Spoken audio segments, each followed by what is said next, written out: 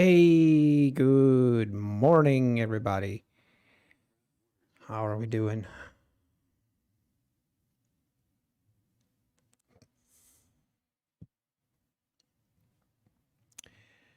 We are right at the highs.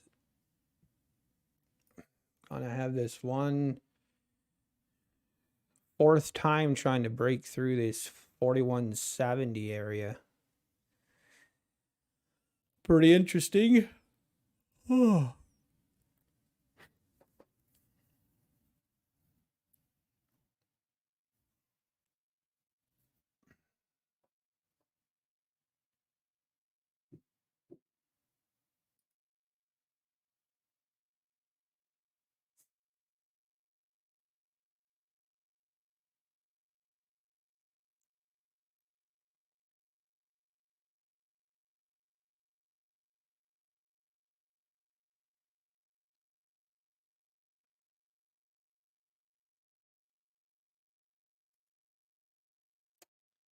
Now we're starting to pull back a little bit.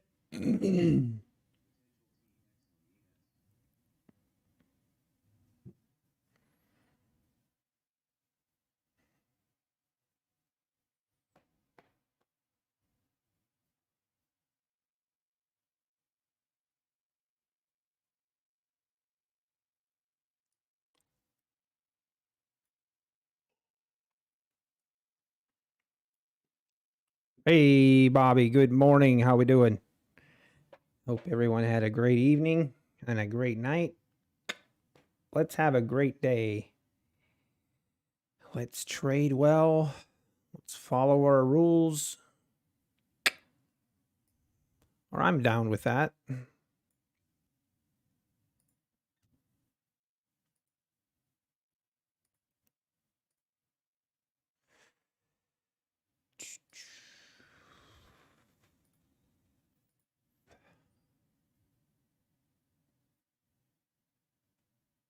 And we finally have officially the final 20th account. Finally didn't forget to trade it for a day.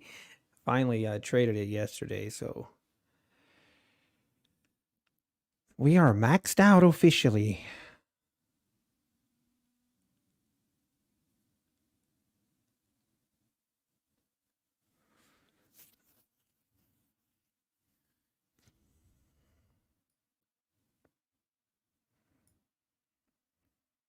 Hey, Chad.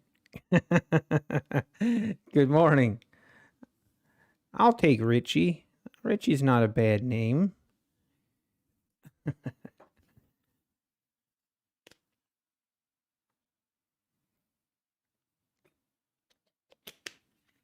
But yeah, let's just keep going, man. If we can just, if you think about it, if you think, hey, just make $40 a day, right? Doesn't seem that hard. Doesn't seem that hard. But it is also, if you think about the fact that I'm only trading 2 micros, puts it a little bit in perspective, because if you would trade 2 minis and you would have a goal of just doing $400 a day with two minis, that's a pretty average or standard day, I would say, for 2 minis. Or it's not a great day, but I would consider it an average day.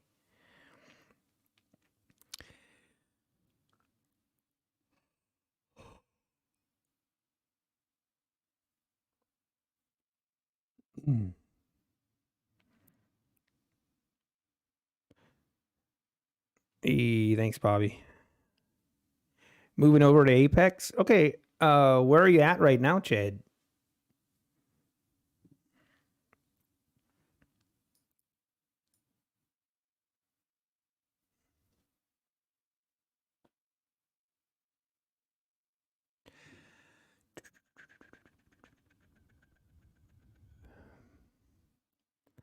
I know it.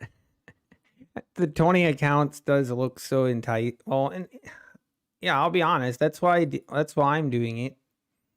I did the math and I'm like, dude, if you can just basically, if you can use micros and make $40 to $50 a day, that's what really intrigued me. Hey, Indie Scalper, how we doing?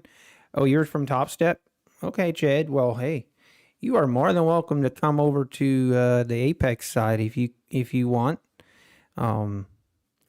It's that, yeah, it's definitely enticing, but just, yeah, I would definitely say, it's definitely a process to get to 20 accounts, and it does cost money. the lifetime fee, that's $3,000 just that alone, unless you would go with like a 25K account. But I looked at a 25K account, but it just didn't make sense. Like, it wasn't like it was, the 25K account isn't like half of, like, the lifetime fee isn't like half of what a 50K account is. It just didn't make sense to me, dollars and cents, with doing, yep. And 80, I mean, the thing that, again, I don't want to just talk a bunch of crap on other prop firms, but, and Top Step has improved. They have definitely improved some rules, but the one thing that is just very, very difficult to argue with, and that is the cost. The cost of the evals with an 80% discount.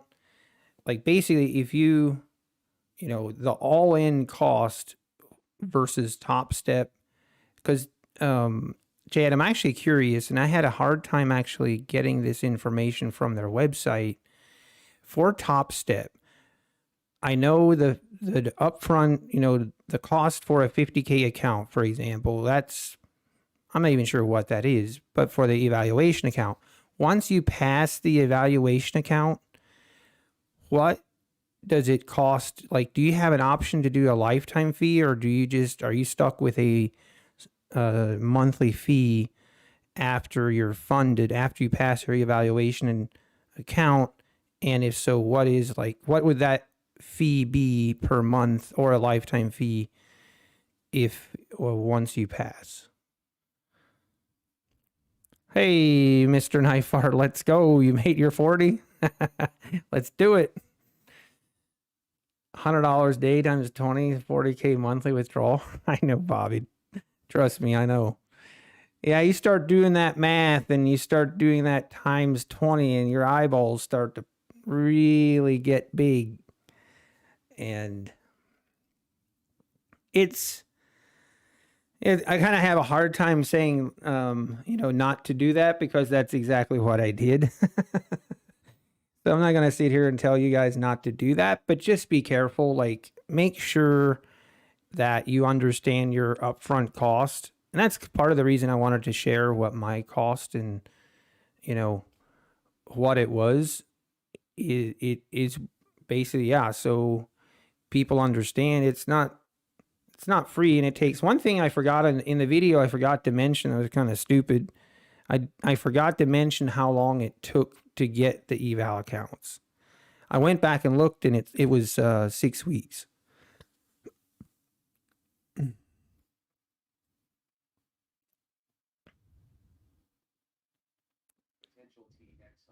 Yeah, that's true, Bobby. Thanks for pointing that out. Basic futures, you can't enter with an ATM strategy where you enter and you immediately have a take profit and immediately a stop loss. You have to manually place it. Donovan, I'm flustered. We talk about Patrick Wieland here sometimes. I think he is a great entertainer, and I watch him. I watch him because he's entertaining. I get a kick out of him in how he goes off on people all the time. So, well, I'm honored that you appreciate the channel. Thank you for your support, Donovan. I appreciate it.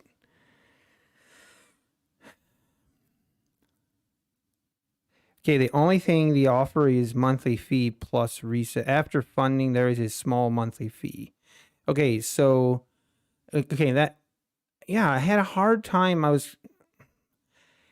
I had a hard time going on Top Step's website and actually getting that information. Like, basically, because obviously your evaluation accounts, you have a much higher cost.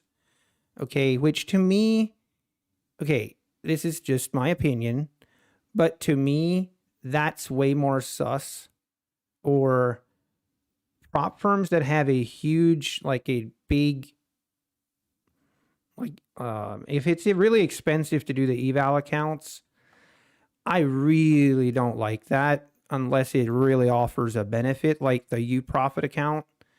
The U-Profit account, the Freedom account, that's the only account that I can justify spending, what is it, $250 for an evaluation account for a $150K account. That's the only one to me that I can justify spending that kind of money for an evaluation account. But then, yeah, I was curious. Obviously, I was assuming that their monthly fees then would be a lot lower. And I'm assuming, Chad, so does TopStep not offer a lifetime fee where you basically don't incur any monthly fees once you're funded?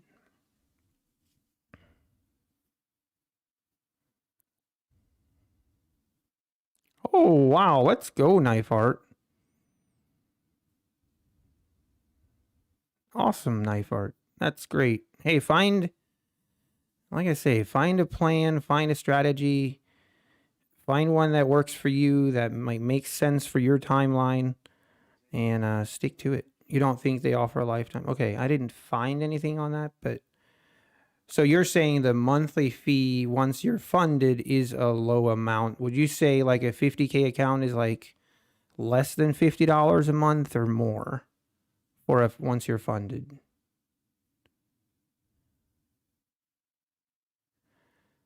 Oh, my Knife Art. Yeah, just type. Don't do a Knife Art. Don't do a link for your Instagram.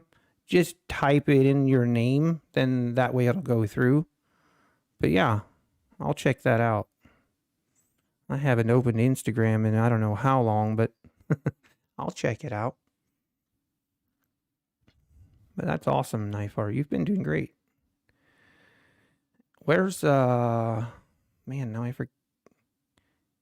Pay less than 100 for data fees, okay, per month. Yeah, so the monthly fee is relatively the same as Apex's fee would be.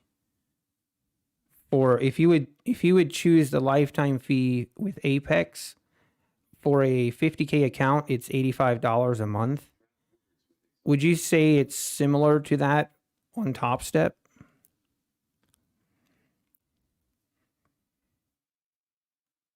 Hey, Rodina, hey, I appreciate you. Thank you for your comment on the video. Thank you for, yeah, subscribing, and welcome to the channel. We're just gonna, we trade live every day and we just chill. We hang out here. And then every now and then I take a trade. That's kind of how it goes.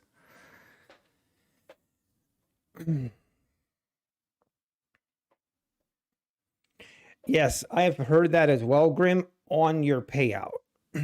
Which, I mean, I think that's a good gesture, but at that point I don't think it's that big of a deal. Okay, we are open, folks. Ding, ding, ding. We are open for business. I'm pretty much opening at the highs here. Pretty interested to see what we do. I mean, a gap down play. It seems like that play has been working of late, but I'm not sure how much I want to. Not really interested in just blindly looking for a. We're gonna wait. We don't like trading in the beginning at the first 5 minutes, or I don't like trading.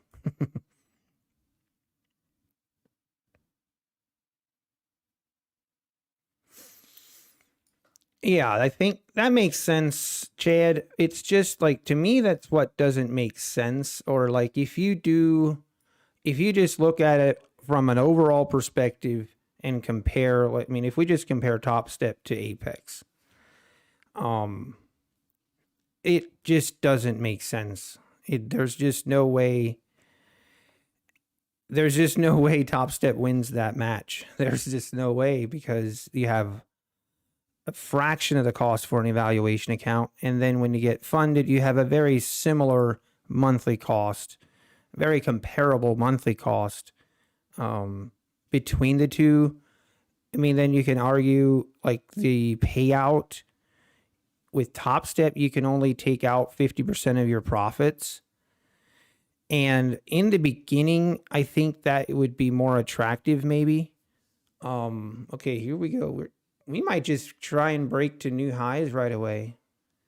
Not much of a pullback. To be determined yet. Also on Bookmap, liquidity, not a whole lot of liquidity, I would say. There is some, but really not that much liquidity. There's some at 41.72, 7.75, but there's some sitting at 41.80. Not to where I would look at it and be like, yeah, that's a magnet. We're gonna probably look to move in that direction. I really don't think. Looks pretty neutral to me this morning.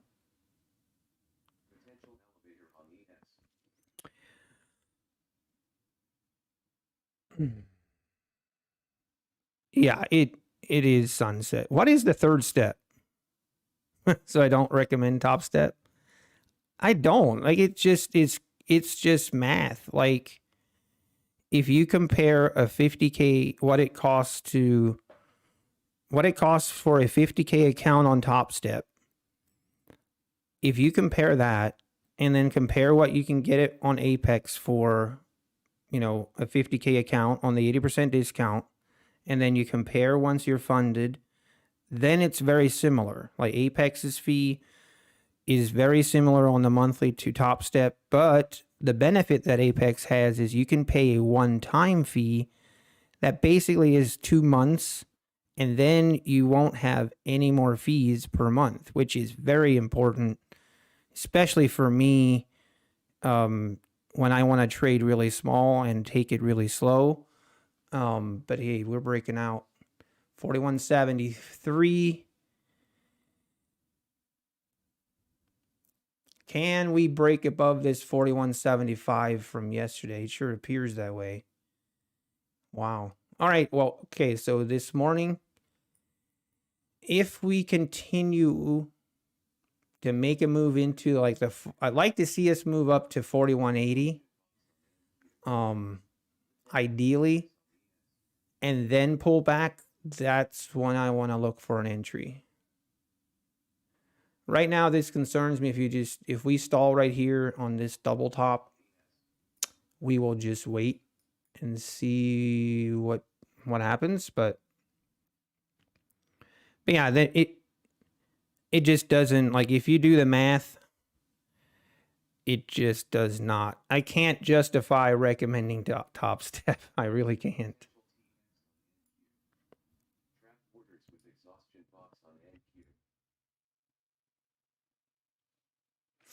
Yeah, Bobby. Like, if honestly, okay, if you only want to do one account, okay, if you only want to do one prop firm account and you want the best rules, then I would really recommend the You Profit Freedom account.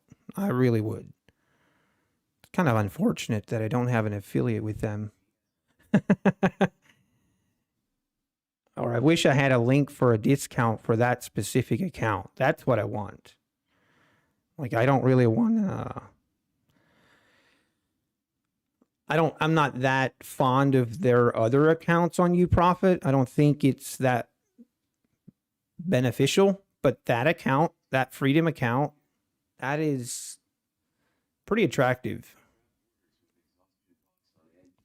Okay, third step, you need to have 5 winning days of $100 plus. Right. Okay. I see. It's weird. I didn't see Patrick Whelan promote that. I didn't see him point that out. And what I don't like about the whole 50% account, like that's for the lifetime. Like that's not just for the first 3 months.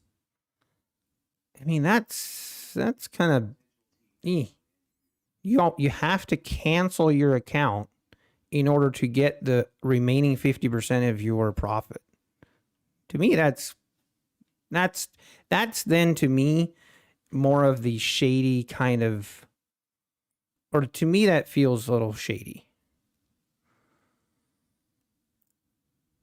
All right, NQ making new highs. Seeing that on my other screen. This is NQ completely breaking above. Again, I mentioned this yesterday about I'm still getting the hang of NQ. I'm still this morning again. I practiced and trading on NQ quite a bit just to get a feel for the price action and the way it moves. I did get whipped. I did get whipped around this morning a little bit on it, so I definitely don't want to. I'm not going to take any trades on NQ yet.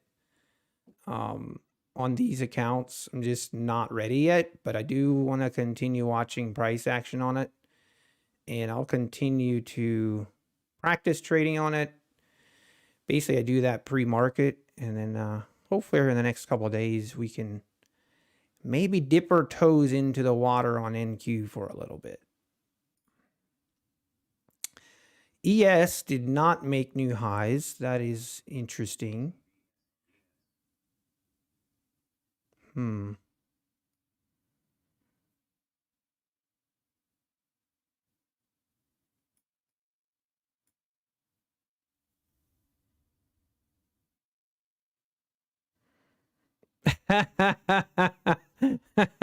Someone gets it, Christian. Oh no, that's true.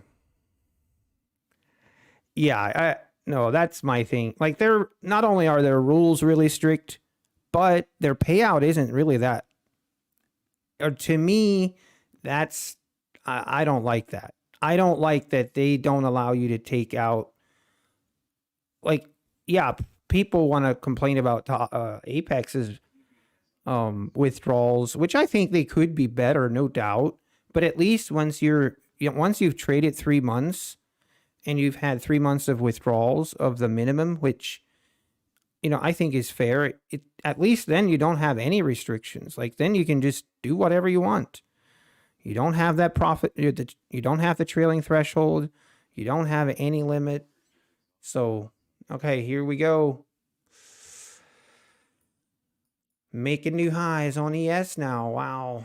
We were just lagging on ES.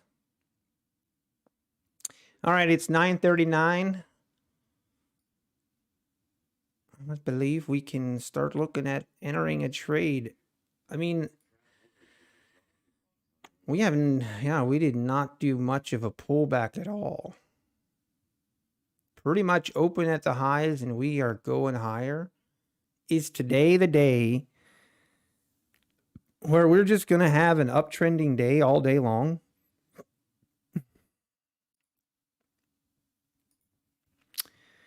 Who knows?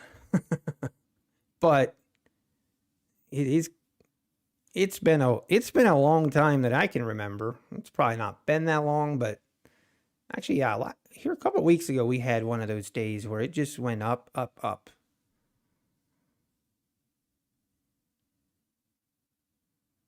But I definitely am never interested in trying to catch this. Like a move like this, honestly, right here, if we were just at market open, and that's why I don't like entering trades right at market open. But right here, this pullback to this EMA, that would have been a really nice trade if anyone did take it, a nice pullback trade. But hopefully, I mean, we should see 4180. There is quite a bit of liquidity sitting at 4180. if it can push through there, I'm expecting it to pull back here, but if it pushes through here, then look out. It's going to rip. And there it goes. 41.82. Wow, this thing is pretty aggressive buying this morning. Always feels bad. You see moves like this, you just want to jump in, or part of you wants to jump in, but I've gotten burned too many times doing that I have made the decision to just not do it.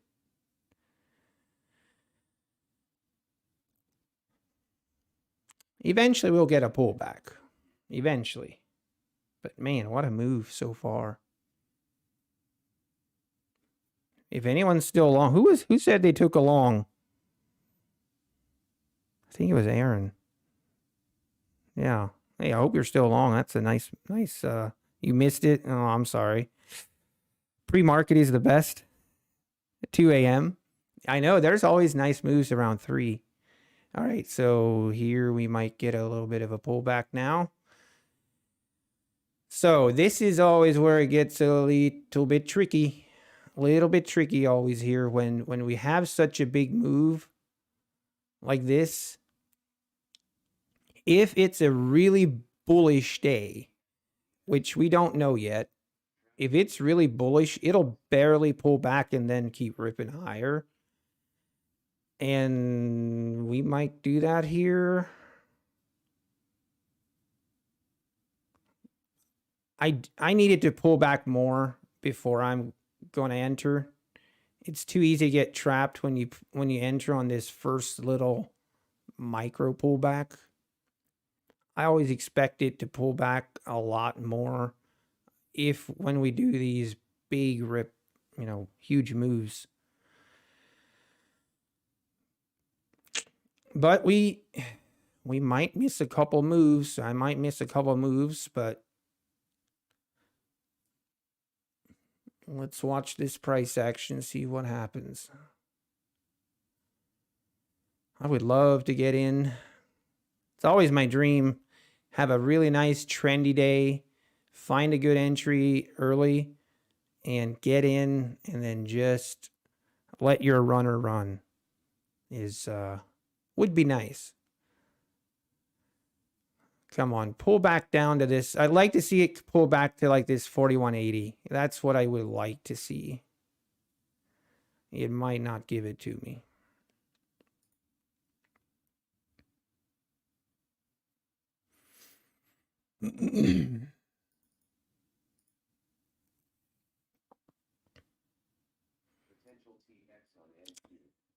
Boy, here we go, huh?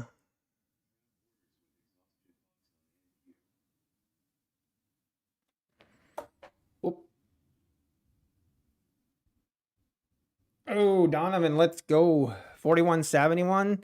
Yeah, that was a good entry. Like when we pull back here and we bounce basically right off this EMA. I love that play. I don't like taking trades early, like the first, right after the open, but that one would have been sweet. But congrats. Nice trade. Very nicely done. Sounds like a nice dream to catch a runner. Yeah, right. Yeah, tell me about it. I have a dream. Oh, this is starting to get...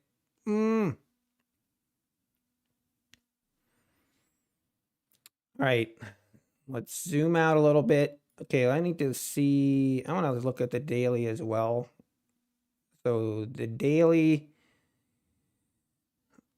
We definitely curious. Are we going to rip above this 42.25? That's a very key level. We got a ways to go there. We got a ways to go yet for that, but right now, here, I'll just switch my screens real quick.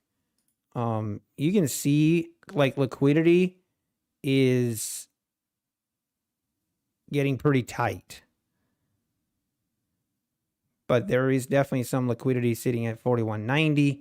But you're starting to see some liquidity building up to the 41.82, 41.80 area.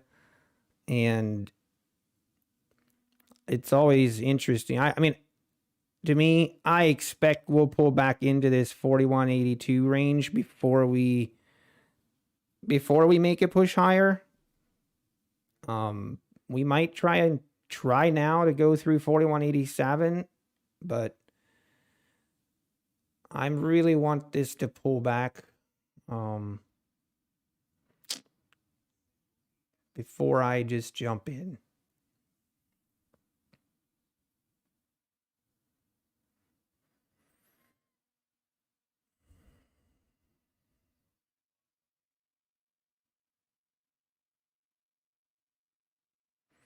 Yeah, I need to always be ready. That's right.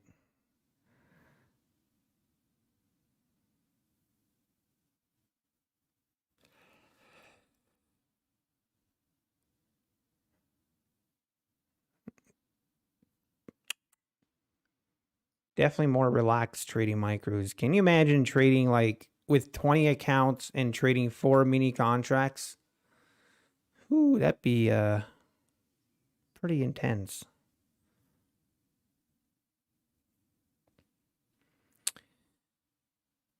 What an NQ. Ooh, that's interesting.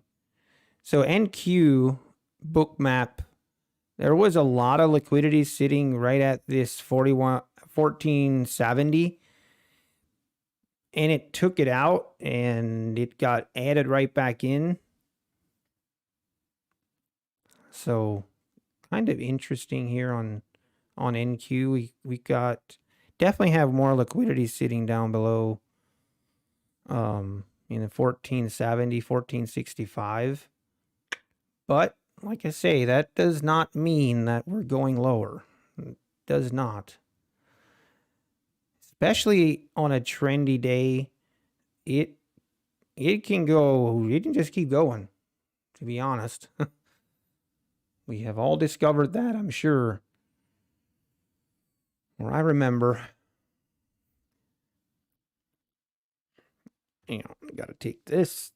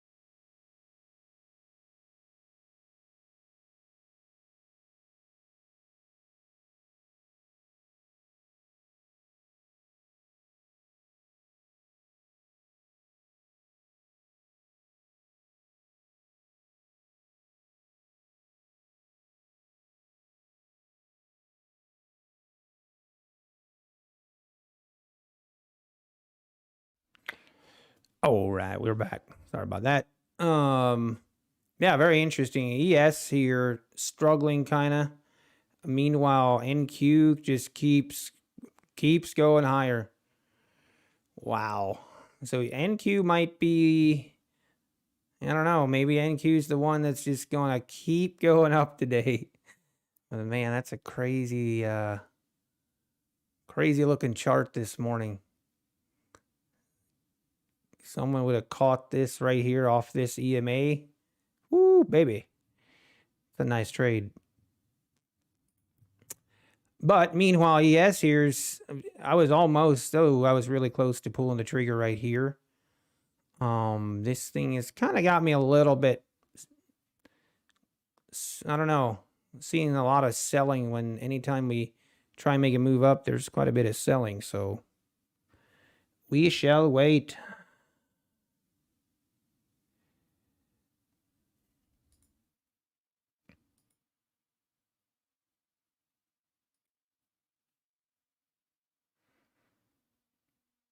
Okay, now this might be,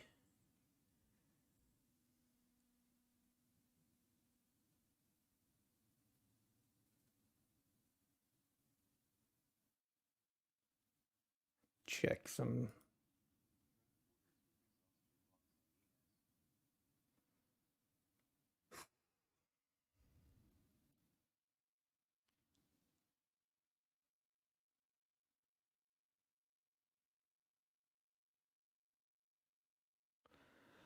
Man, I'm not crazy what I'm seeing on Bookmap or on my Apex chart on ES.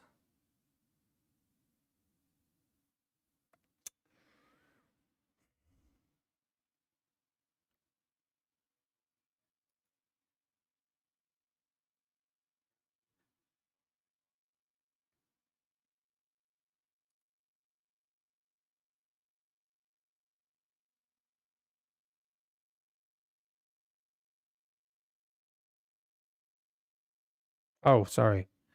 Thank you. Adding Apple hitting the all-time high today. That's probably what's carrying NQ then.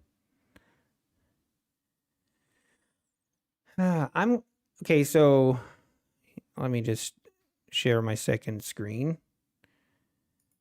Again, like this has me a little worried on just trying to do a pullback. I'm gonna wait. Not exactly excited about ES right now. NQ definitely seems like the play. Oh man, now I'm kind of wishing I would have just pulled the trigger, but I said a couple more days of practice on there before I do it. But man, this is right here. This is kind of the dream that when you want to do these pullback entries and trail your stops. This is a very beautiful move. Beautiful move of about 100 points now. It's actually crazy.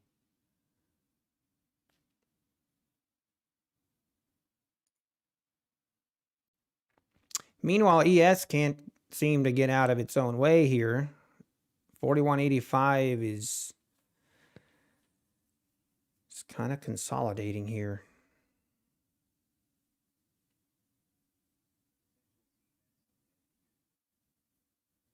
But if we look at NQ on the daily, like this is a year-long chart. This is a serious breakout here. This is, whatever you do, don't try to catch the top. Don't try and do it, because you look at that and you're like, oh wow, it's got to come down sometime. It might need to, but it can have a mind of its own. You actually, good point. Minute 32 seconds. We have news. It's medium relevance is what I show.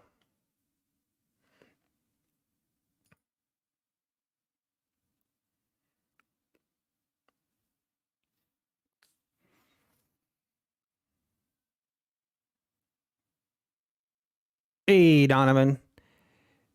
Basically, the code that you see, that code is going to always give you the best discount. So Apex doesn't always run an 80% discount. Right now, they have the 80% discount is running from now until May 31st. So May 31st, the 80% discount will stop. So now, oh wow, and that's, man, I'm so glad that I followed my chart and I'm so glad I followed my thought process on not entering on this long. It was a very tempting setup. Didn't like what I was seeing on Bookmap. I didn't like what I was seeing on my sniper chart. So would have definitely taken me out right here on this move. But it might make a move here. 8 seconds, 7 seconds. It's almost felt like the news came out right there, but now the news is coming out right now. See what happens here.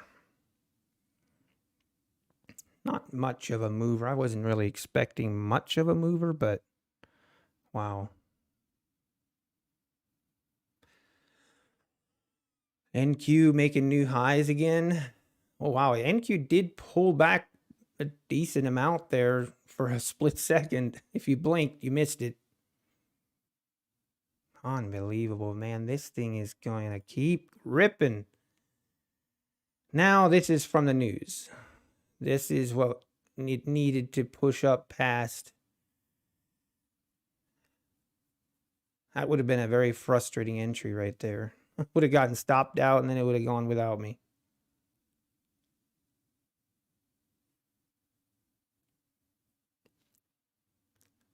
But man, this NQ is just going completely insane. Unbelievable.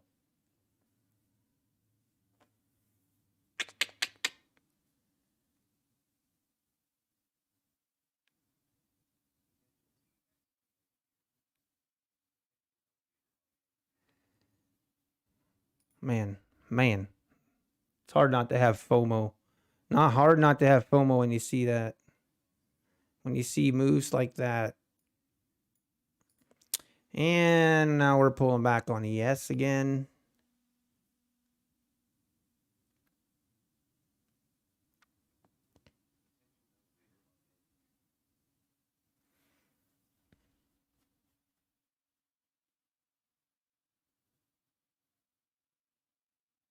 Close to a deal. I mean, I've always kind of assumed that the market is priced in that the deal's going to get done. Or I look at it this way. If the deal wouldn't get done, then it would be a shock. Wow, now we're selling off here. This is a little weird price action. A little bit weird now.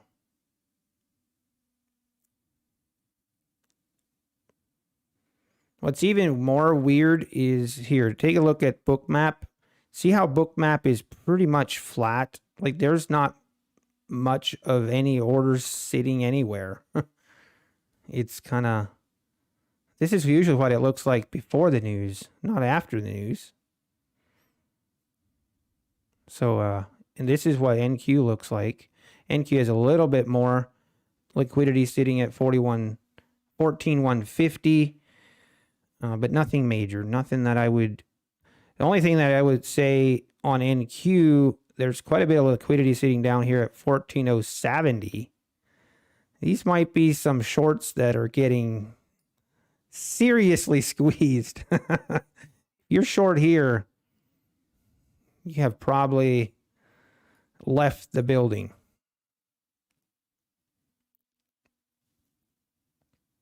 You're not having a good time. That's for sure.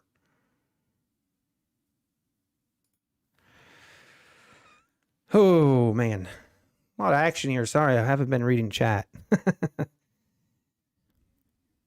It's waiting for you to trade. Oh, no, it's waiting for me to trade. It feels like, honestly, it feels like the market this morning is giving me multiple kind of entries that I could justify taking an entry. And the market is enticing me. It's like, come on, we want you to go long, and then it's going to tank it. It does feel, it is at the very least, this is questionable price action. I don't want to be long. I don't want to be short. Yeah, right now, I am fine with sitting on my hands. NQ, that's a little different. It's a little different on NQ. I could, it's so tempting to go long here, but I need to follow my, follow my rules. I'm going to wait.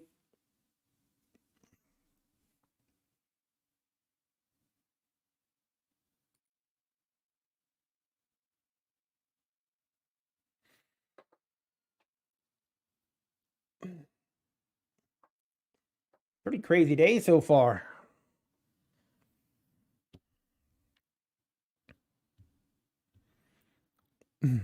Hey, Mo, welcome. Hey, PB subscribed. Thank you. Thank you.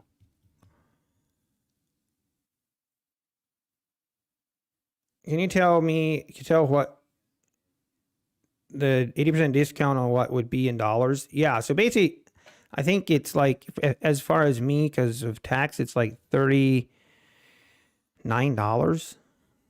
for the 50K account on an 80% discount. The big boys are the only ones playing right now. That could be.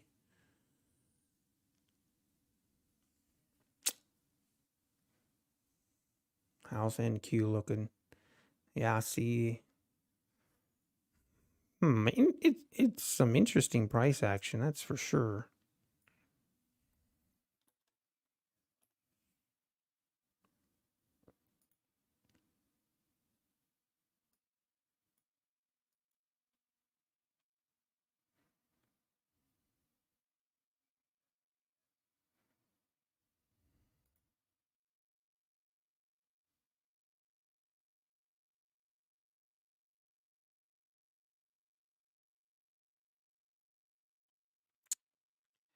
It's feeling a little bit toppy, but man, I didn't even, I was thinking about sharing this and then I forgot.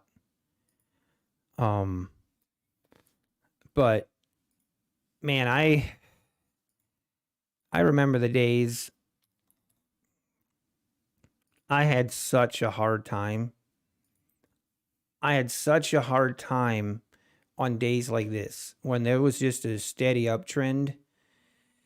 I could just not get it through my head to go with the trend for some reason. I always felt like, oh, right here, this pullback. Yep, this is the top. We can't just keep going up. We just can't, it's just not possible. Till finally I incurred enough pain. It's kind of like someone was asking, how do you get to the point when you follow your rules or that you're disciplined? And the answer is basically once you've suffered enough. That is the only true answer that I've come to realize is once you have suffered enough and gone through enough pain that it outweighs basically your thought process, then you finally listen.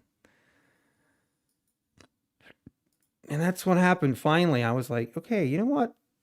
I don't really like the feeling when I'm trying to short this long uptrend. I'm going to stop doing that.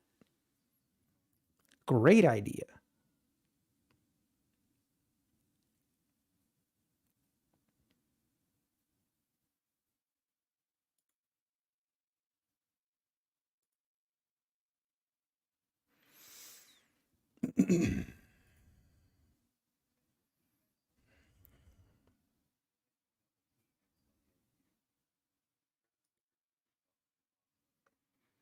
All right, where are we doing ES here? ES trickling back up here to the highs.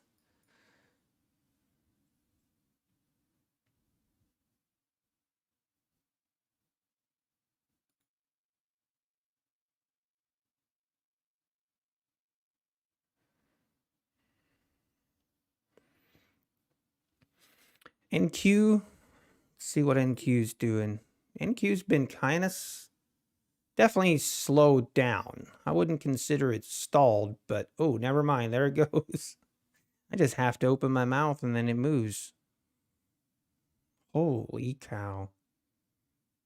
If you're long on NQ, just put your stop like at 14,100 or actually 14,098 and just walk away. Like close your computer, go mow the lawn,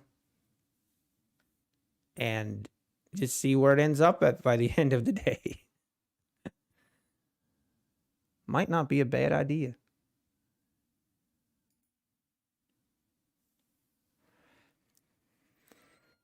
Kind of upset at myself on my UProfit account that I didn't take this trade. I traded my UProfit account this morning and it didn't go well. I lost like $600. So I'm back. My balance is basically back down to a $2,000 profit. And then I decided I'm just going to close it down and not trade it for the rest of the day. But man, if you getting an eval account and just opening it up right here and catching a move like this, you can 1-2 contracts. It's a done deal.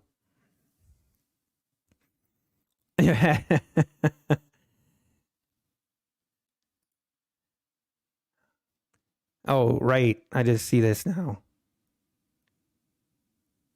Let's go, Kyle. Good luck. Good luck. Yeah, the trade of 8 is 40. Yeah, you're right. Trade of 8 accounts on Apex are a little bit more expensive than the Ninja accounts. Hey, Mohammed, market's trending since the open. Yeah, you are exactly right. We did make new highs now on ES. We're getting to a point where it's looking like it's just an uptrendy day, and I just need to pick a spot for an entry and go along for the ride.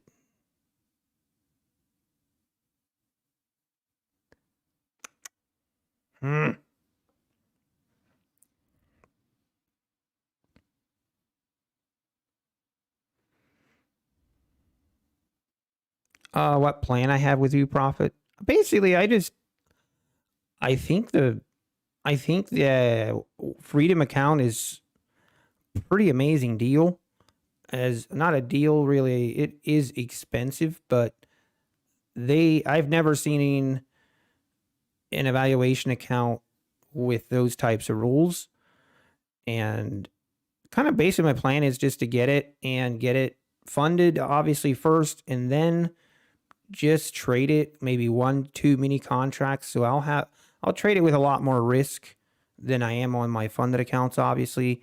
And then just kind of use that to, hopefully take some withdrawals and kind of cash flow. My guess would be a good way to put it. My cash flow account. Matterman, I do. Again, if to each his own. I don't think you can use micros. For me, on the evaluation accounts, it made sense. I traded with two minis. That's what I did on my evaluation accounts. But you do what you're comfortable with doing. But I traded the evals for. Basically, my goal was to get, or to me, it doesn't really make sense if you're spending more than a month to get an evaluation account funded, then I think you need to increase your risk a little bit. And I'm saying this with the thought of an Apex evaluation account where your cost is like, $40 for a 50K account. So for me anyway, I don't want to spend more than a month trying to pass an evaluation account when I've paid $40 for it. I'd rather, I'm not saying go all in, not like that, but in 10, 15 days with 1 to 2 minis, if it goes well, you're either going to blow it or you're going to pass it. Was kind of my strategy.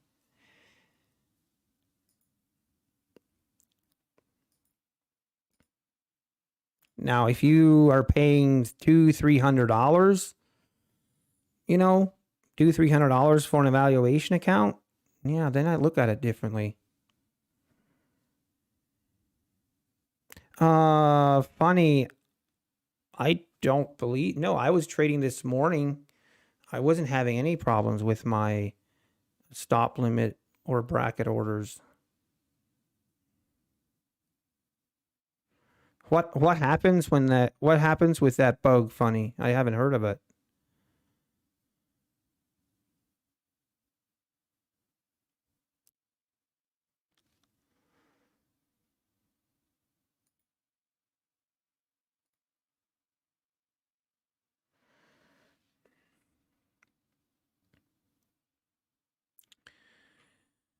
Oh man, this is insane.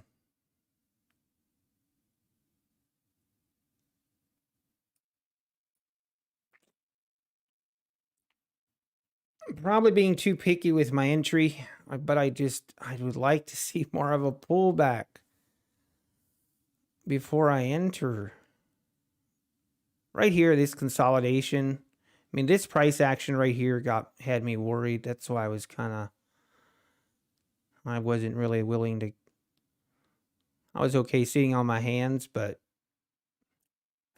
the more I see this, the more I'm thinking, hey, just need to pick a good pullback entry spot and get long until the market proves differently.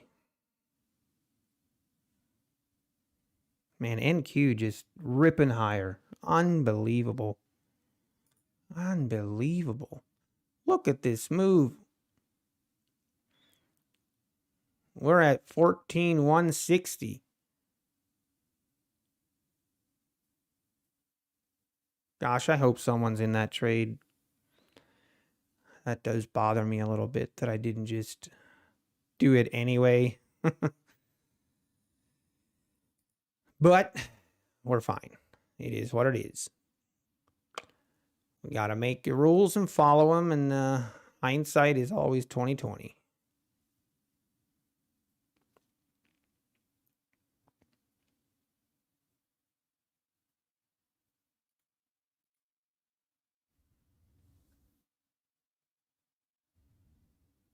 They're working on a fix. Place a stop limit order on the charts and the brackets don't appear. Oh, really? So it's like a phantom stop order. Wow. Okay, so safe trades. I believe it's the red news events that you need to worry about, like not trading during those events. Like the high, I guess, what do they call them? The medium or the, I guess, high volatility, or I mean, for me, they're always red. They come in different colors. It's red means that it's could be a big mover. Yellow is medium, and then blue is pretty much a non-mover. But I believe it's the red that you can't trade on a PA account. Again, this is only on a PA account. On eval accounts, you can trade the news. And then you can basically, they say that you can't trade the burst of the news. Yeah, high impact. Hey, Carta, how we doing? Did I get that right? I think so. Thanks for your comment last night, by the way. Yes, but yeah, high impact. But basically, you can't trade the news burst. Okay, so that initial burst that you see, that's what they don't want you trading. But after that, you can trade it. Cardia. I'm terrible. Carday. Oh, okay. Is it Carday? I think I got it finally.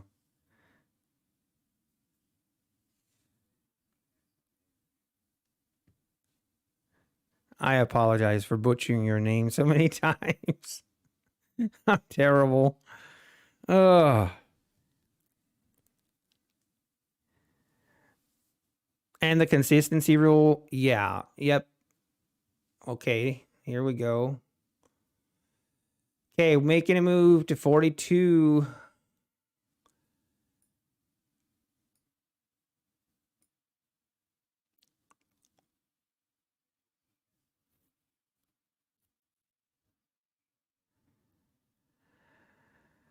No, I know. Thank you. Thank you. Cardi. Oh my gosh. I think I'm going to just need to.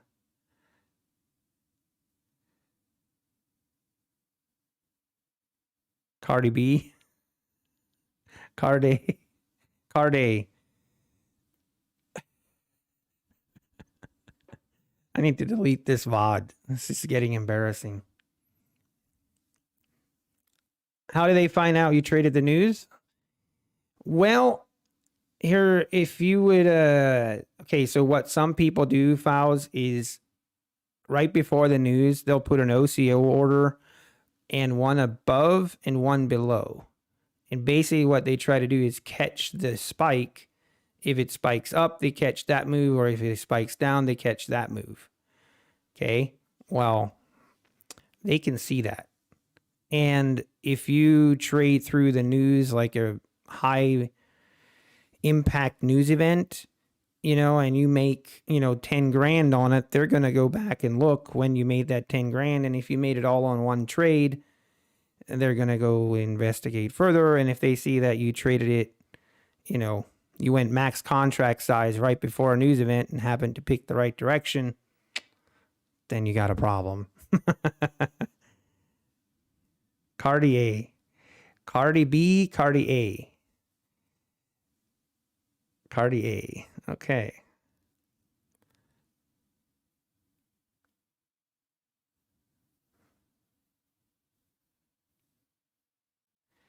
Okay, we got, okay, where's this NQ? Look at this thing go. Actually starting to get upset that maybe I'm, look at these perfect bounces right off of this EMA. Such beautiful trades.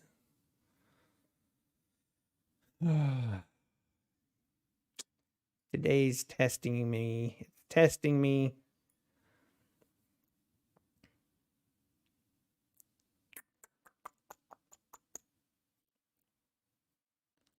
All right. Can we get a pullback down to like 41.91?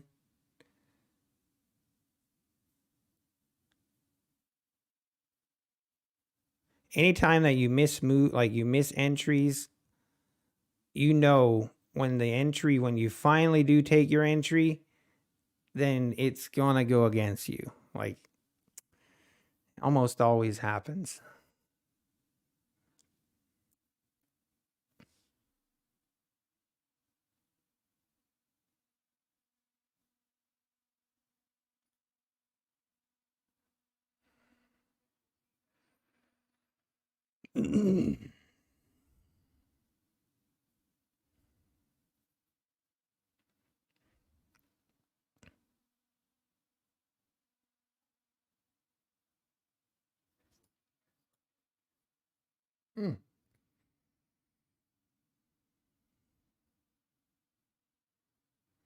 Yeah, ES seems to be trying to catch up, but man, it's sure doing a terrible job.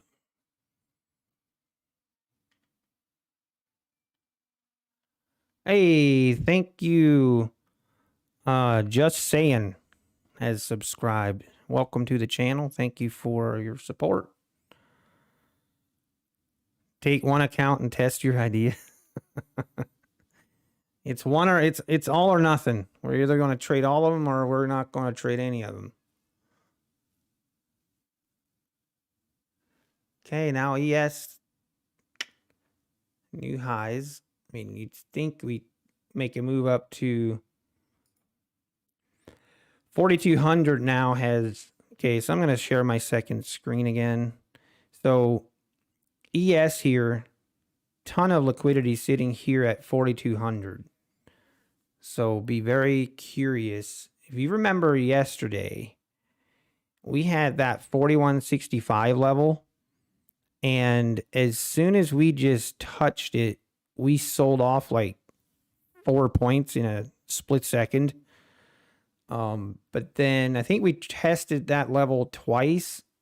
And then the third time we just ripped right through it. So it'd be interesting to see what happens when we get to 4,200. And be very curious. Maybe we hit this 4,200 and then we make our pullback where I can get in on. Maybe. Yeah, FOMO is real. FOMO is very real today for me. Anytime I fear, like anytime I have this emotion of missing out,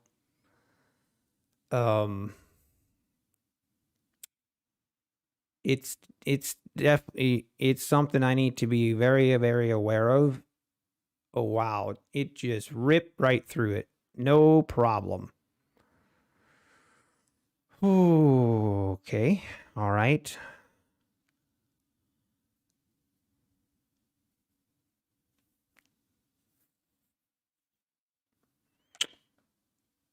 Oh, this sucks.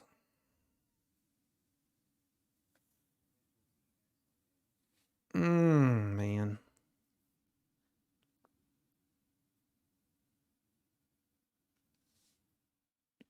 NQ making new highs as well.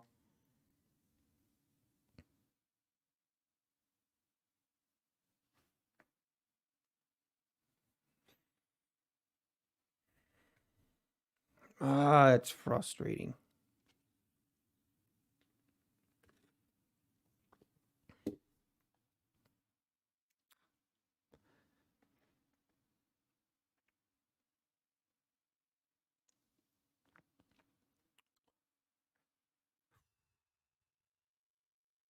Yeah, it had seemed that way. Futures recently. NQ seems to be kind of leading the way for the most part. All right. Here's my thought process. This is me being real. I need to be careful. So now I'm at a point where I am really struggling with FOMO. And when that happens and you start just entering, I already know how it goes. Like I already know in my mind how that works. And then I'll just tell you what will happen if I'm not careful. I'll enter prematurely. I'll get stopped out. And then the price will move on up without me. Then I'll be really upset. Then I'll start revenge trading. You know where it's going. I've seen the movie too many times.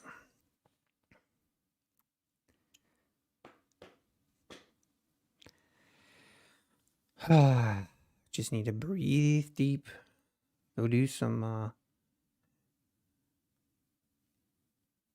maybe do some yoga.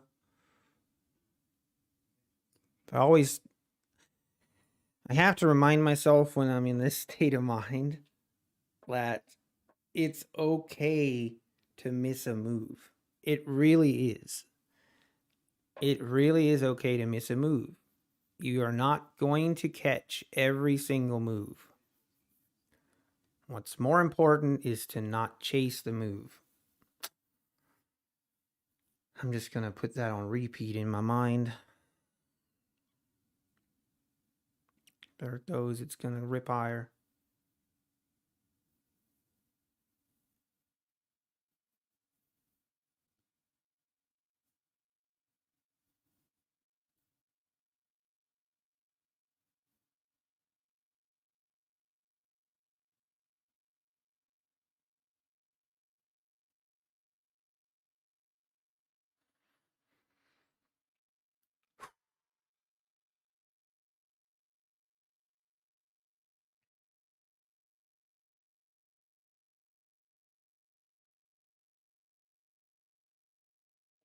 Hey, it's progress, Grim. This is really not going to even allow me to enter here.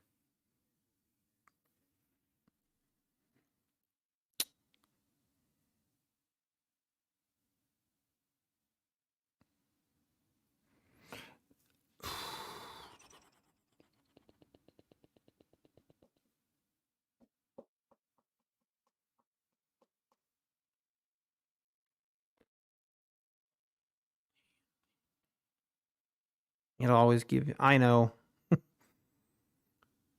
LSD. Cool. Yeah, I bet that, I don't know how that would work trading on that. I don't know. I feel like it might not be good.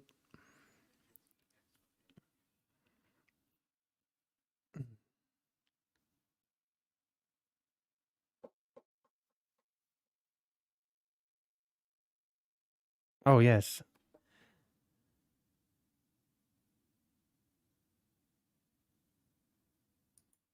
What is your, did you put your name in on Knife Art?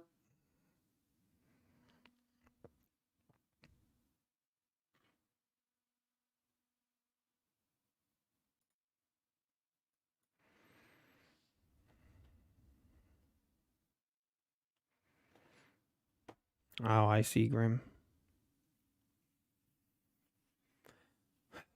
This is insane.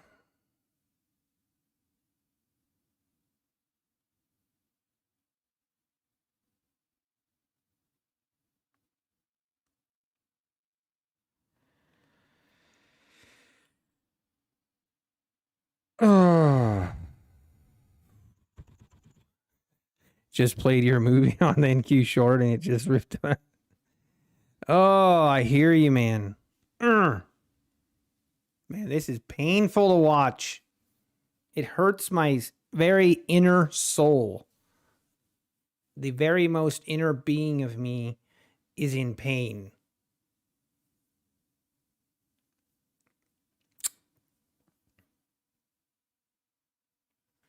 Oh, got it.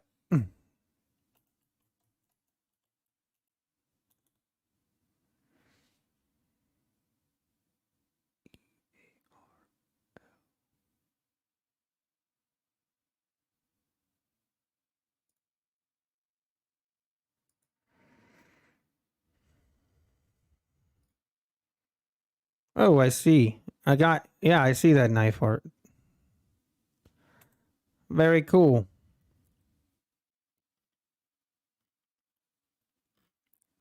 Hey, that's awesome. Number of trades.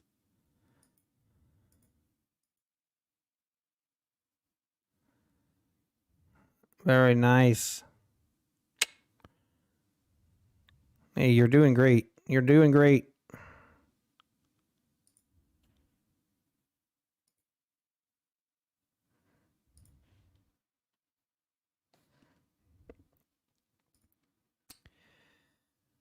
Nicely done. Nicely done. Okay, we have a pullback. Newsflash, everybody hold up. We have a pullback. This is where the market is going to trap me. I can already feel it.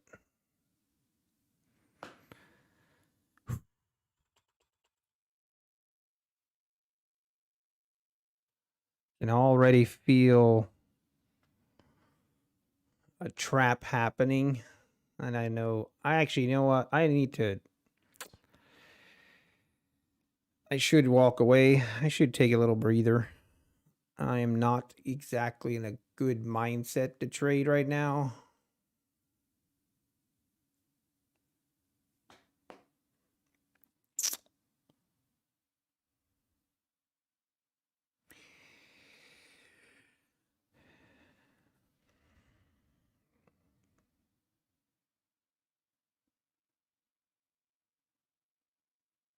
Oh no, Che, that's the worst. It is the worst. There's no worse sound. There's no worse sound than that stop failed. Oh, it makes me. If they ever want to torture me and get information out of me, they just repeat that stop failed sound Hey, I'll give up all kinds of secrets. Very nice knife art. Very nice. You've been doing great. Keep it up. Keep it up. Whatever you're doing, it's working.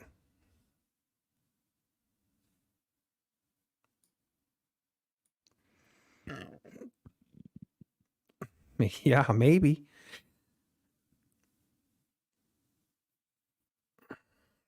You know what? Okay, I'm going to step away. I'm just going to step away, take a minute. Right now this is driving me a little bit crazy.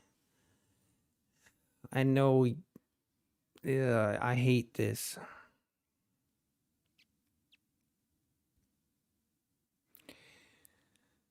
The problem with FOMO is, or at least for me, like when I have FOMO, it's like, it's just mentally so draining, and I get into my own head way too much.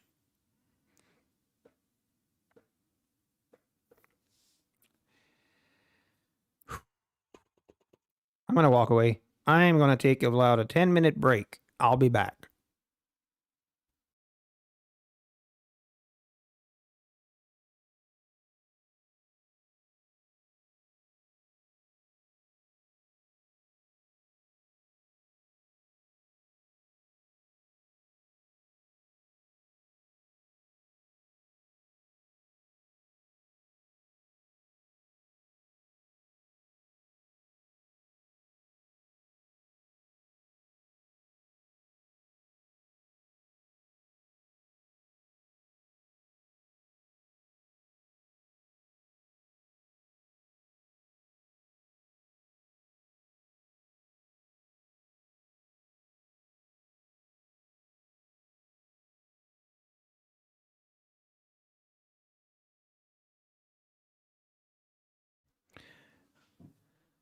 I just got an email that I need to respond to, so I guess I will stay. I'll stay, but I'm just not going to watch the charts. I am not going to take a trade. I am not stable right now. It sounds kind of pathetic.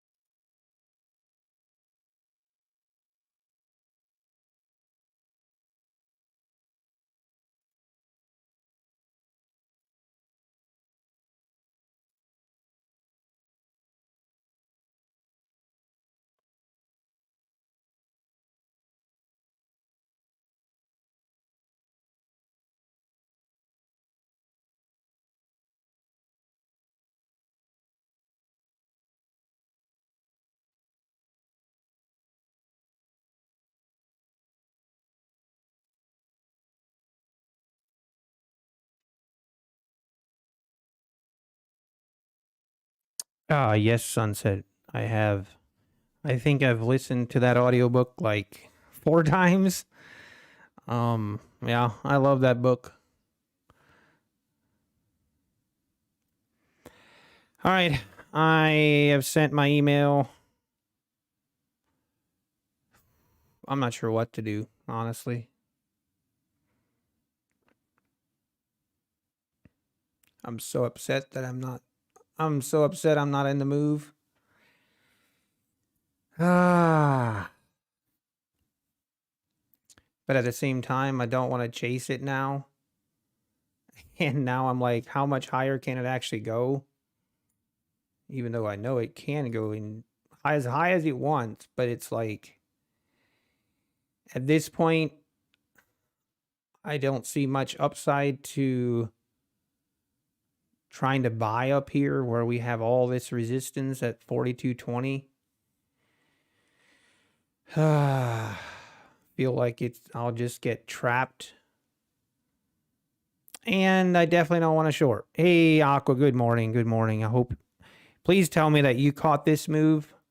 If I hear and see that someone else caught the move, it'll make me feel a lot better. Tell me that you made like 2 grand. You made like 2 grand per account, Aqua. Tell me. But that was a big sell off right there.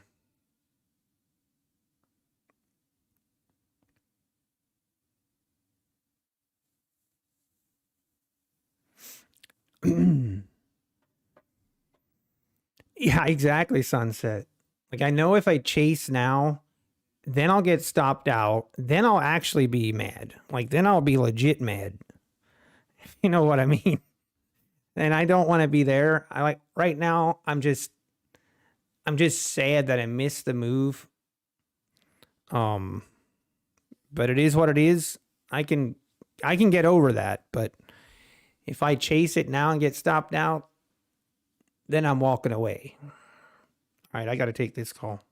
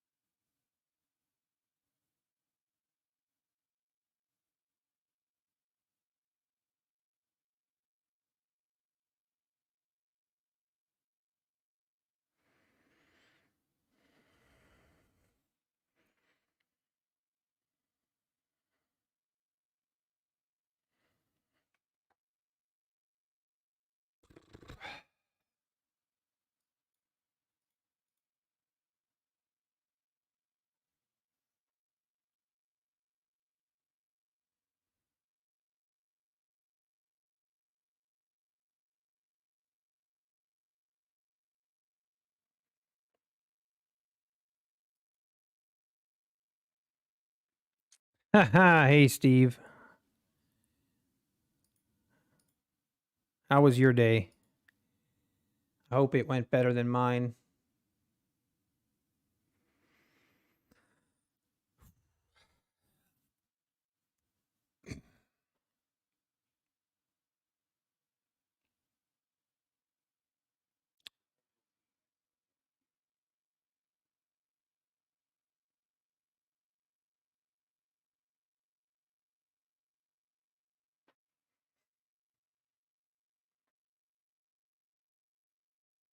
Man, I'm glad I didn't pull the trigger here.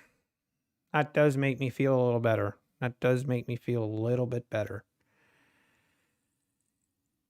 But still just mm.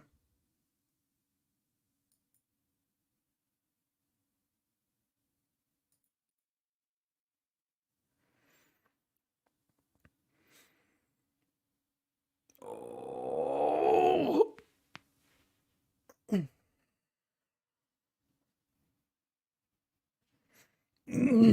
Hey, very nicely done, Steve. Was that on eval account?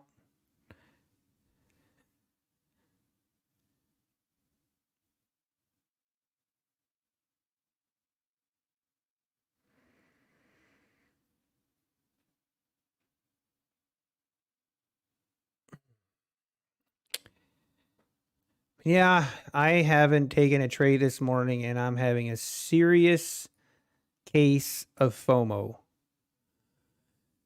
And just didn't really get an entry. I was waiting. I kept waiting for bigger pullbacks and we didn't get them. We just never got the pullbacks I was looking for. And then I stuck here and just watching it go without me. Oh, very nice, Steve. Very nice. That's awesome. I'm glad someone caught it.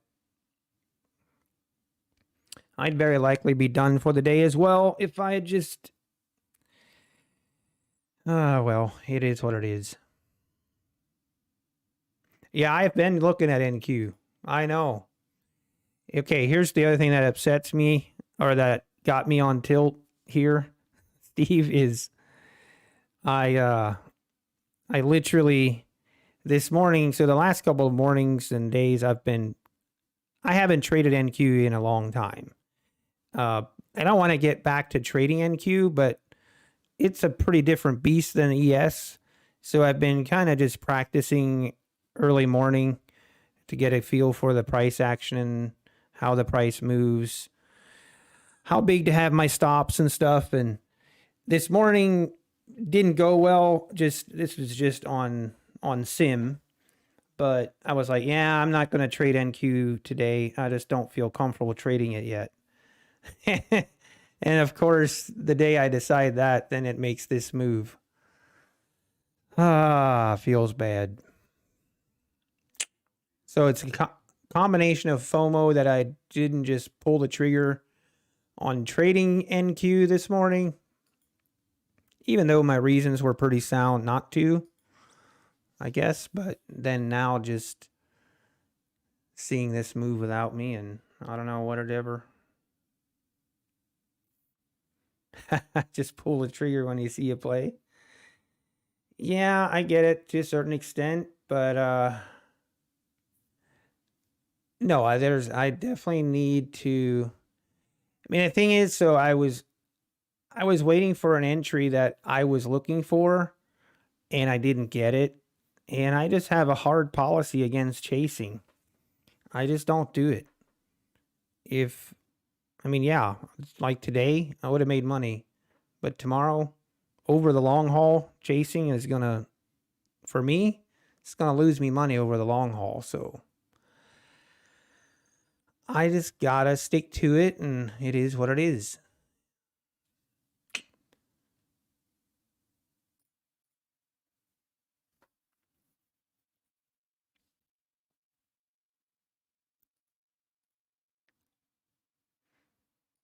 NQ, yeah, NQ just pushed to new highs.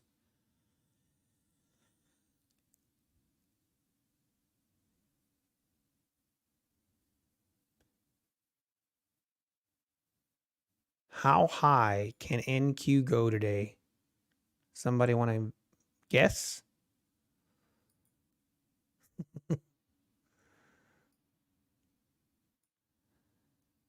Also on Bookmap. I haven't looked at that. Not a whole lot to see.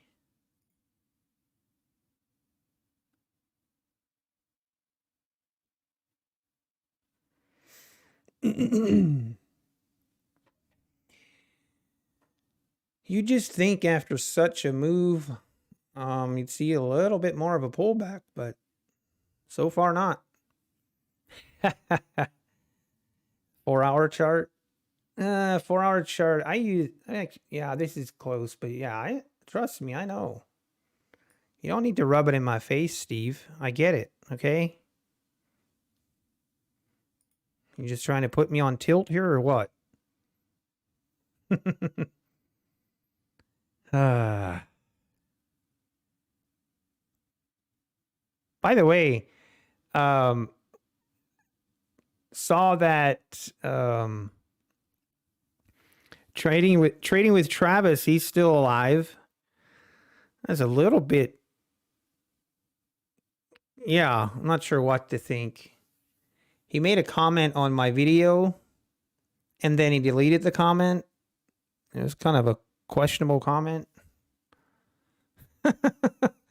Not sure what to think.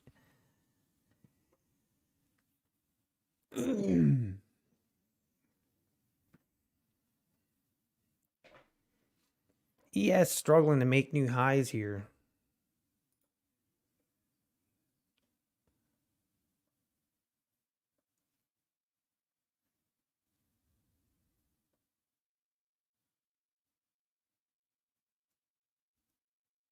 But Travis is alive and well. And supposedly, the way it sounds, he's going to hopefully be uploading some updates, I guess. But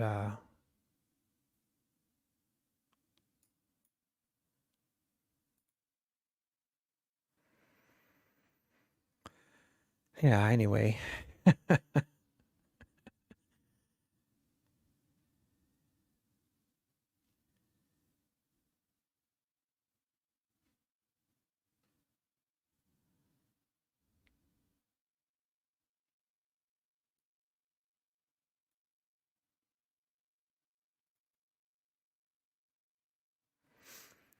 And now we're pulling back a little bit on NQ, not much.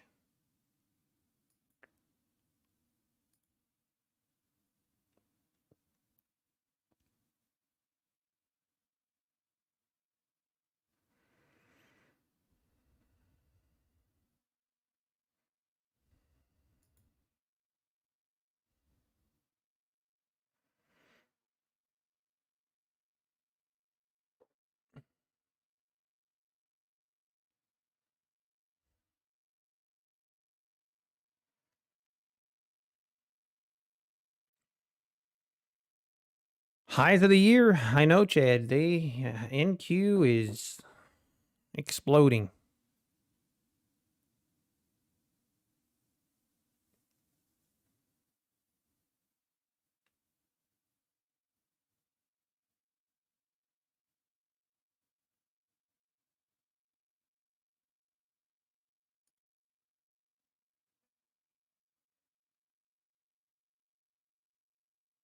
All right, see if NQ make new highs. Go ahead and taunt me. All right, you know what? I am. Yeah, Monday's Memorial Day. Yep. I'm going to take a little walk. I need to clear my head and just I am not in a good headspace to trade right now, so I will be back.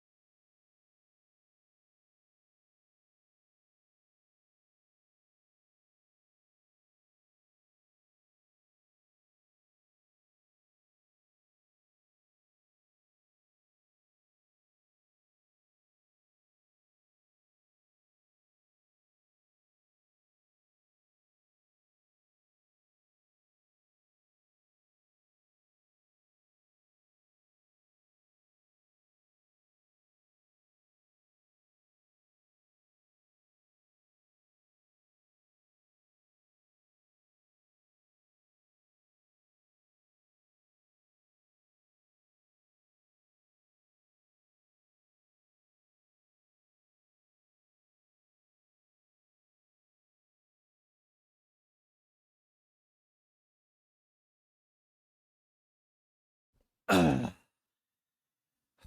right, we're back. We're back. I don't know. Took a nice little walk. Whew. Man, it's beautiful here. All right.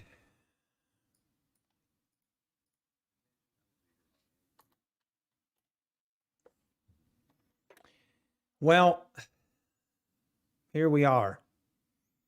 Here we are. Let's just, you know what? I was thinking, I'm going to look at this day like it's a blank screen. And I didn't even see any of this. This is a completely new day. The thing that I was trying to tell myself is I didn't lose any money. As much as I'm upset about missing out. Hey, I didn't lose any money, and I didn't chase. I was very close to chasing right here, and I'm glad I didn't. Fresh start for the day, and let's just watch price action. We're just going to watch price action from here, and we're going to make sound decisions and sound entries. And if the trade is there for the taking, we're going to take it, and we're going to be fine with it. If we get stopped out, we're going to be fine.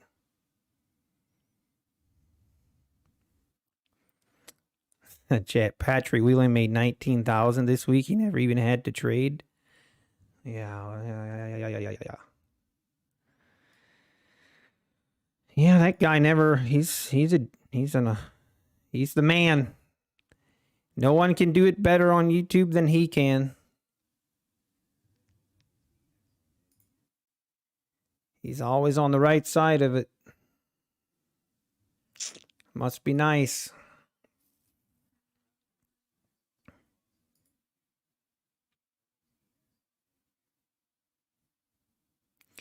Yeah, Chad, if you ask yourself a couple questions, you start to scratch your head a little bit. Okay, now we're just selling off even more here. Now we are selling off down to this 4,200 level.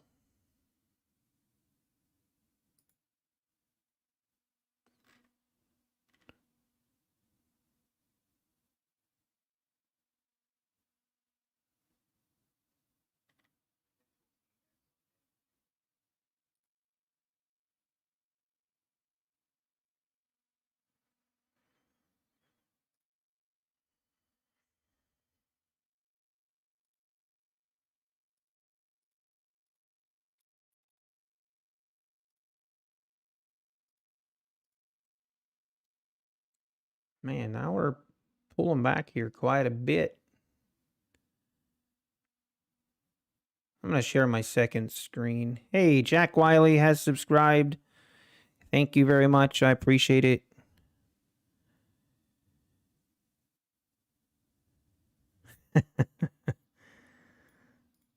Yeah. Well, let's just say, I mean, Patrick Whelan, what was it, 5 years ago? He was claiming all kinds of profit. He was showing his, he was telling his chat he's trading on a real account. He was showing it to him and how much money he was making every day, kind of like he's doing now. And come to find out, someone that he got exposed that all along he was actually using a SIM account and basically manipulating it to make it look like it's not a SIM account, but he messed up one time and got exposed. He even admitted it. He came out and admitted it and apologized for it, but he keeps on trading.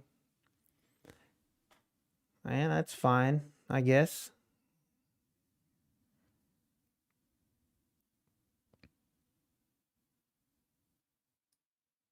Well, it just does it anyway. I'm probably not in a good headspace to talk about that because it triggers me.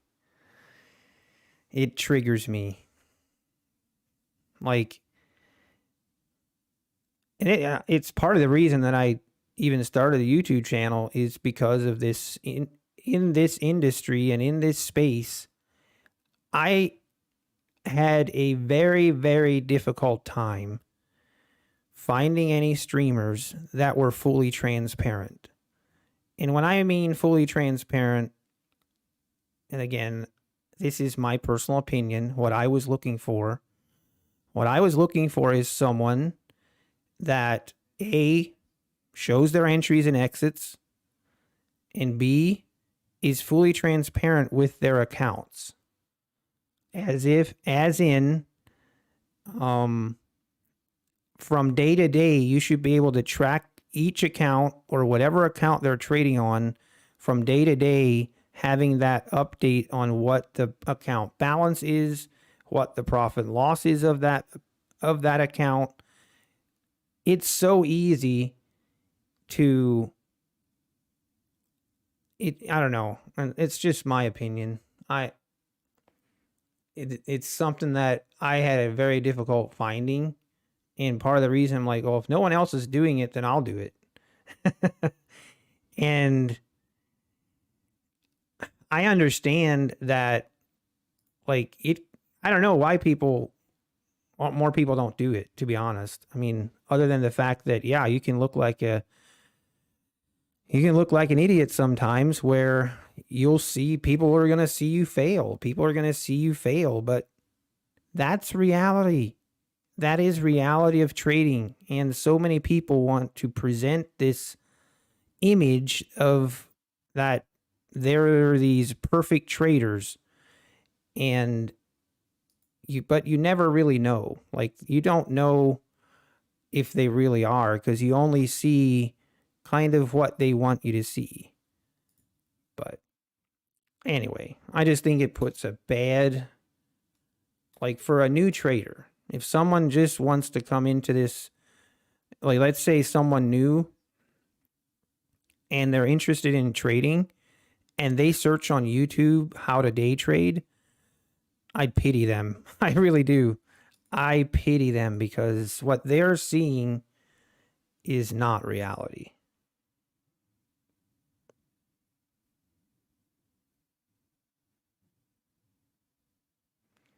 Well, yeah, if you watch, I mean, he's always making, I mean,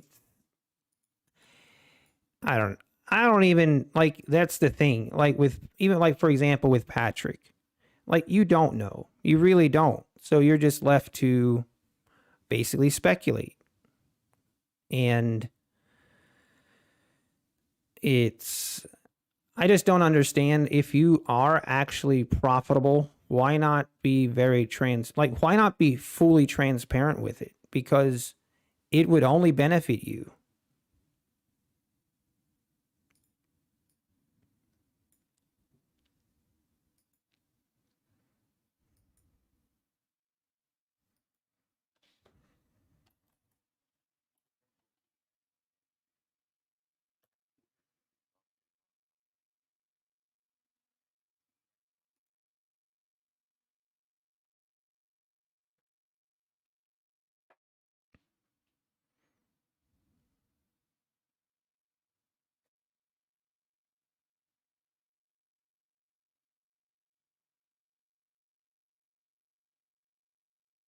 Hey, Alpine. Hey, welcome. Sorry for being in a bad mood this morning, everyone. I'm I hate when, no, I'm not in a bad mood. I'm just more disappointed. But hey.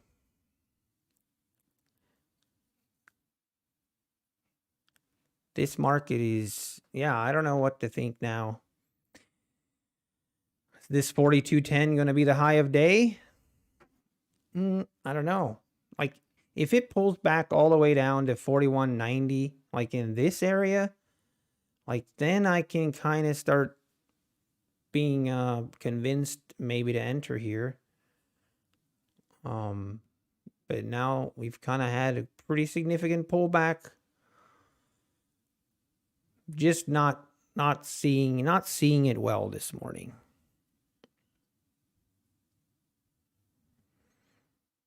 Hey, Martin, good morning. Good morning.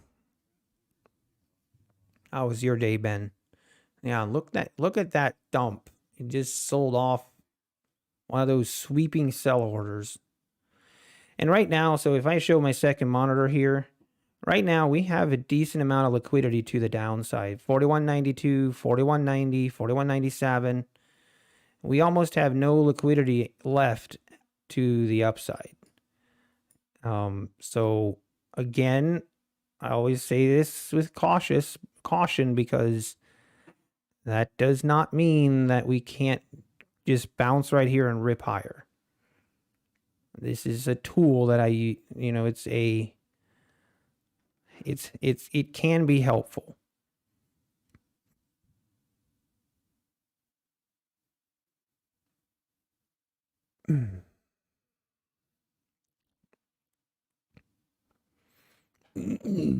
Yeah, no. Okay, here's my opinion on the fully transparent thing. In this industry, to me, in this industry, there are so many people that are not transparent and some of them are pretty easy to spot, but some of them are actually really good at it. Did you know that you can buy a software? And I'm not kidding. This is 100% a fact. Did you know that there is a software out there that looks exactly like Thinkorswim platform? It looks exactly like a Thinkorswim platform, and it looks exactly like a live account, and you can enter any data in there that you want. You can make it look like you've made $2 million this year. 100%. So it's so difficult to know what to believe. And because the industry is so shady, I always am cautious. I'm always cautious. So my thought is, why, if you are a successful trader, and I'm not saying I'm a successful trader, I'm trying to be, but if you are a successful trader, I would do everything in my power to show my full transparency. I would do everything I could to make sure that people can see that I'm not one of the gurus, if that makes sense. I don't understand why people don't people that are successful traders. Why would you want to do the same kind of practices that the shady people are doing? You want to differentiate yourself from that group. You don't want to be associated with that group. You want to be where there is zero question if you're legit or not. Yeah. I mean, I think that's why people fake it, because it is hard. And it's, I don't know. It is what it is.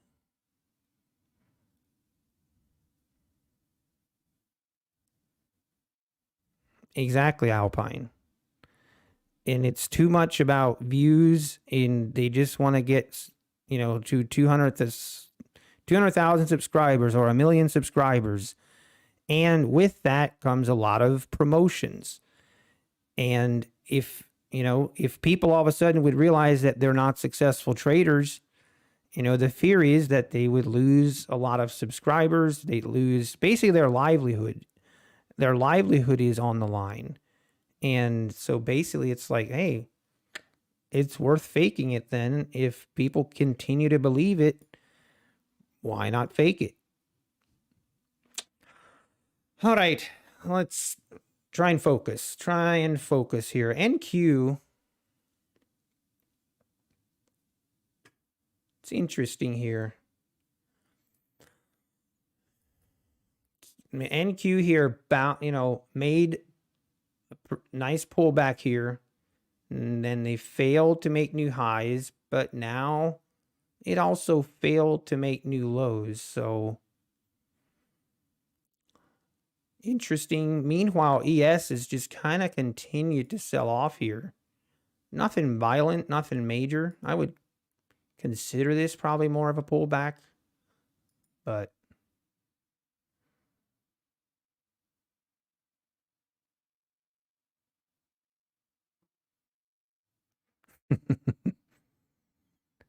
Uh, you know what, Aaron?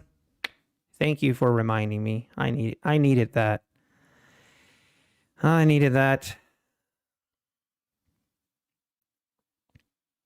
Hey, Cone Killer, how we doing?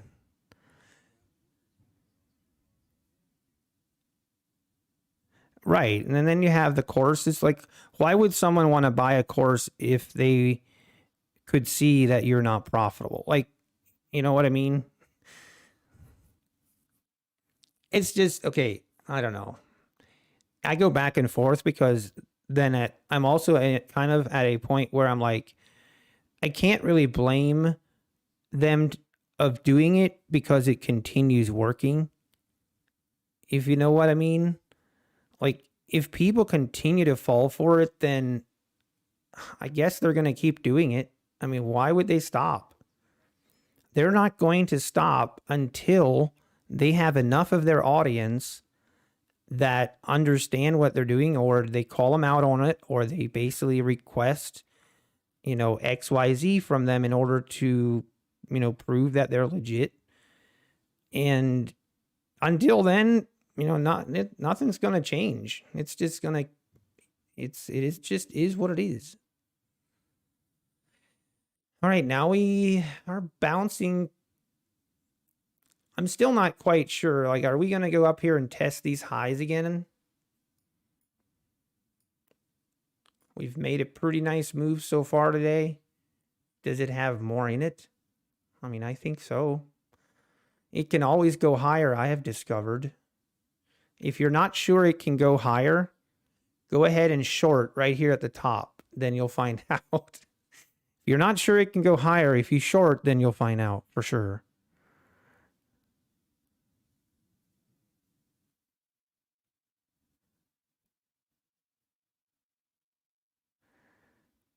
Martin, yeah, I would agree. That is definitely the challenge, like 100%. Yeah, 100%.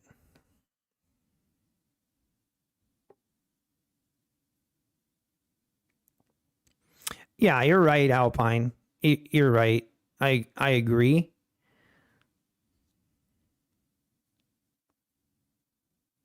I agree, Omar. I agree. You just have to find it. But oh, I don't think there's any course that's being sold that you can't get that same information for free on YouTube. They might call it different things, but the other thing is there is no such thing as the holy grail. And I think that's the problem. Like, new traders come on the scene and they kind of have this pipe dream that it's going to be easy. And they might have started out and failed maybe a couple accounts. And then they hear, like, they want to hear that they're just missing this one strategy. That's all they're missing. If they would buy this strategy, if they would buy that course, that's all they need, and then they're going to be profitable. And it's just not the case. It is very seldom is it the strategy. It's the person trading. It's the guy in the mirror that is the problem. And I'm talking about myself too here. Is just like, my strategy is usually when I'm on a losing streak, my strategy usually isn't the problem. It's me. It's that idiot in the mirror that needs work. And that's the challenge. Like, it's a challenge, and part of why I like trading, to be honest. I enjoy the challenge. I enjoy pushing myself into areas where, yeah, it's where I've not been before.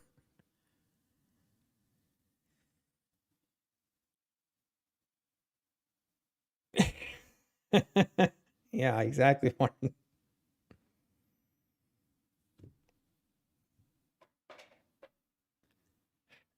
Yeah, yeah, I know.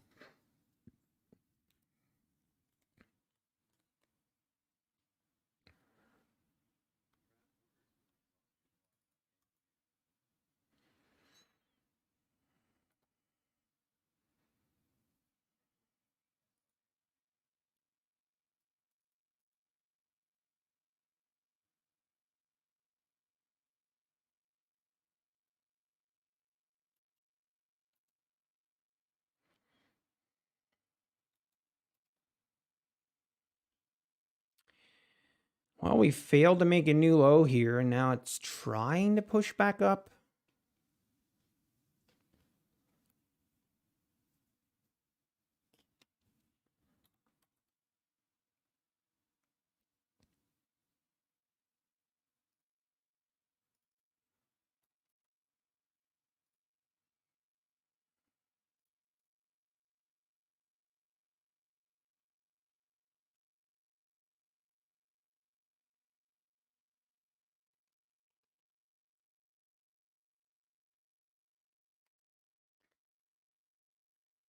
We might actually just be in a choppy range here now.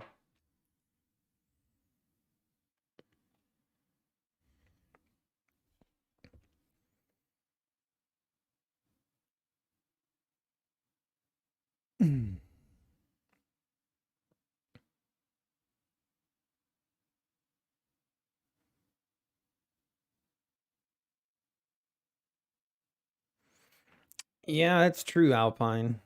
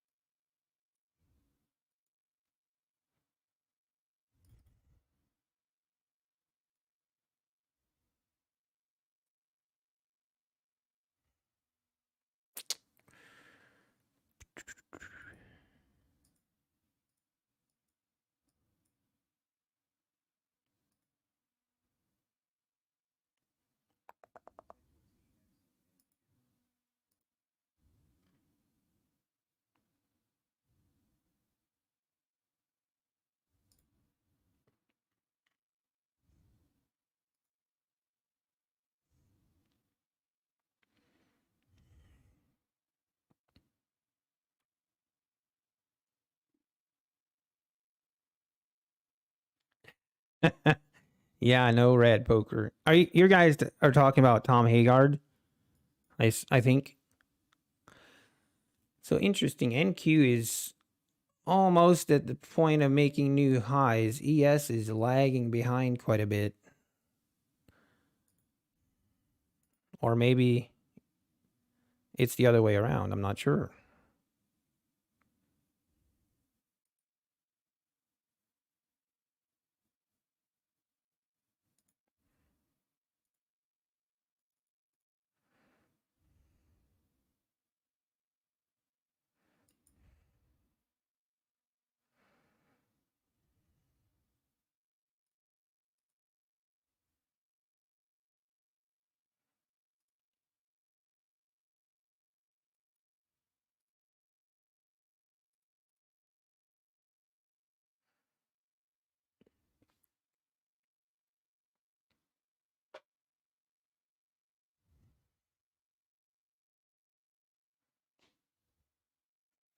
Yeah, there was a Reddit post about Tom Haggard that yeah, hopefully he's all right.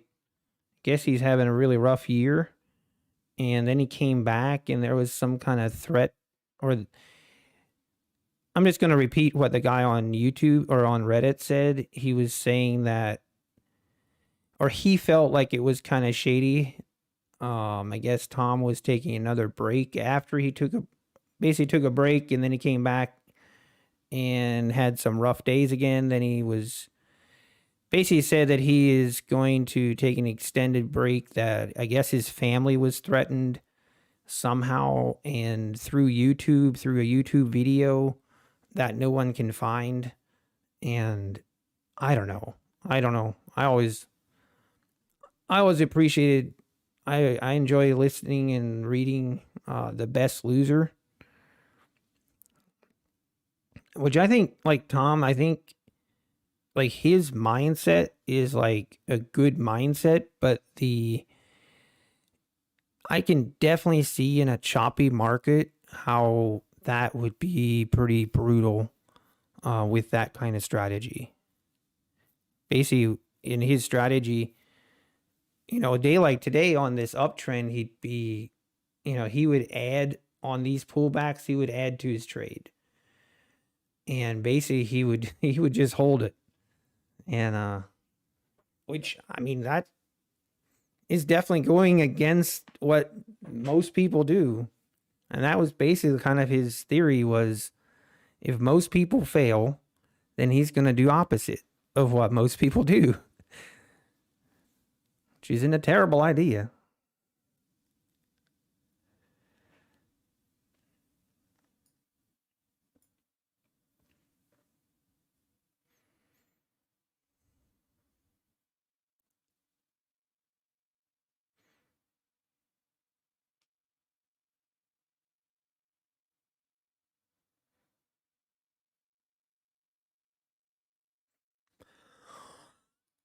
All right, are we going to try and make new highs? Are we going to break out here?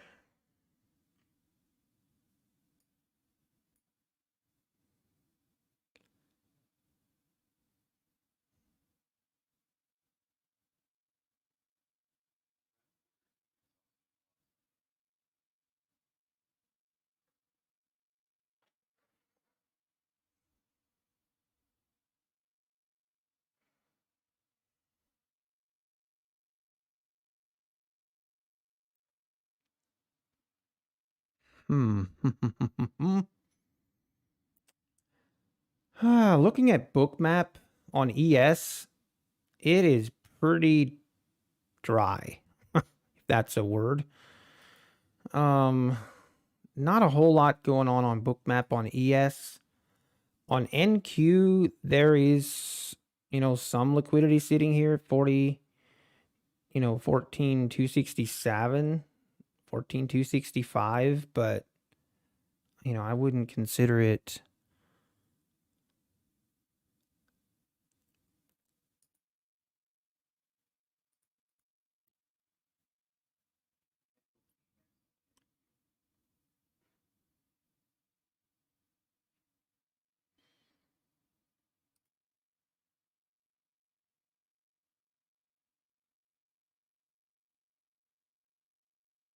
All right, let's watch this screen. Anyway, interesting.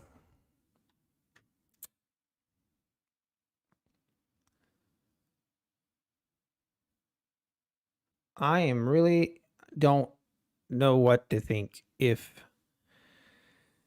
or I'm not sure how I feel about the market today.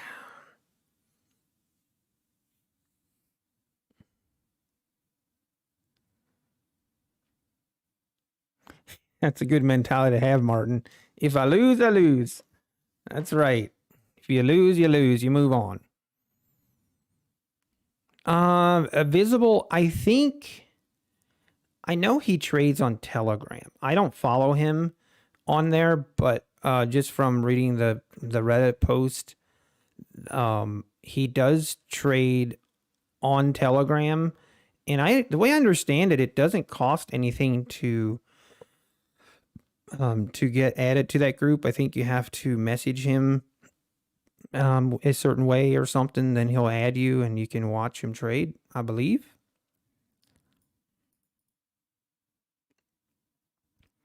But yeah,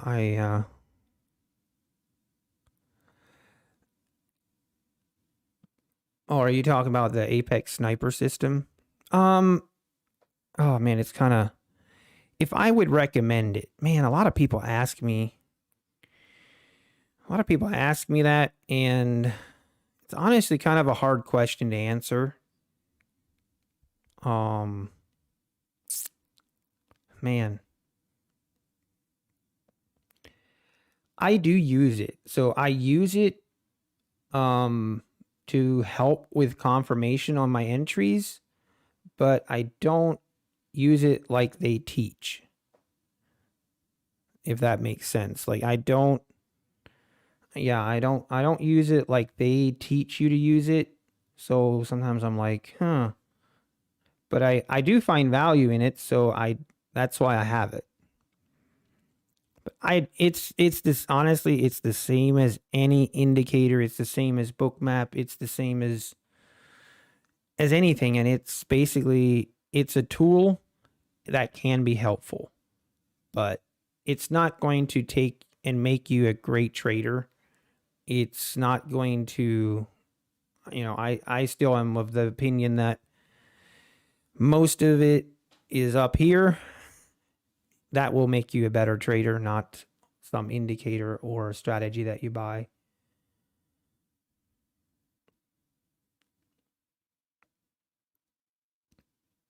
Oh, wow. Here's the break.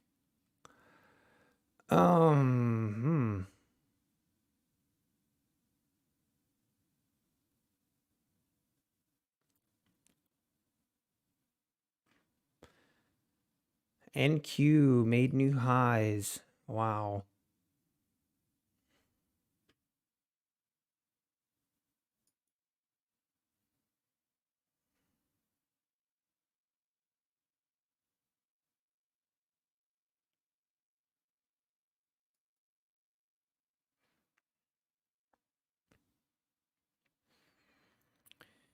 Hey, this market is only going higher, folks. With or without me.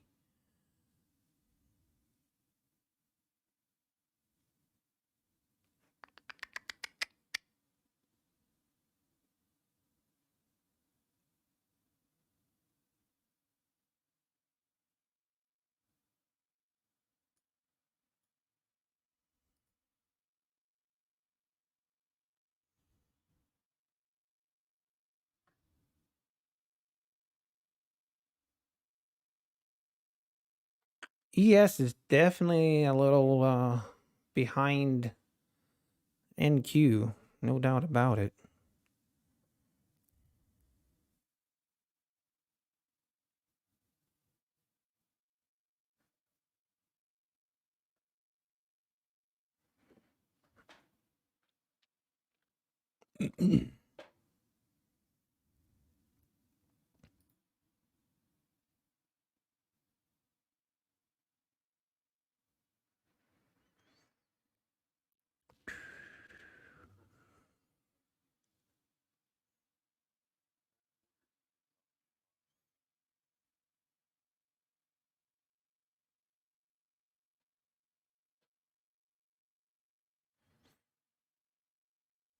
Vinny's Material. Vinny. I'm not sure I recognize that guy.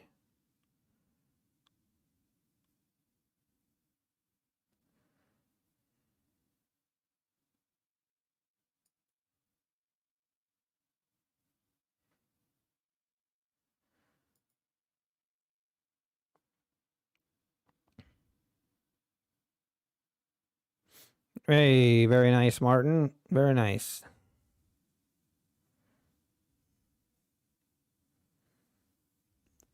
That's actually a good point, Rad Poker. Like when you're looking for a strategy, one thing that I always think is very important that gets overlooked is you have to understand the strategy that you're trading, like fully understand it, and it has to make sense to you. Like it has to be simple enough that you can explain it to someone else, because if someone else has a strategy, or let's say someone is selling a course or they're selling a strategy, and to them it makes sense and it is easy to understand and is simple enough, but if it's not easy to understand and simple to you, then it likely won't work.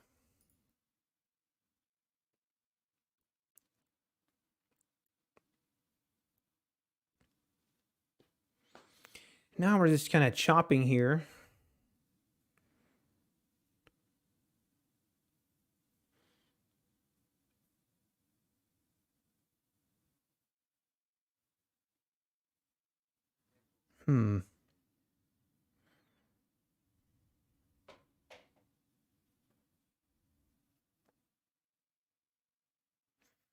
Yeah, yeah. Hey, you're welcome. Appreciate that, Aaron.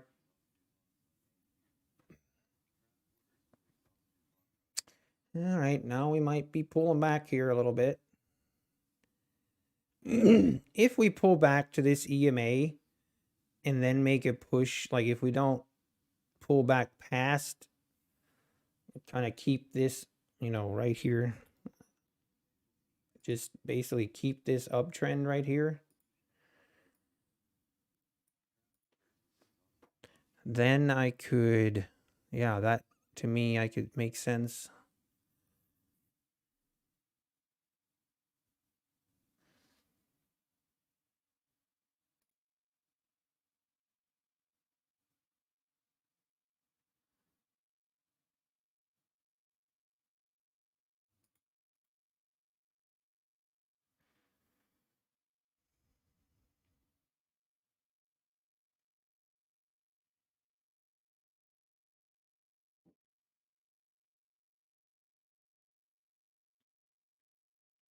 Yeah, Omar, I would kind of agree. Like, as far as, yeah, even if you understand someone else's strategy and everything, maybe there's certain parts of it that you want to do differently. You can tweak it so it fits your way of trading better. I think that's good. Like, then you kind of tweak someone else's strategy a little bit to where it fits maybe your own personal strategy and your way of trading. Hang on, I gotta take this.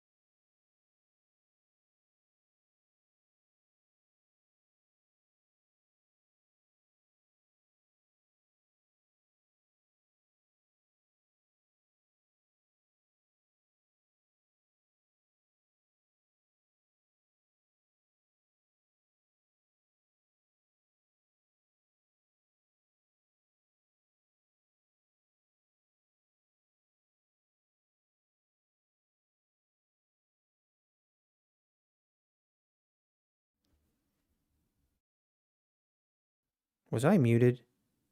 Oh, I was muted. Okay.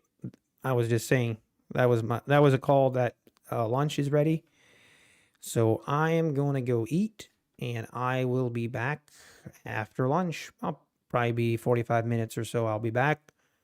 Hopefully here in the afternoon session, hopefully I can find a setup that I'm willing to take. Definitely not been happy with my trading this morning. But even though, yeah, it's we're just flat. All right, I'll be back.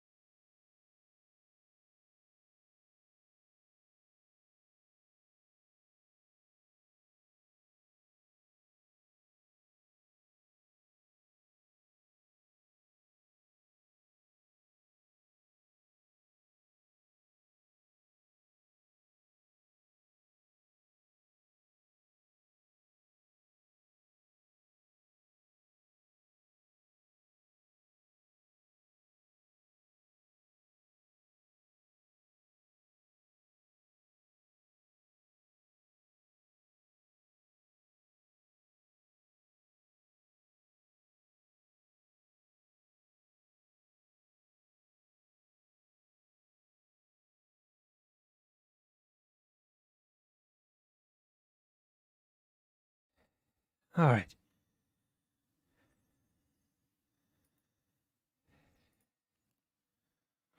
We are back.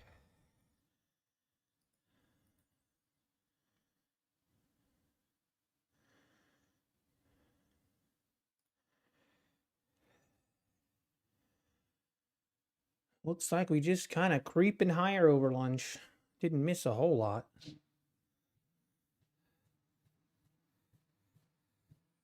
Oh.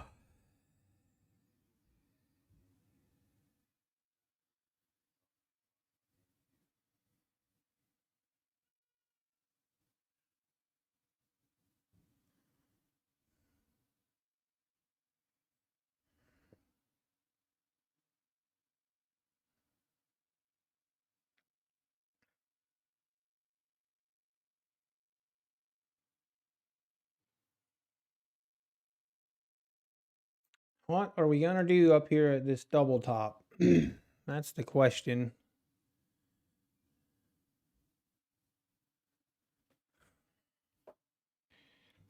I need to clean my glasses.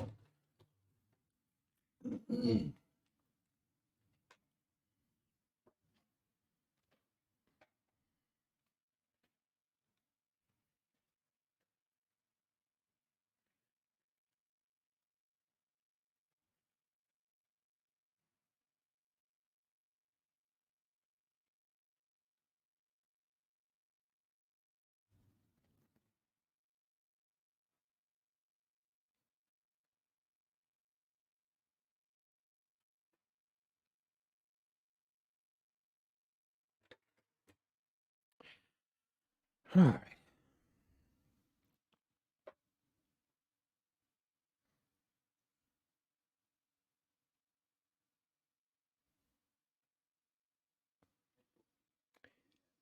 Now we're pulling back.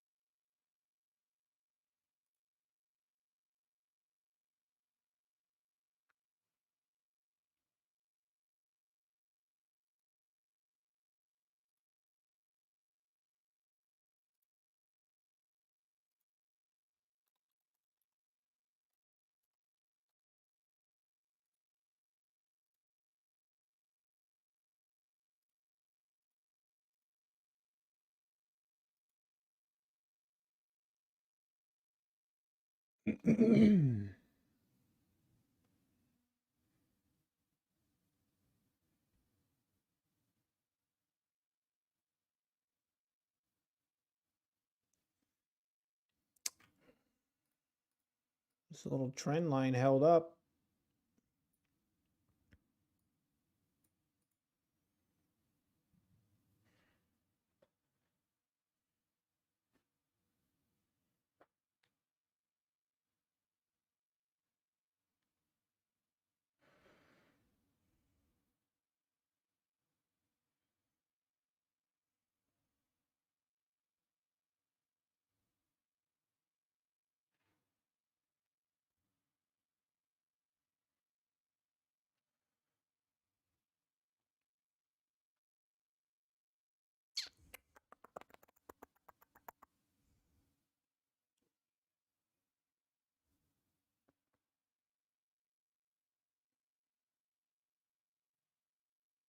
What the NQ looking like here?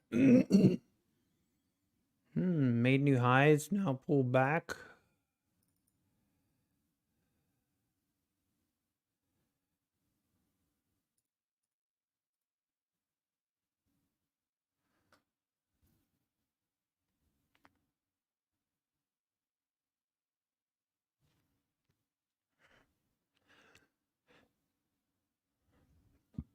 Hmm.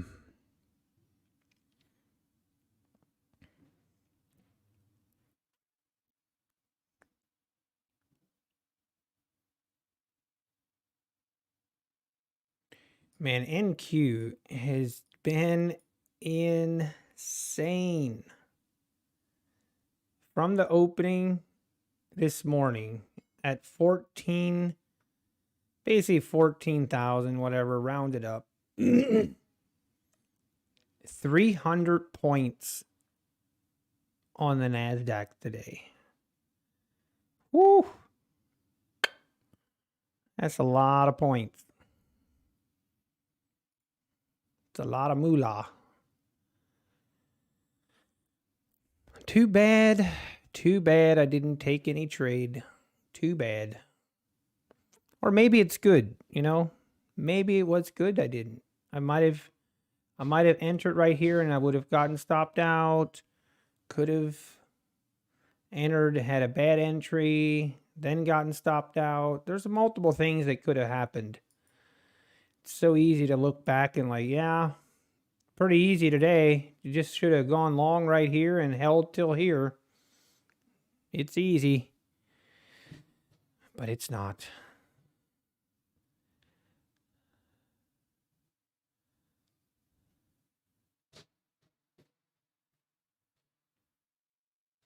Hang on.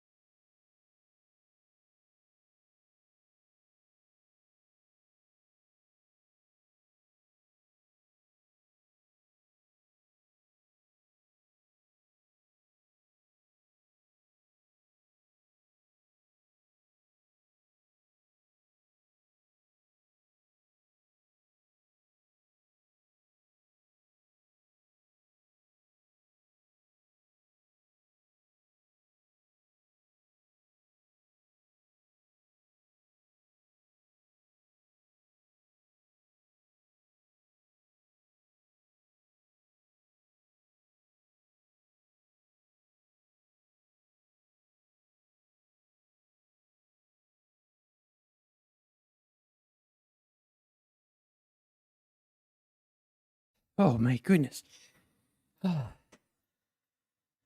If you can't hear, I'm out of shape. Oh, that.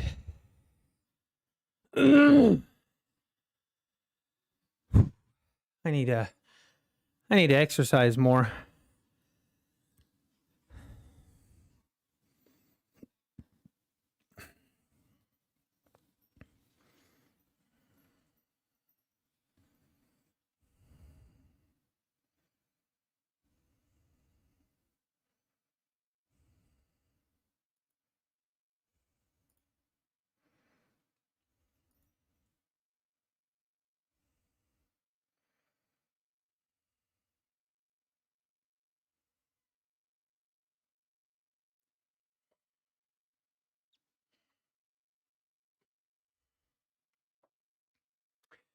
All right. Made new highs on ES, but not a whole lot of conviction to it. Basically made new highs. Now seems like we're gonna pull back a little bit.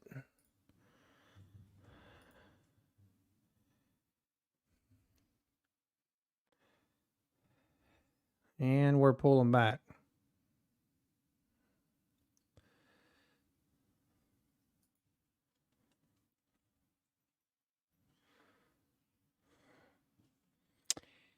Yeah, this has just been, I don't know. So far this afternoon, slow up grind, slow trend.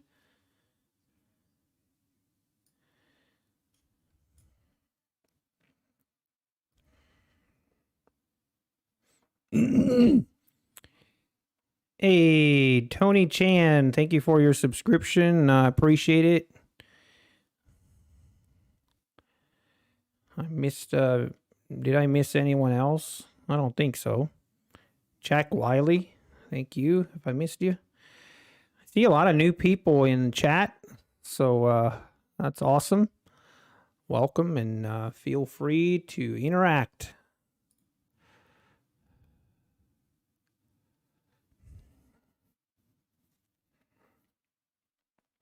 Yeah, right now, I mean, on ES,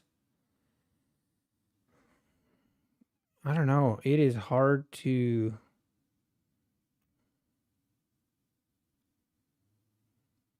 There's quite a bit of liquidity sitting at 42.20. Man, I don't know. Are we actually going to take out this right here? 42.20? I mean, I guess maybe.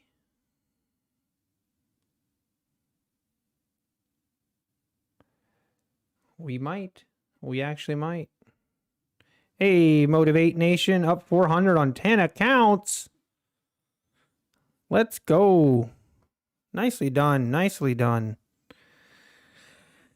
I assume you caught that move we had this morning. While I was sitting here twiddling my thumbs, you were making bank. I'm glad someone was making money, though. Yeah, this price action just doesn't give me a lot of motivation. Okay, and this, honestly, this price action, it gives me more of a, like, I want to short this more than I want to buy. And that is always a danger zone for me.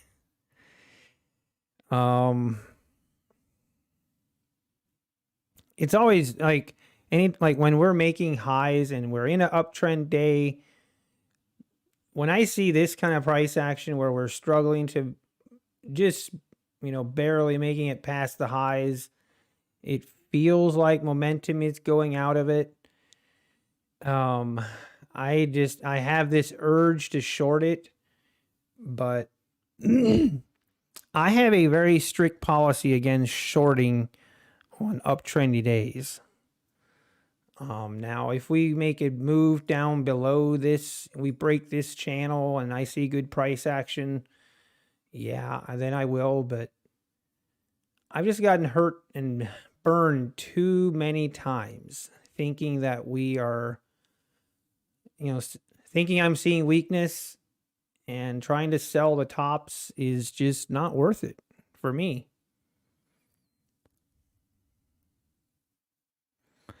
Hey, Matthew Bledsoe.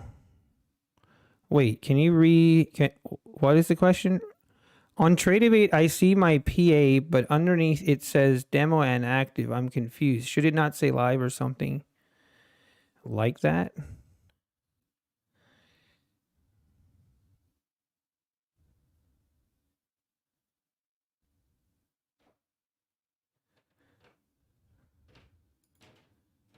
Why did I pay $105 to have a SIM account? Okay, so Matthew, yeah, this is always something. So you are on a funded account, but they will not put you on an actual live account until I'm not sure they have an actual threshold, but we're talking like $200,000-$300,000 worth of withdrawals, basically where they see that you are consistently profitable. But trust me, if you have a funded account, a PA account, you have nothing to worry about. You will get paid out. Even though it is a SIM account still, it will pay out just like anything else. There is nothing to worry about. For example, last year, the guy that withdrew over $1 million, all of that was on a PA account that was not live yet.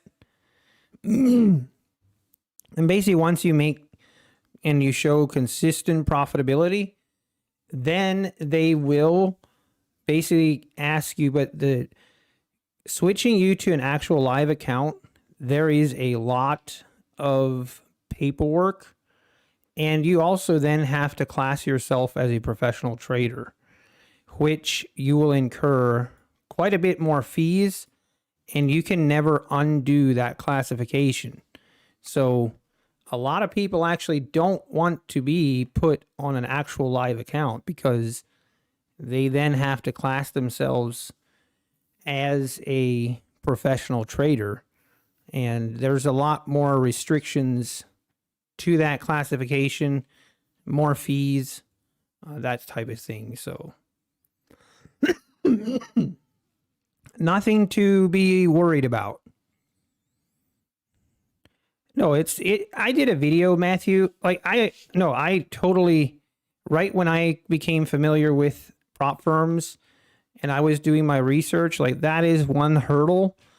Like when I heard that, a lot of red flags went up and I thought this is very sus. So, and I did a ton of research and I actually did a video on basically how the title of the video is how can Apex afford to make big payouts? And basically I try to do a good job of showing how it works. And yeah, you have nothing to be worried about. Just trade that account like it's a regular account. I mean, the thing is with a SIM account, you get better fills, and there are a lot of advantages to that versus an actual live account. But yeah, definitely don't that is a question that gets asked a lot. All right, we just looks like we're going to push higher.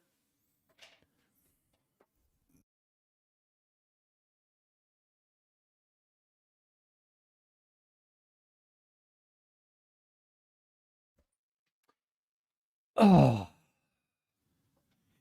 Yeah, exactly. Rad poker. Then you get paid as a 1099 contractor. So basically at the end of the year, whatever withdrawals you made, you'll get a 1099 from Apex reflecting that, and you basically are treated like a contract worker.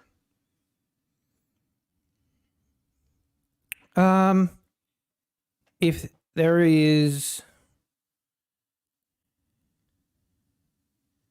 no, exactly, Matthew. When I make a trade, it's not actually going to show up in the tape. I think I'm having issues with my internet a little bit.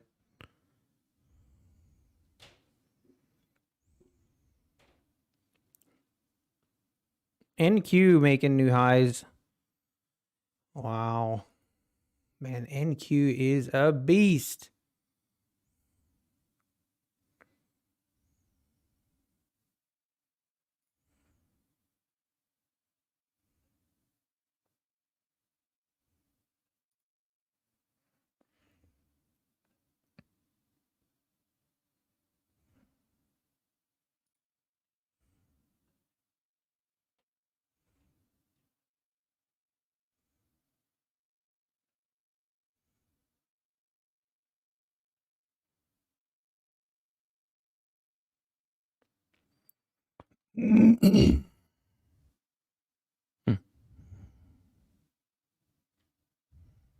That's weird.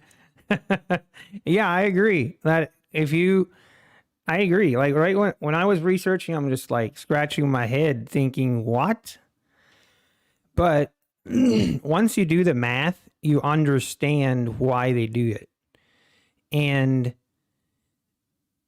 I mean, from a trader's perspective, okay, and I'm curious on that. Who was saying, Mr. DeBiz about Blue Ski or Blue Sky, whatever you pronounce that. Oh, okay. Sorry. Yeah. Student of price. Is there any delay in copy trader? I mean, there is some, I would say, but it's okay. When the market, like if I enter a trade when there's volatility, like right after a news event, then I will maybe see a difference of Philly. Like my fills might be 1 or 2 ticks of difference.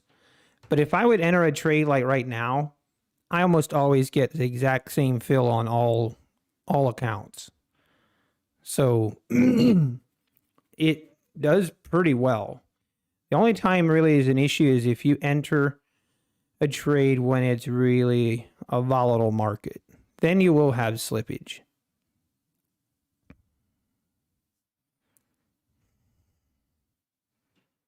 Yeah, and I guess that's if you do limit orders. I'm assuming that I almost always enter on a limit order.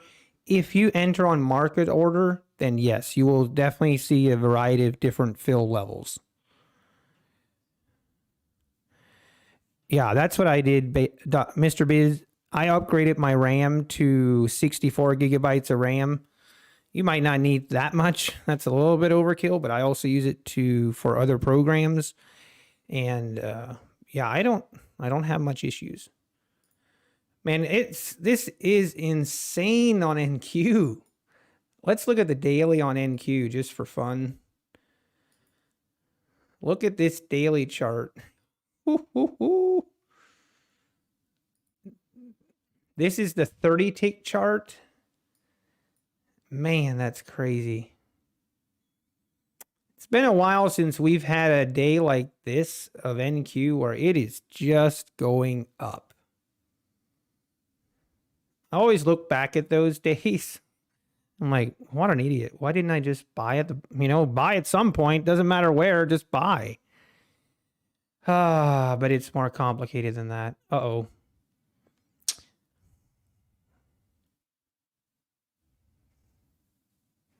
Yeah, agreed, Mr. DeBiz. Agreed. I like my 64 gigabytes of RAM.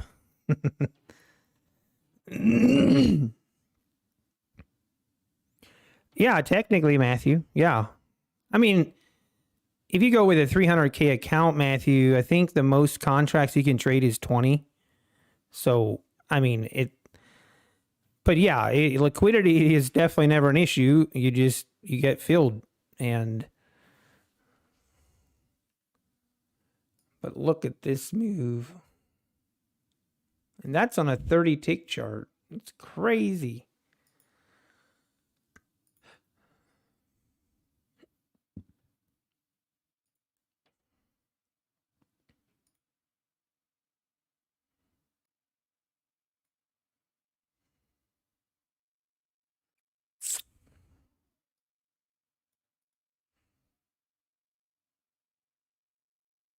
Oh, man.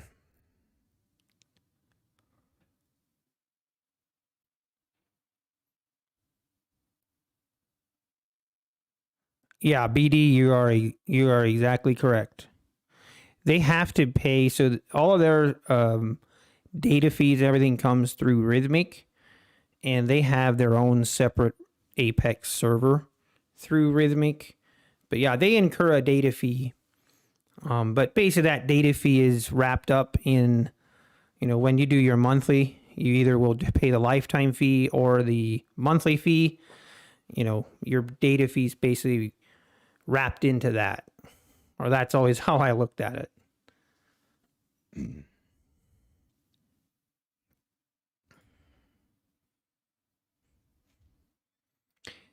All right. Anybody want to play a game? Let's play a game of where the top is going to be on NQ. See who's right. Now we're pulling back again.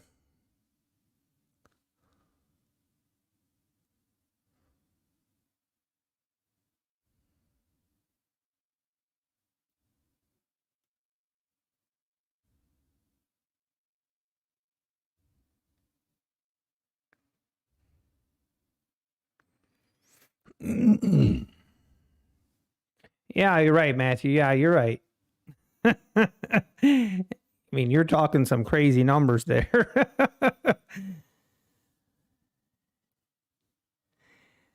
And yeah, in that sense, Matthew, yeah, you're right. If you take into account with if you have 20 accounts and you trade 20 contracts, now that would be I would not recommend that, but you are correct. And that's actually so this is interesting conversation, Matthew, actually, because we had a guy stop into this chat that had over 300,000 of withdrawals. Actually, it was close. It was a little bit under 300,000 in withdrawals. I think it was earlier this week. And we really asked him about, and most of these traders that are making a lot of money, they want to stay on a sim account. Like they're obviously on a PA account. They get paid just like it was a real account, no problem. And they prefer to stay on a sim account for some of those reasons. And I mean, it's multiple reasons, but easier fills, liquidity isn't an issue. And then also the fact that they don't have to classify themselves as a professional trader. Once you are actually trading a live account and you're trading it for a prop firm, then you have to classify yourself as a professional trader. And that a lot of people don't want that. There are some pros to that. I think in taxes, there's some pros with taxes, but a lot of people don't want to be on a live account. They prefer to stay on a sim account. Yeah, Bobby, that was Ryan. Yep, exactly.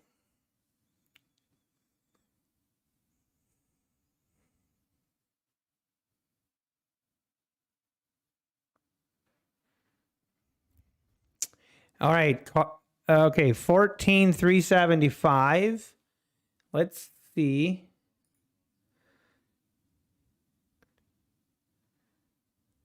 Carday is 14,380. All right, I'm going to put it in. Holy cow, that's way up there.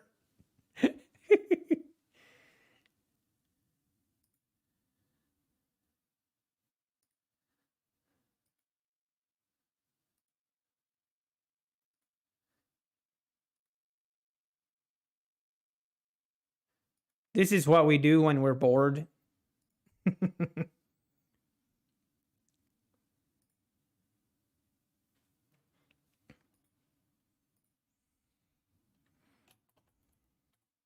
Whoops.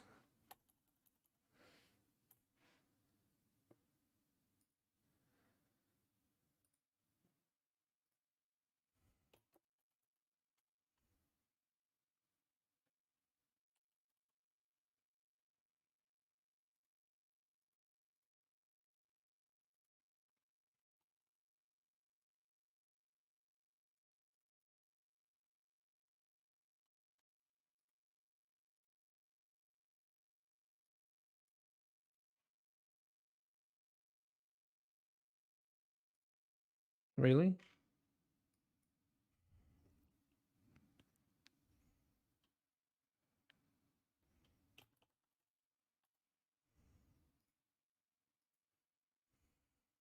Yeah, we are pulling back a little bit more now.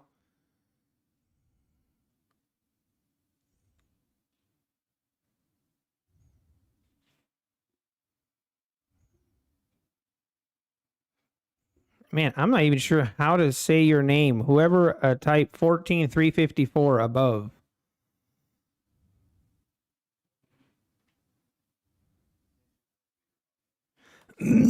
Hey, Derek. Okay, that gets it gets asked a lot. You know what? Hang on. I'm gonna put a link in the chat for a video where I explain that, and I'm gonna. If you watch the video, it'll make more sense than me trying to explain it. Give me a second.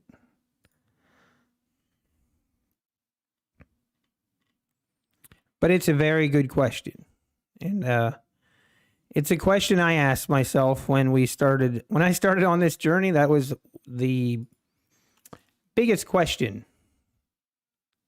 Okay. Oh, Yaron. Okay, I'll try and remember that. I'll probably butcher that name, but all right. So if you watch that video in the link, it will do a better job explaining Derek than I can probably explain here.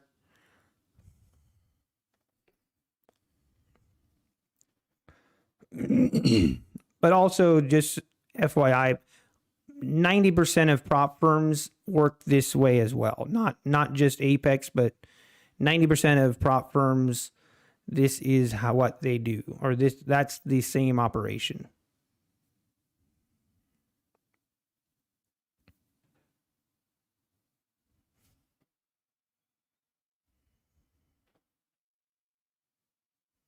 Hey, Don.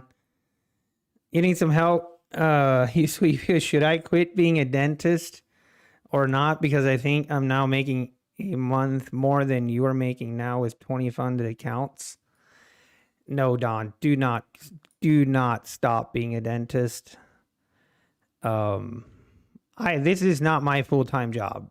Okay. This is not, I have a full-time, I'm a small-time or a small business owner, and it allows me the flexibility of doing this, and I'm working, and I work from home. So I'm very lucky in that way. But trading is very, very hard, and it's really hard to be consistently profitable. And just not saying it can't be done. It definitely can be done. But make sure you test it and that you can show that you've been consistently profitable before you, especially a dentist job. You're making a lot of money, I'm sure. Or when I go to the dentist anyway, I'm assuming that they are making a lot of money because I'm paying them a lot. I do not. I work. So my job within my small business is I take care of finances, and then I also do the drawing and design work as well. We're just a small company, nothing big, which I kind of like it that way. I used to work kind of more in the corporate structure and was not a fan of that at all.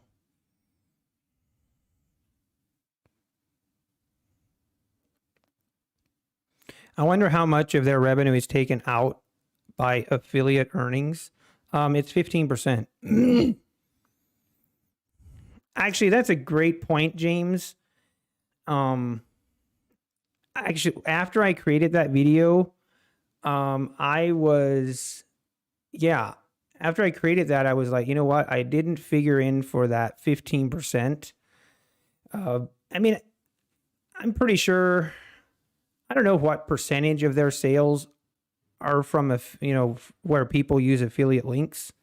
Because I know if you use the code SAVE80, then that is Apex's default code. So when you use the SAVE80 code, then basically that no one is getting a cut of that sale.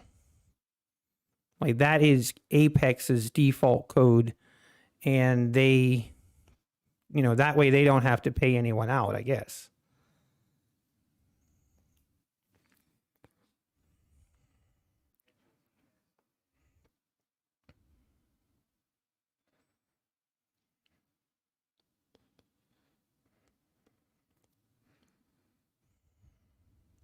Hey, no problem, Don. Again, it's your life. Don't let me or anyone else tell you what to do. But I'll give you my opinion.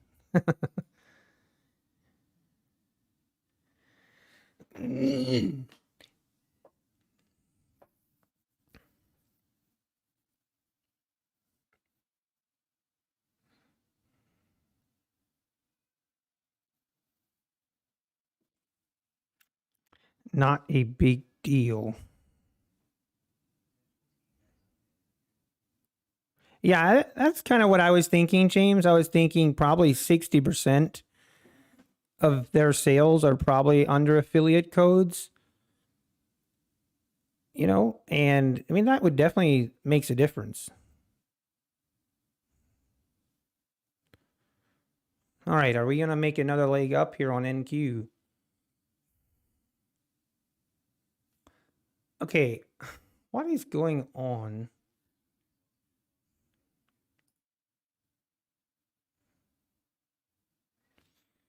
What is going on with my 14 EMA line?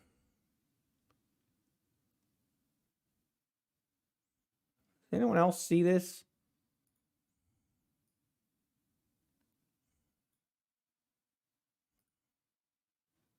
Oh, okay, never mind. It's okay. I guess it was just when I zoom out like that, it does that.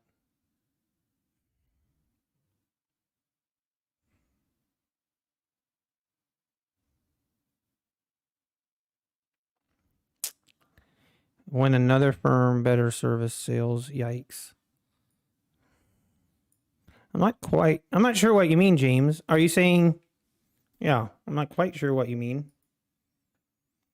You mean that blind trust in Apex? Is that what you're saying?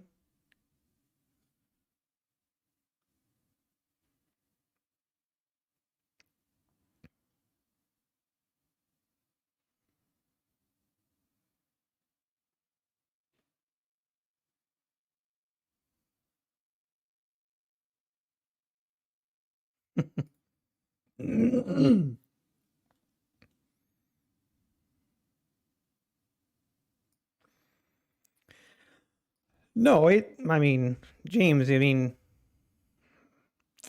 you have a right to feel that way.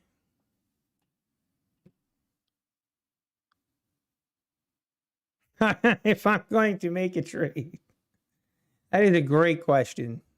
Very, very honestly, today I'm not really feeling it. Like I said, right now, the way and like the levels we're at, I'm not gonna take a long trade, and that sounds maybe kind of silly. I just don't like it. I don't like buying up here. If we break down below this channel and pull back significantly, that's kind of what I'm looking for. I'm looking for an entry short, but I need confirmation on it first. And I might never get it. I might be completely wrong. It's happened before.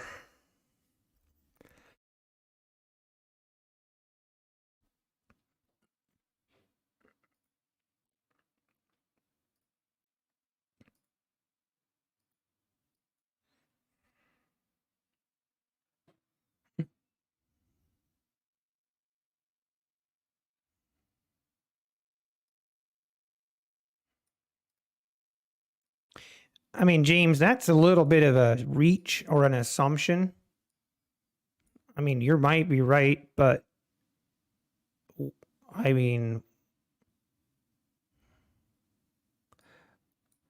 that would then be assuming that everyone would leave and there would only be one. It's kind of that it would happen what Apex did.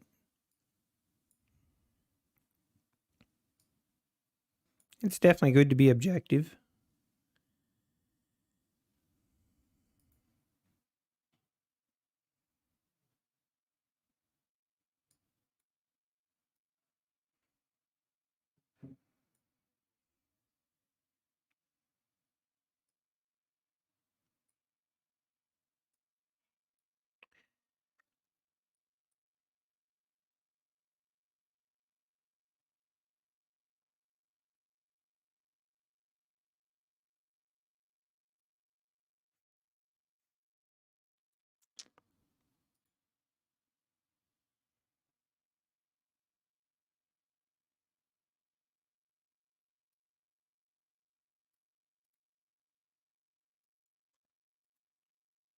All right, we did squeak out a new high by one tick.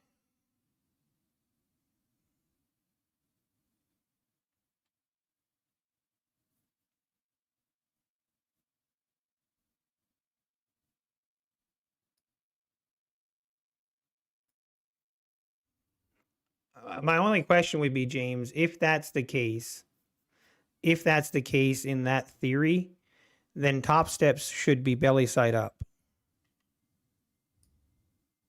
Even if another prop firm comes along, you're assuming everyone would leave Apex, and that's obviously not the case because of you can see from Top Step that even though, in my opinion, it doesn't make sense for someone to go with Top Step to me because of the rules and the price.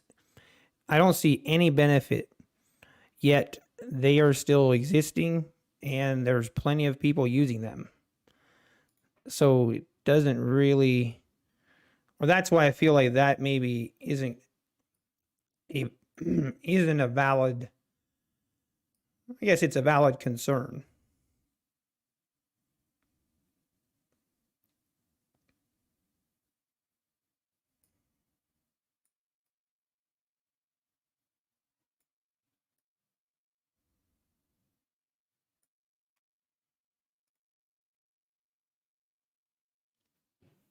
Now, are we going to pull back finally, or is this just going to be another rip higher?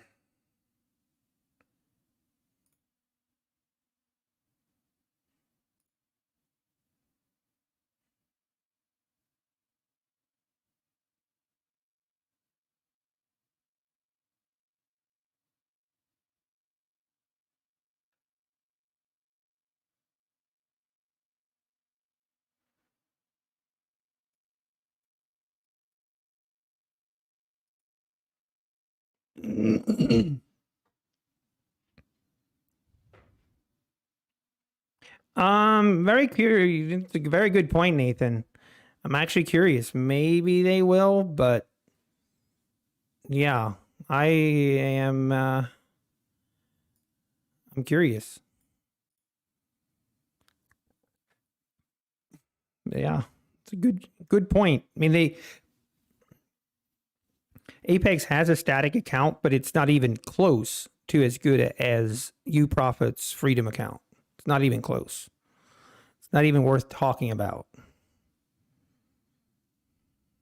Yeah, I would assume there isn't, Nathan. I would assume there isn't.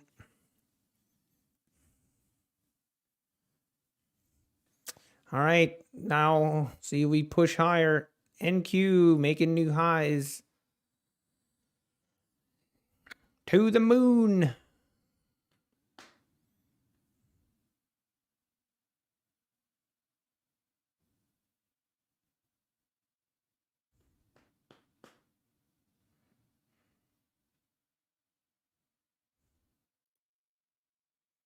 ES is definitely lagging. Definitely lagging.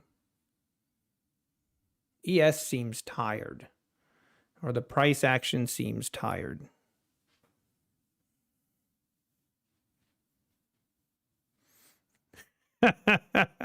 Irving. a good point. Perspective, right? The banks will fail. Everybody's going to fail. What are we going to do then?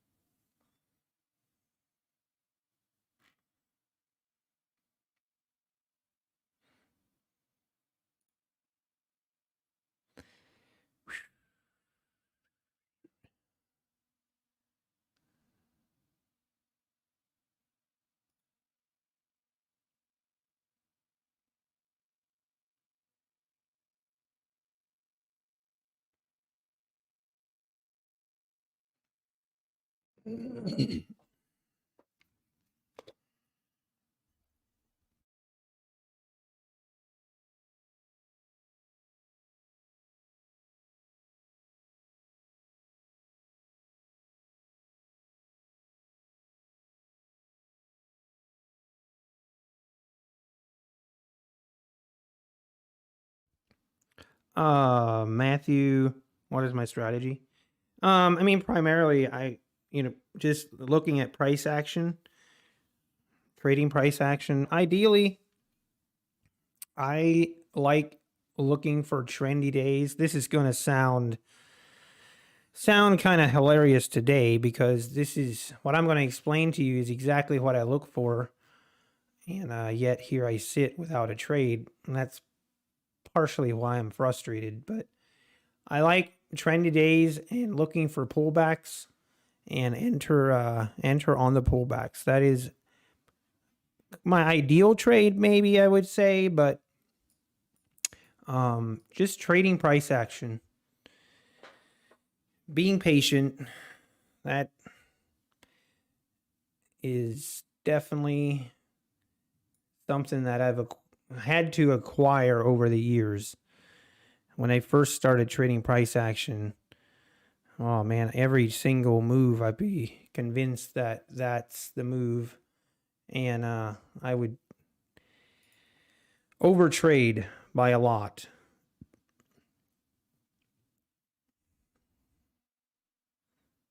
Going long the whole day. Oh wow, black unicorn. There's the guy I was looking for. Someone that's just went long all day long. I'm a little bit jealous, but congratulations and good job. I sat here and just watched it, and it's been one of those days. It really has. I am glad though, because right about the time that I was ready to not care and I was just ready to enter regardless, is when we were at this top and we pulled back even more. So if I would have entered on my FOMO, I would have definitely gotten stopped out, and I'd be way more frustrated than I am now. So trying to have a good perspective about it. Sometimes you miss a move. It's just the way it is. Traded open, and wow, good for you, Black.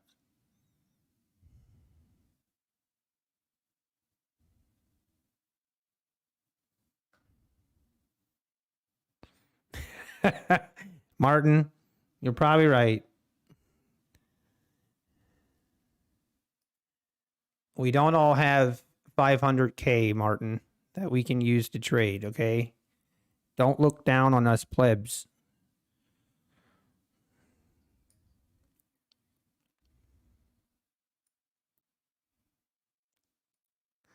But you know, Martin, we had that guy. That guy may had a good point. That came in here and had even Vince, the guy that has over $1 million in withdrawals from Apex. Why doesn't he take that money and trade on his own? And his point was, why would I do that? If I can use a prop firm's money to make money, why wouldn't I do that? So kind of a couple different perspectives to look at it.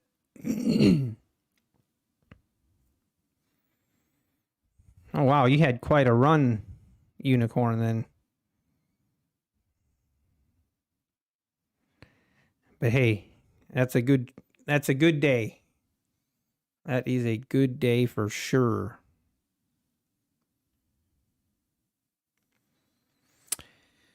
Oh yeah. I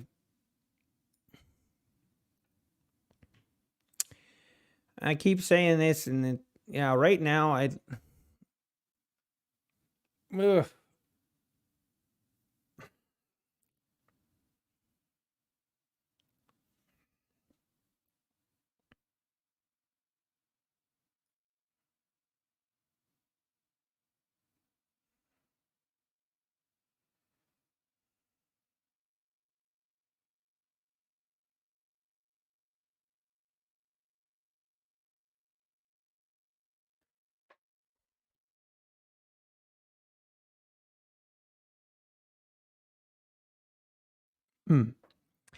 Yeah, exactly, JL. I mean, people think if you have 200 or 500K, people think, oh, there's no way that you would lose that.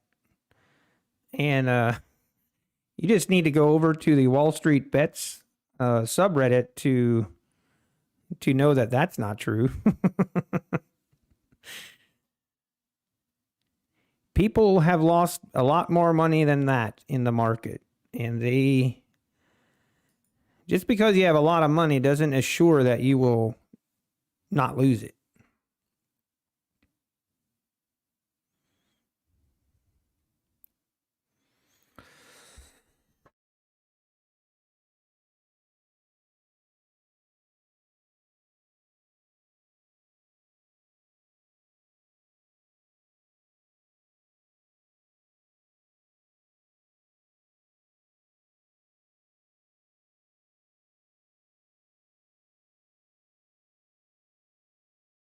Black. So yeah, just to basically, we had a guy stop in, Ryan, and he explained a little bit. So what happens once you have proven that you're consistently profitable,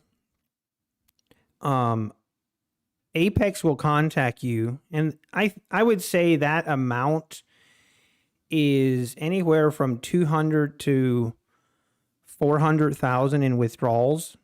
I would, from kind of my estimation, is basically Apex will contact you, and then you'll have two options.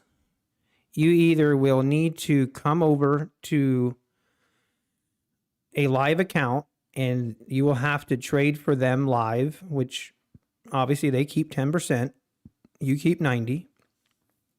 But when you do that, you have to class yourself as a professional trader. To some, that's a big deal. So if you don't want to do that, then you have to cancel. You have to close your account. Basically, they're not going to allow you. If you don't choose to come trade for them on a live account, then you have to close your account, and you'll get paid out any profits that are in the account. But basically, yeah, they cancel it. And I think it just depends on your trading history. If they allow you to open another round of accounts and pass them. So I don't want to say for sure one way or the other, but that is the information we got from Ryan. And we didn't technically, I haven't verified that Ryan was legit. This next month, I'll be able to verify it. But I trust him. I think from what he was saying, he sounded like the real deal. JL, because so I don't know if you've noticed, so when you sign up for a broker or you're with any broker, you always have to choose if you're a professional trader or a unprofessional trader. If you choose professional trader, there's more regulations and there's higher fees, there's higher data fees, and stuff like that. And The way I understand it is once you class yourself as professional, you can never go back. So it's kind of that once you do it, you can't go back. And some people don't want to do that. Okay. We broke the channel, boys. This is where I might...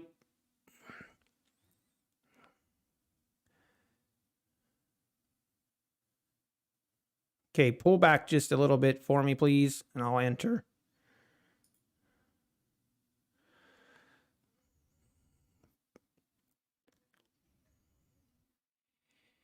I might have gotten trapped. If I get trapped here, then I'll be done for the day. But I'm going to have my stop above the EMA. And we are looking, hopefully, sell off more. We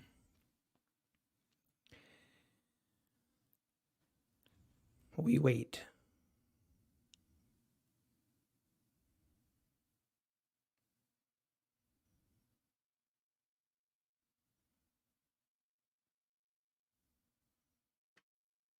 Ooh, NQ is dumping.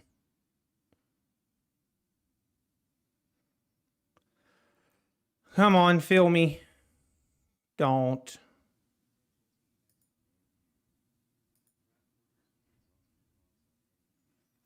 Getting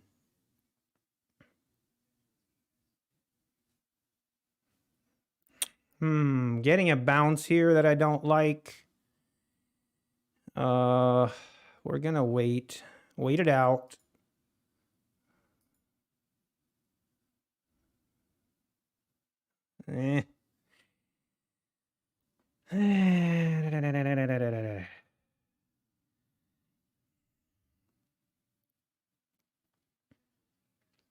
It's not unusual to get a bounce here, but I don't like it.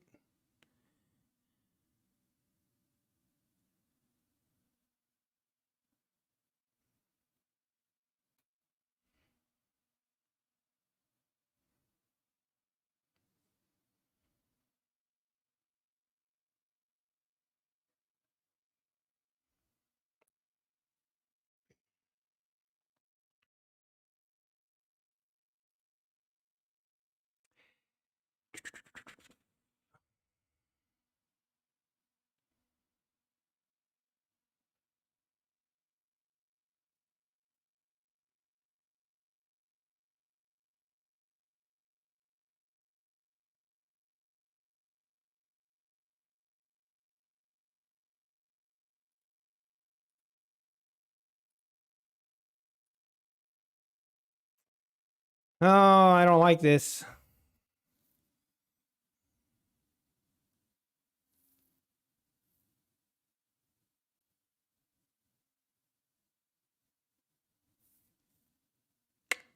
Looks like we're gonna get taken out here. It's okay. We tried. We tried.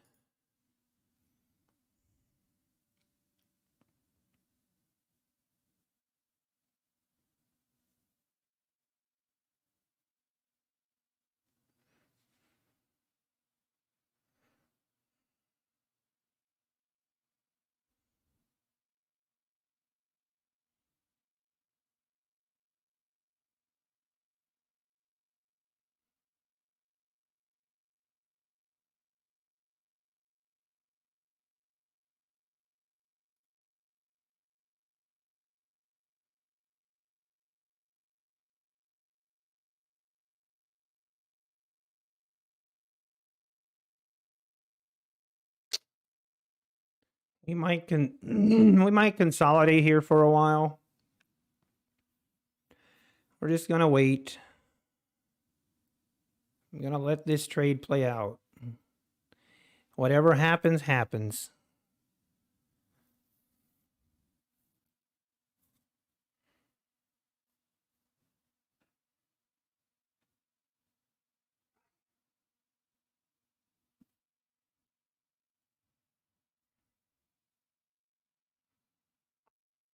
Exactly, Martin. That's exactly true. Once you're proven to be profitable, then they either want you to trade for them so they can get a return on that, or, they're going to cut you off.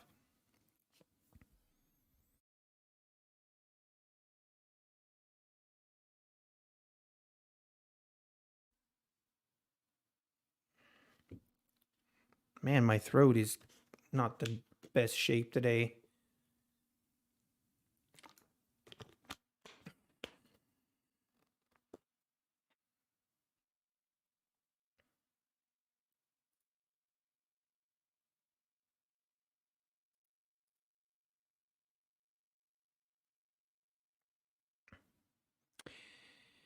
All right, what you gonna do? Just, if you're gonna stop me out, go ahead and do it.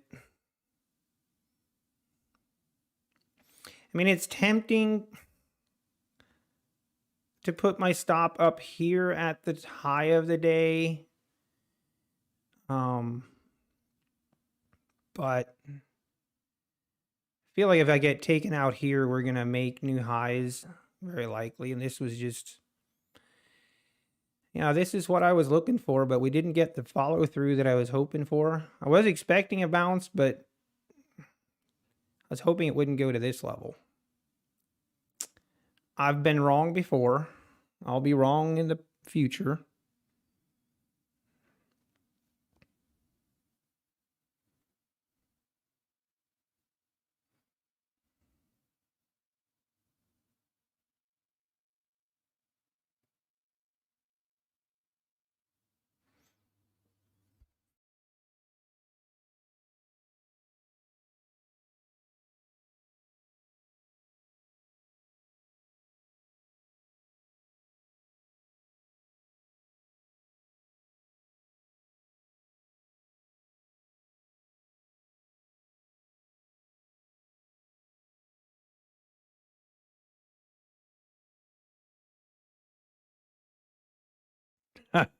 You can feel it in your fingers, unicorn. I hope you're right. I hope you're right. Wait, what did you say? As a trader LLC, you can legally avoid certain taxes that falls on the 1099. Yeah, you're right. To a certain extent, you are correct. Let's say I open an account and you trade very well, then they call.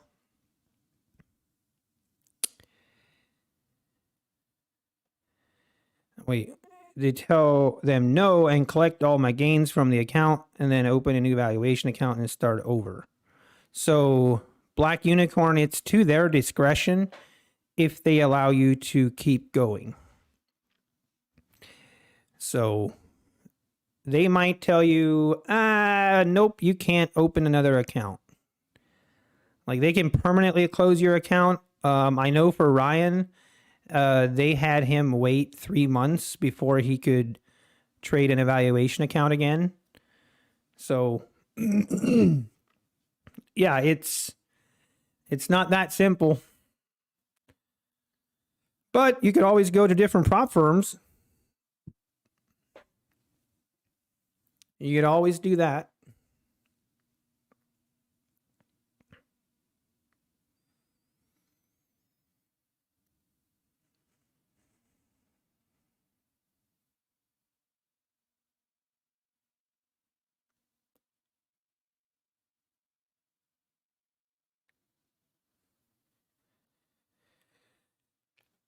All right, let's see what happens here.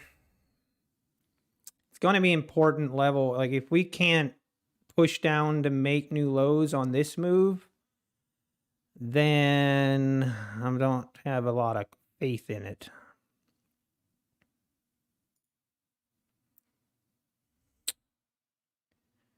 All right, come on now. Need you to sell it like you mean it. Don't be a wimp. Need you to do one of those 5-point sweeping sell orders, if you could, please. No, not like that.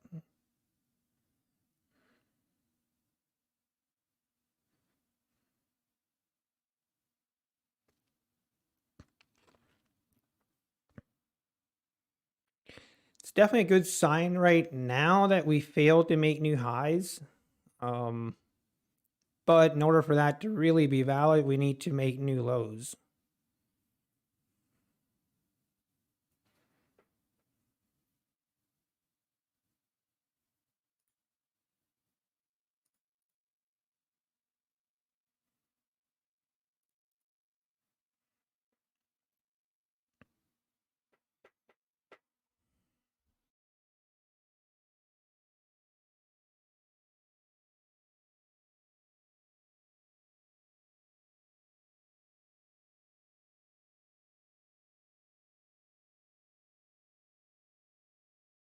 Yeah, this is not what we wanted. We failed to make new lows here. Not looking good, folks. Not looking good.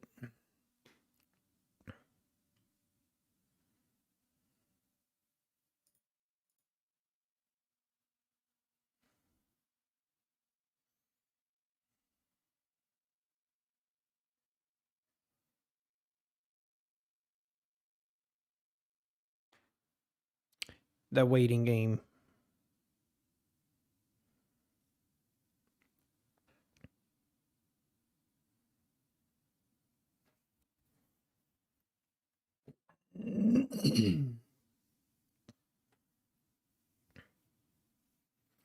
Red, I'm actually curious. Do you know this? Is that only on futures? On futures trading?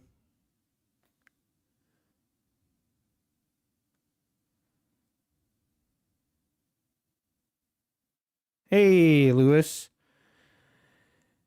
Thank you. Thank you. I appreciate that. I stream every day so far, unless I have something planned or something. But yeah, right now, stream every day. But I appreciate that that is of value to you, because it was to me and it was hard to find. So I kind of decided, you know what, if no one else is doing it, I'm going to do it. Dollar pushing, you know, seems like everything's in, you know, it's just kind of hanging out now. It's not a good sign that it's not selling off here. Not a good sign. It's like it's holding it up. We have a higher low. So could go either way right here. Could go either way, really, really could. But I'm committed this time. This time I'm committed. We are either going to get stopped out or we're going to hopefully get a runner going. That's my goal. I would love to see a sweeping order and get down below this and have a nice runner to end the day. That would take all this FOMO, completely remove it from my thought. But that might not happen. NQ is actually selling off a little bit more than ES is right now. Very disappointed. You can see here this pullback, and now NQ is actually almost made new lows.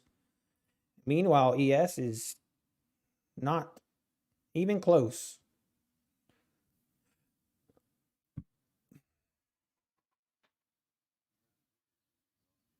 The longer that we sit here, the longer that we just hold this level, the more likely it is that we make new highs. It's just in an uptrend, it's just that simple. And we might see it right here. NQ pushing off that double bottom.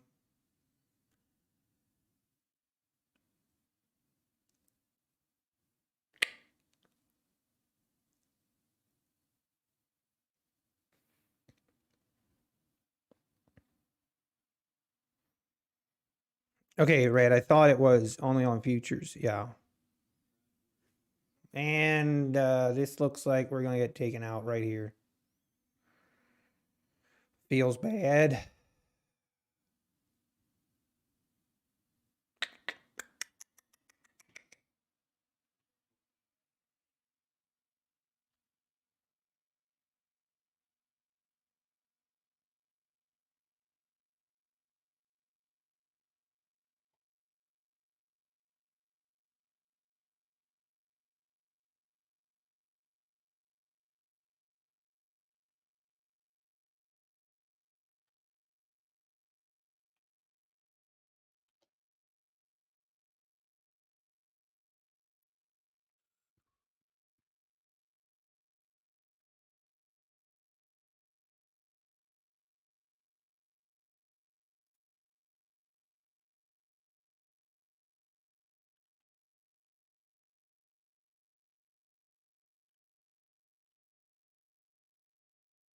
It is struggling to push through here.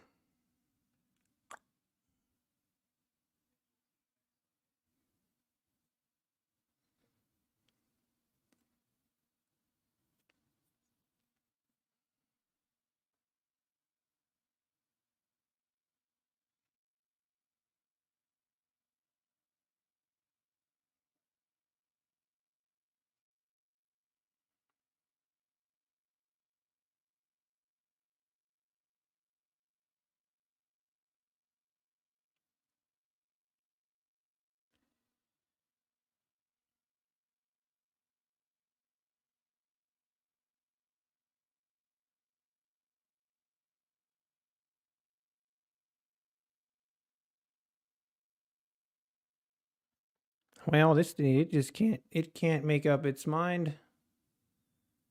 This might be it. Yeah, here we go. It's gonna get me.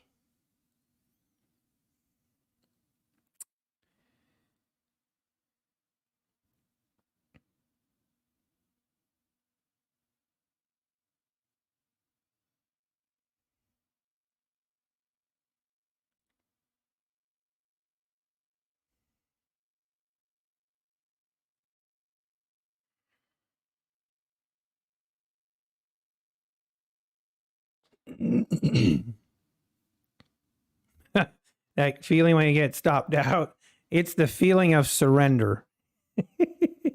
It's like, you know what? Go ahead and take me. Go ahead. Just take me. I've surrendered. Then it wants to tease you. Oh, dear. I have accepted the loss fully. I have embraced it. Let's embrace the loss. There is no way this is going down. It ain't happening. It's impossible.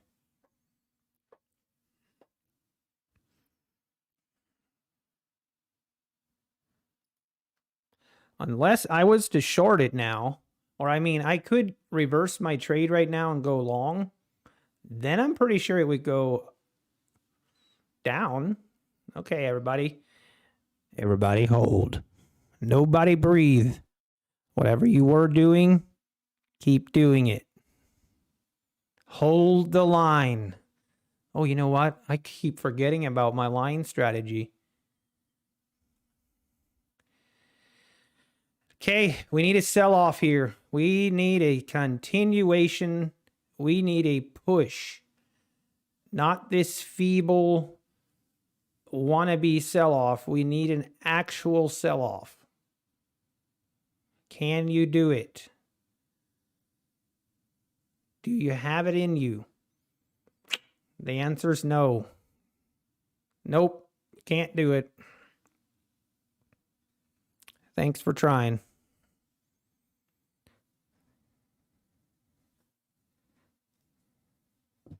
Yeah, nobody's telling me about it. My first target, it was one tick away. Literally. Feels bad. All right.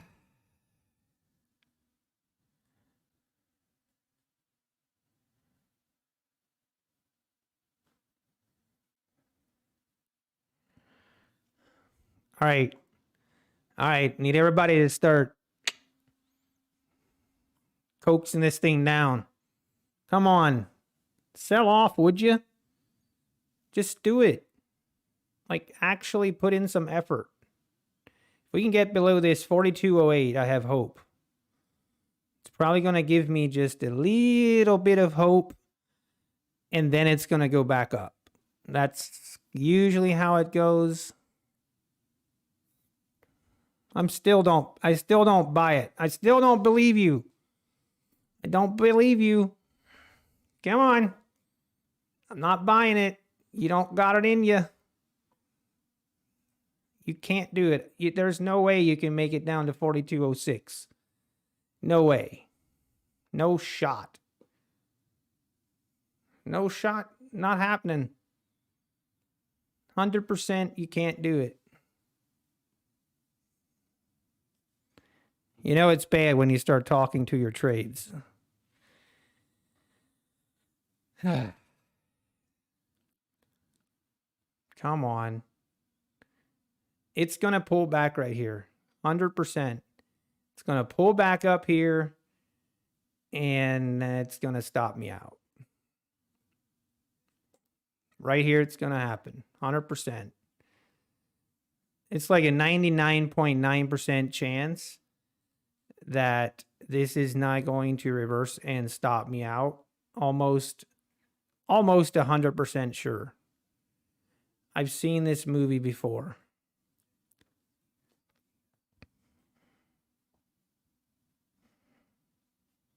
Look at that. Here we go. You can do it.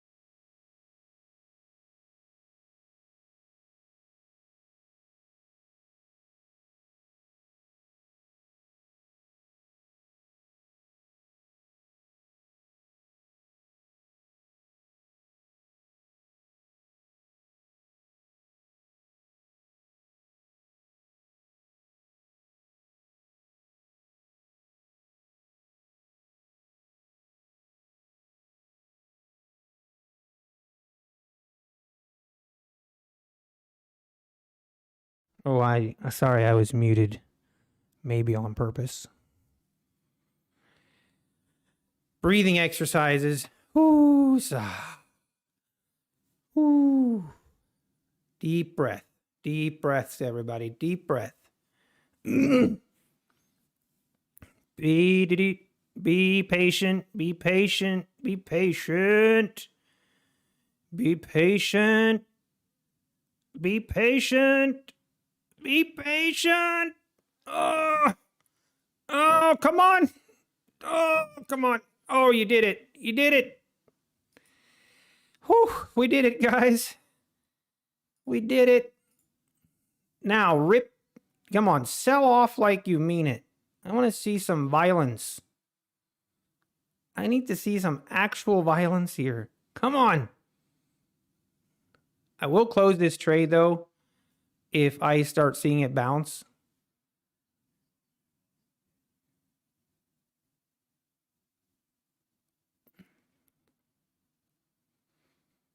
Rip it. I bet you can't go lower. I bet you can't make it below this line. Ooh. Just call me the futures whisperer. All right. There is no way. There's no shot. no chance it can make it to 41.97. No shot.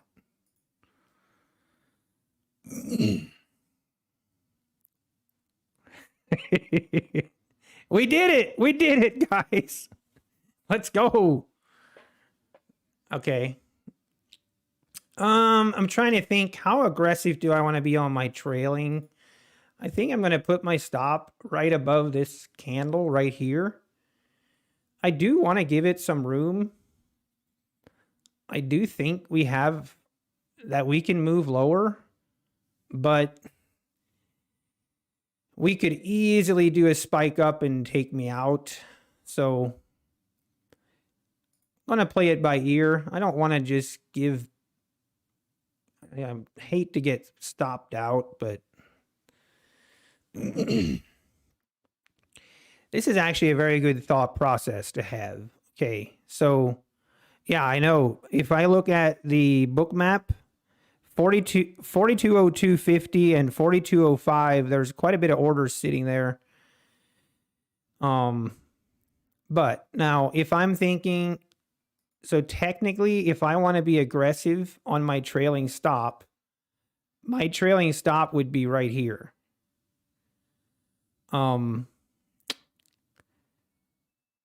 That's where I kind of go back and forth, where I'm like, okay, do I just take full profit here? And then I can always look for another entry, or I keep my stop really tight.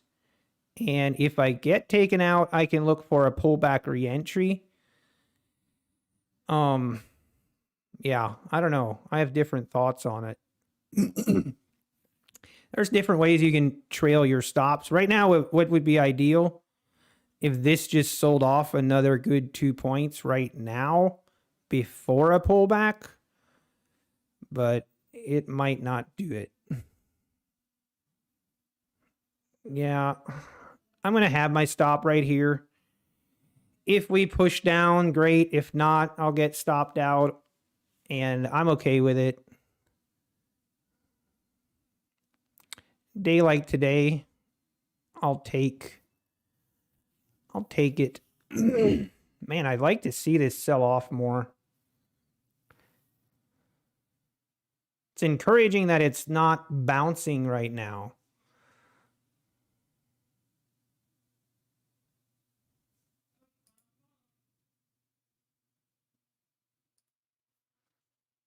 Come on, sell off. Come on.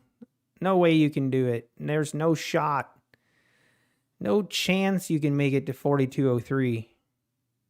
You can't do it. No way.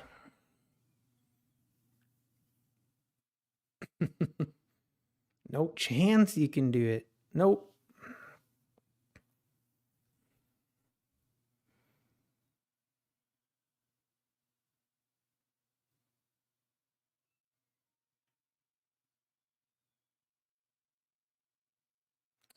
Yes, Sam.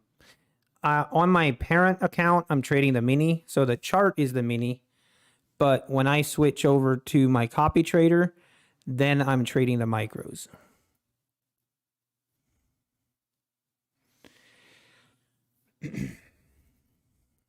I am shocked that we haven't taken out my stop. I am shocked.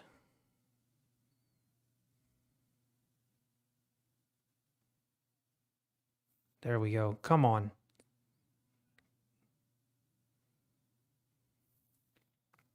I know, Aqua, you're right. And I kind of talked. My stop is really tight here. If we get the pullback, then I will look to re-enter on another short. It's kind of my... I like my trade idea, I do, but I do think we will bounce off of this. And right now, I'd rather, if we bounce, that I take my profit here. And then if we bounce up to this EMA, then I can look for another entry. But it allows me to validate another entry instead of hoping my runner, you know, is in the right place. So if that makes sense, you could do a couple different ways for sure. So yeah, so if we pull back now up to this area right here, 4209, 42 and a half, 4209 and a half, and then we start selling off again, then I can re-enter. But there is a chance that this will try and test the highs again, and then I can avoid that. That's kind of my thought process. But it's definitely looking weak. Like, yeah, it is definitely feeling weak. And I mean, I'm happy with my thesis here. I guess I could have gotten a better entry here if I would have waited on this pullback, but hey, we waited all day for a trade and have been missing out all day long. I'm just happy to get a winner. Tried for a runner, but kept it tight. Hoping we pull back like even in this 42.10 area and then sell off. Oh, there's quite a bit of liquidity also sitting at 42.12, which is right here.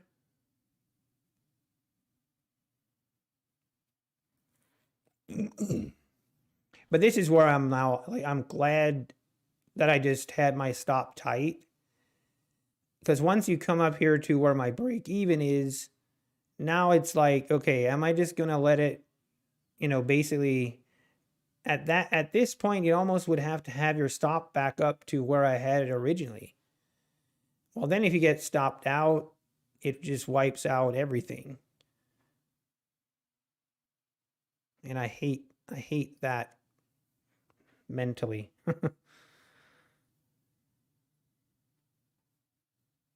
Holy, whoa, I have 81 viewers. Get out of town. Holy cow. Pretty soon I'm going to start getting really nervous. So many people. Wow. Well, thank you everyone for tuning in. If you guys want to hit that subscribe button, I promise it won't hurt. Or the like button. I've heard that it's not difficult at all to do that. Thank you, Aqua. No, but you're right. I knew the chances of my stop being hit in that area was like 95%. Hey, Omar, I appreciate it. I appreciate everyone. Now we're pulling back now. Hate when there's like this big green candle like this. It's hard to find a good, like, it's hard for me to get a good entry on it. I'm gonna wait a little bit yet. I'm gonna wait. What time is it? 1:50? Yeah, it's still early it's still early. We could easily see this rip to new highs. It could easily happen. Let me draw the trend line down now. Just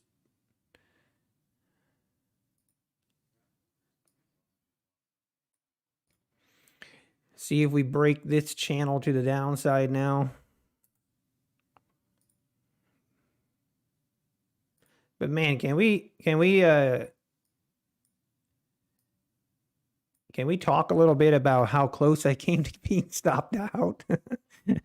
I was sure I was going to get stopped out. And you know what? Sometimes it actually doesn't stop you out when you're one tick away. I would say if you're one tick away from being stopped out, the chance of being stopped out is probably like 98.5% chance. But we did it. Pretty sure it was because I started talking to the market and I used reverse psychology on it. Like to go up to this top of this channel, but right here, man.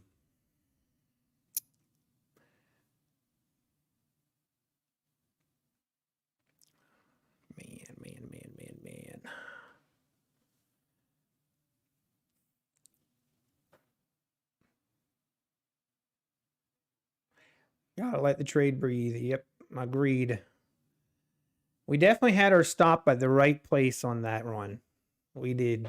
Now, you know, it's a great point because 2 weeks ago when I had before I changed my ATM strategy to this strategy. Yeah, you're right, Aqua. You're right. This basically came right to where my entry was prior. Now the other re-entry, yeah. Yeah, you're right, Aqua.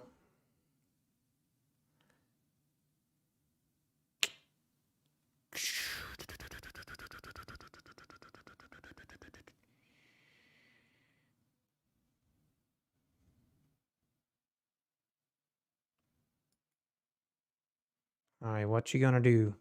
You gonna rip this thing lower?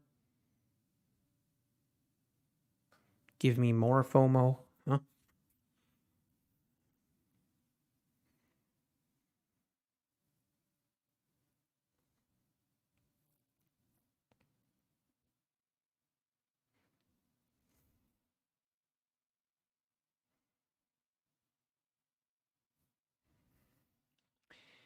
Let's just wait and be patient.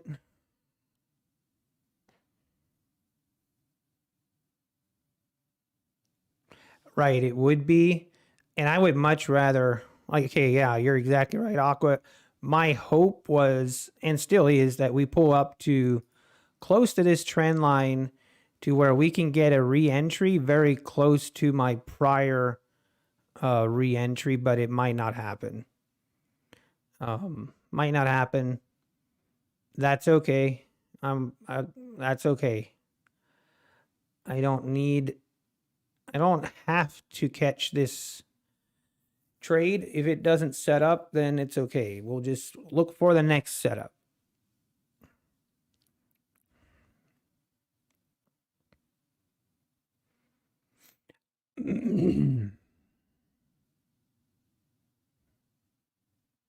By the way, Black Unicorn, thank you for your subscription. Fred9, thank you. Very nice. You know what? How many subscribers are we at? What are we at? Yesterday we reached 500 subscribers and now we're at 566. Man, you guys are insane.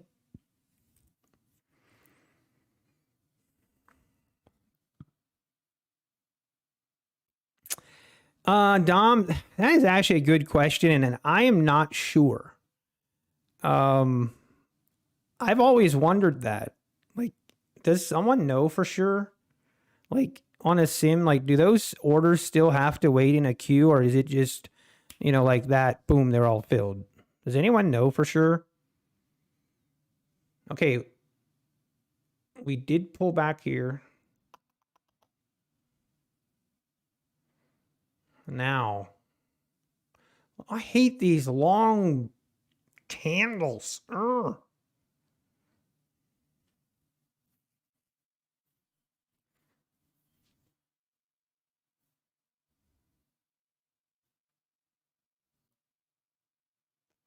No, I place limit orders. Almost always my limit orders.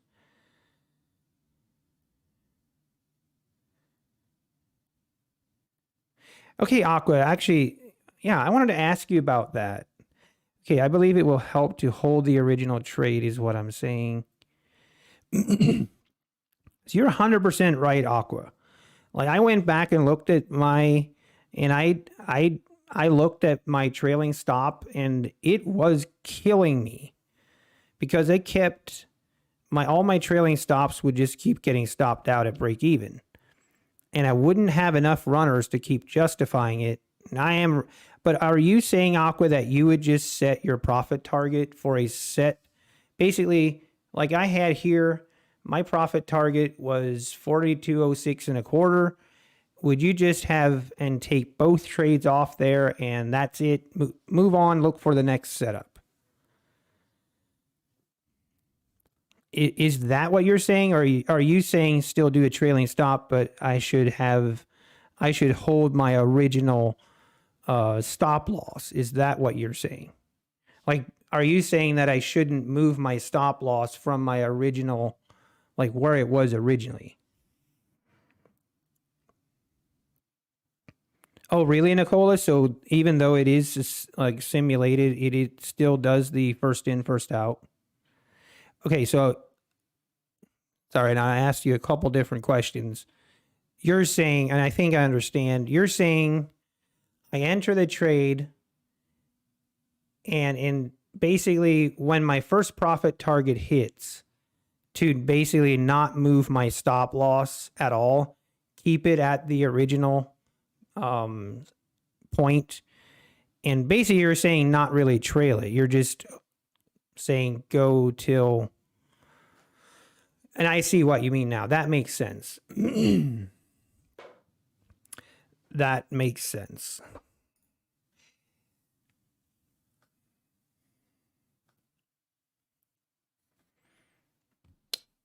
Nicola, market if touched order.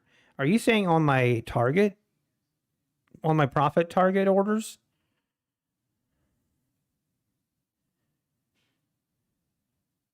Ben, yeah. Hey, thanks for tuning in, by the way. I don't remember seeing your name. But so you're saying use the EMA kind of trailing my stop as well. And I've done that. I've tried doing that too. It's, yeah, honestly, I'm definitely open to listening to some, people's advice in what they do on trailing stops, because I feel like what I'm doing isn't working. Now, recently, I have, yeah, what do I recently I would be more likely just to have that stop tight. I like the thought of having a runner, but my runner almost needs to be where it's going through it's like a rip. If we break through a channel and we just keep ripping and we rip through for like 2 points, then use that trailing stop. But if we just hover around and whatever, then I just take both off. Yeah, it's been something I've been contemplating.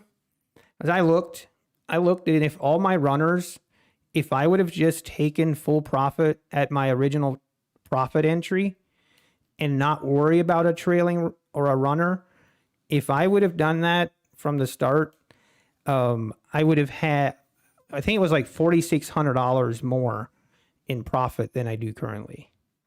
That's across all accounts, but kind of, yeah, it's kind of show. The other thing it does is it really drags down my average win percentage, because my stop is often like +2. So even though I'll get stopped out, it'll really average down my average win percentage, which isn't a huge thing, but it's something I kind of track, and it's kind of messing with that number. I don't like it. All right, so now right here, we could have another entry right here.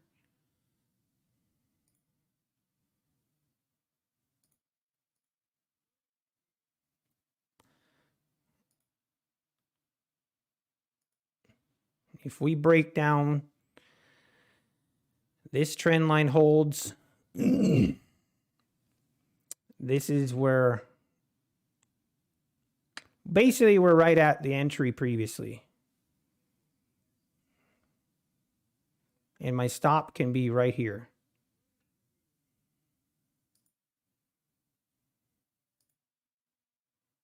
All right, here we go again, boys. Here we go again. My first profit I'm fine with. All right, need to see a sell-off here. Need to see some serious selling. Come on. We have 42.05 is a liquidity. Thinking about moving it to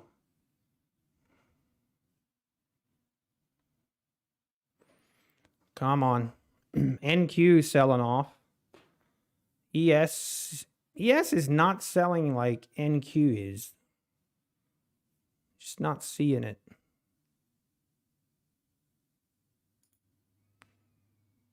But we wait. Let's be patient.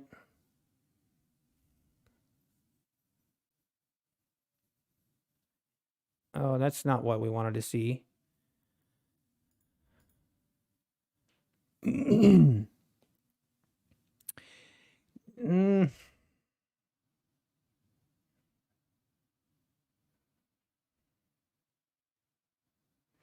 Yeah, I hear you, Aqua. I hear you. Yeah. I've just never, I guess, yeah, I that's something that I've never been comfortable with, I guess. Whoa. What did I miss? Did we just spike down and take out my first target? Holy Toledo. All right, let's keep our stop right here. This is good price action. I like it. Me like it. Me like it. Come on. You can do it.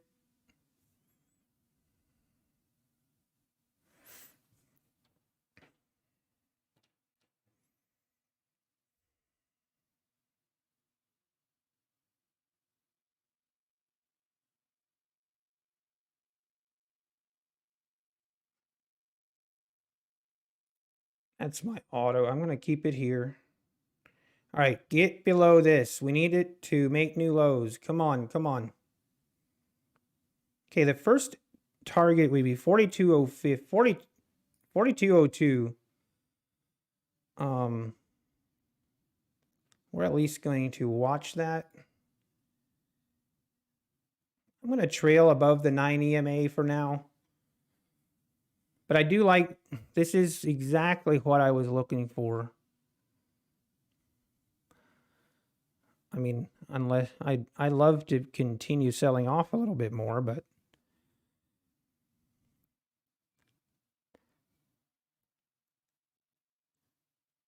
come on. Come to Poppy. No, down here. Down here. There's no need. There is nothing up here that you need or want. Trust me. I mean, there's not much liquidity at all. 42.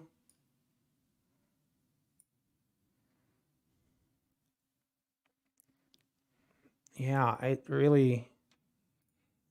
actually going to move my stop to right here. I'm going to give it a little bit more room to run, or a little bit more breathing room, just because I do like the price action I'm seeing.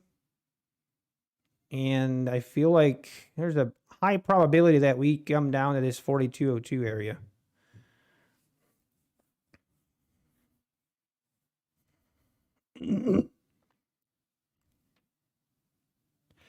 Oh, really, Aqua?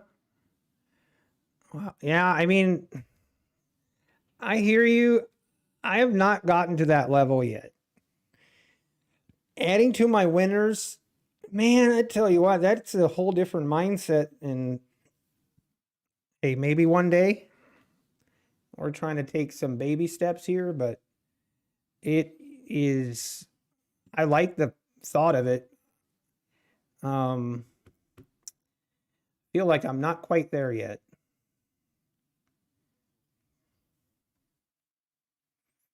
I'm risking capital twice for the same profit target. Trying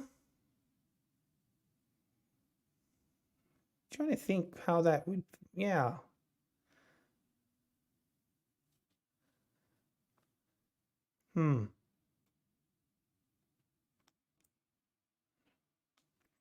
Feel like it wants to bounce here, but keeps getting sold.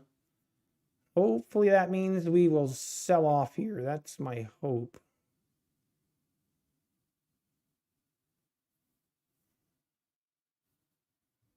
Come on, sell it. Sell it. Yeah, 4205. We definitely need to push through that. There was decent volume. We did take out liquidity at 42.05. Now the next is at 42.02. But it's not really that. Here, let me show you the second monitor. This is kind of what I'm looking at. Where up here, we don't have much liquidity up here at all. But then down here, 42.02s, we definitely have some. And just need it to break through the 42.05s. Need it to snap through that. Then we should see it follow through. Here we go. Come on. Come to Poppy. Come to Poppy. You know you want it. There we go. Come on. Push. Sell it.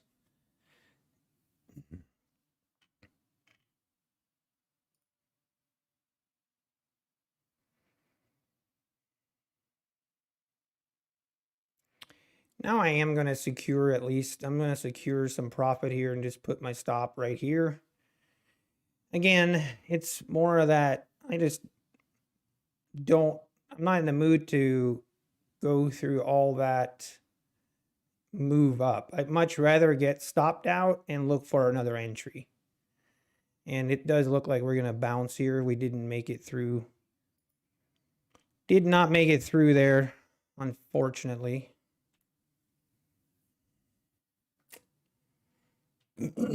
Thought we'd sell off a little bit more when we made it through this 42.05, but I guess not.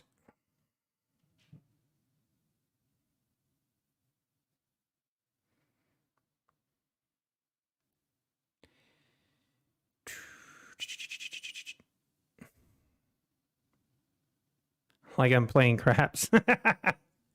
Oh, wow. You just stopped me out like that? Like, as soon as I look away, you stop me out? Okay.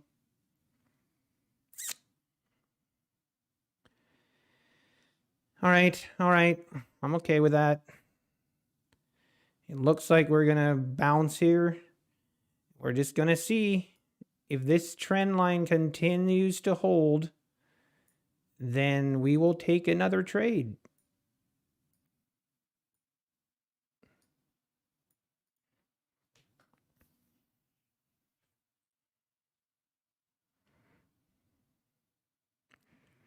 Yeah, I was really hoping once we break that we would. Was pretty quick to see that we got a quick bounce off of it. And oh well. That's all right. And it's also the other thing that I like through all of this, and is the thought process that we are in a uptrendy day. Like, this is an uptrend. We're just in a, like, this could be just a little bit of a pullback to make new highs. Like, I wouldn't be shocked if that happened at all. So I don't want to be getting too greedy and being blind. If we were in a serious downtrend, I think it would make more sense to have my stop give it a lot more room, I guess. But we'll see.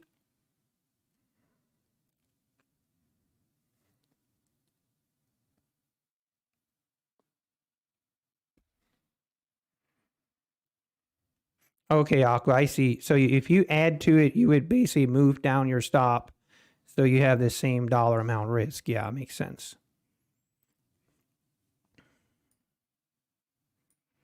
I mean, that's kind of how Tom Hagar trades, right? I believe, unless I'm wrong, but he trades similar. Like, he'll add to his winners and then he will move his stop down. But I guess it's just a difference in trading personalities, where my thought process is, if I feel pretty certain that we're going to bounce and that we're going to test maybe this level, my thought is just, why do I want to go through that? Why not just get out and then look for another entry? But again, that's just the beauty of trading, and people can have different different methods of trading, and there's not one or the other isn't wrong or right. Both can be right.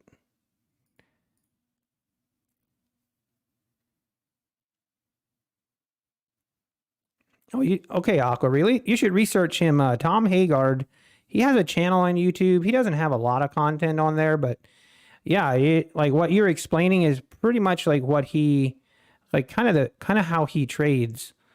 Yeah.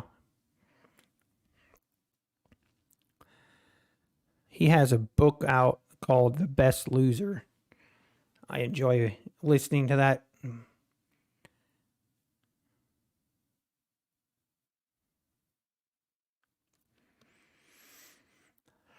All right, what are we doing here, boys?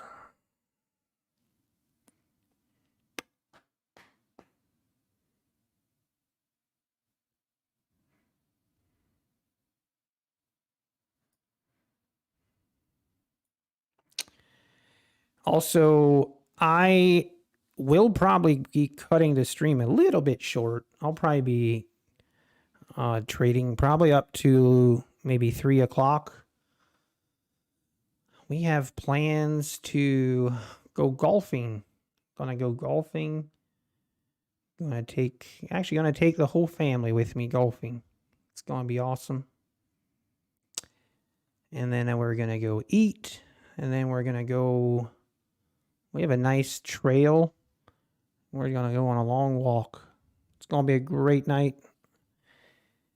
It's beautiful weather here in Ohio right now. We have to enjoy it when we get it.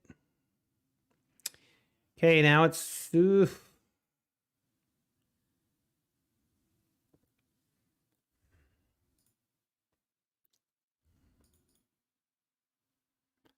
interesting. Is this the continuation? Still feel kind of like 4202 is an area that might get hit today. If I was a betting man, which some would say I am, I guess, but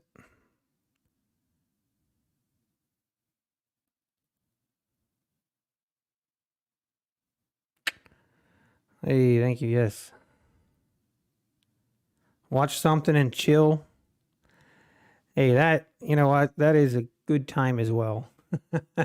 I'm a homebody. I prefer just to stay at home and chill. Unless like tonight, I don't mind going golfing and going out with the family, but I'm usually one that I like to sit at home and relax, take it easy. There's no place like home.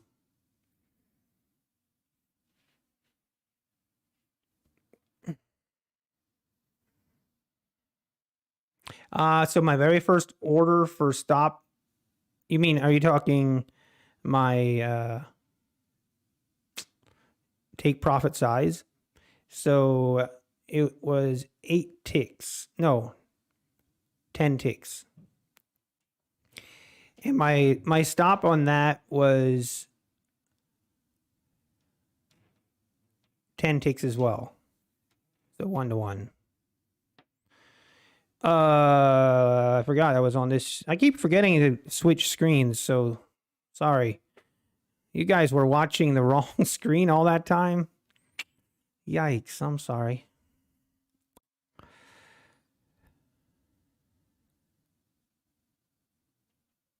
But yeah, we're sitting at 30. Okay, who was asking earlier? Someone here was asking earlier if there's slippage. If there's slippage on Copy Trader, you can see here.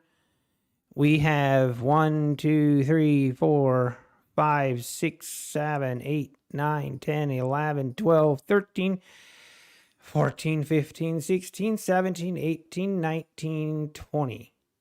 So 20 accounts, and we had one account that had a different fill than the rest. So no, actually, that's not even a different fill. I need to change this. Ooh, now we're getting pretty. We're moving up, boys. I need to put on the commissions for this account because I just forgot to do that. So yeah, 20 accounts, and we got the exact same fill on all 20 accounts. So, and that's through basically we entered a trade. That's one transaction.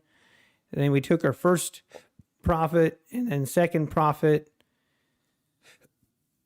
So that's a total of 6 transactions that happened, and they're all of them are exact fill to the T. And usually that, like if you use fill orders, usually that's the way it is, unless it's a really volatile market.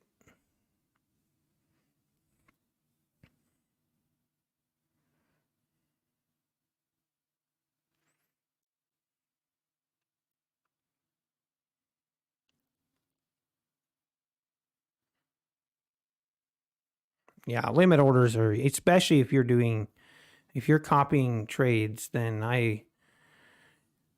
it has caused me to miss some entry, or you don't get filled, but very seldom. Usually you get filled.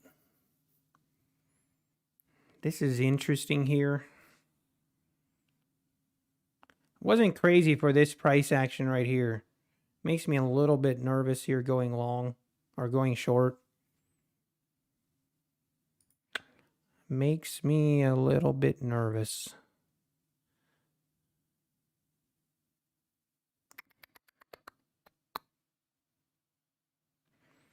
I think we'll wait. We will wait.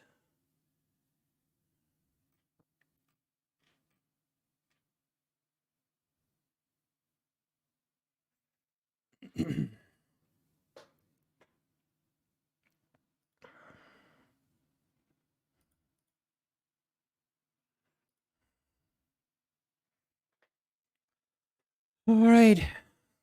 I don't know. I wouldn't be surprised if we make a move up to new highs. Just, I would not be shocked. Would not be shocked at all.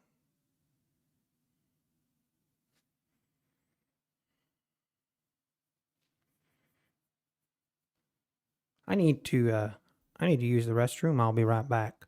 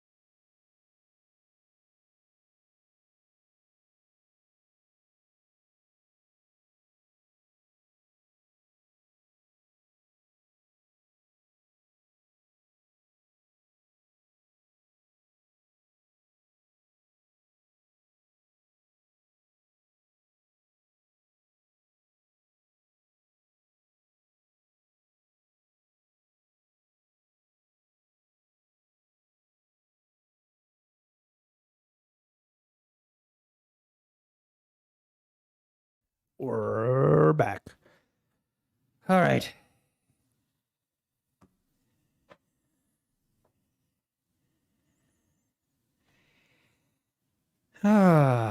Well, we did make a move. We did make a move above that trend line. And like I said, I'm not surprised if we make new highs again. Not that I want to participate. Trying to think why not. Can't really give you a good answer other than I guess I'm just not really buying the move, I guess, but I have no problem watching it.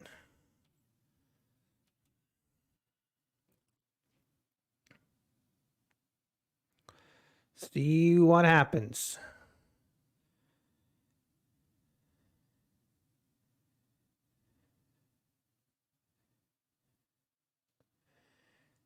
What's NQ doing? Oh yeah, there goes NQ trying to rip up to make new highs for the day. Definitely. Yeah, wow.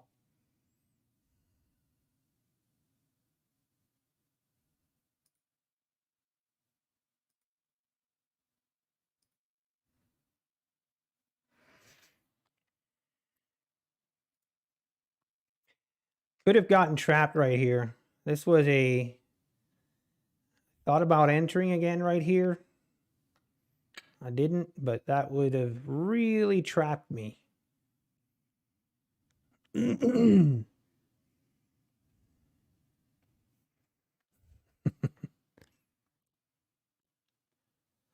right, new highs incoming.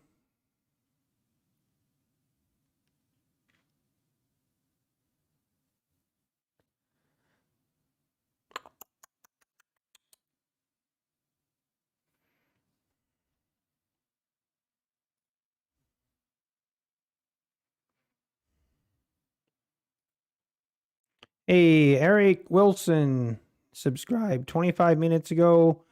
Hot Sauce subscribed. Let's go. Thank you guys. Thank you.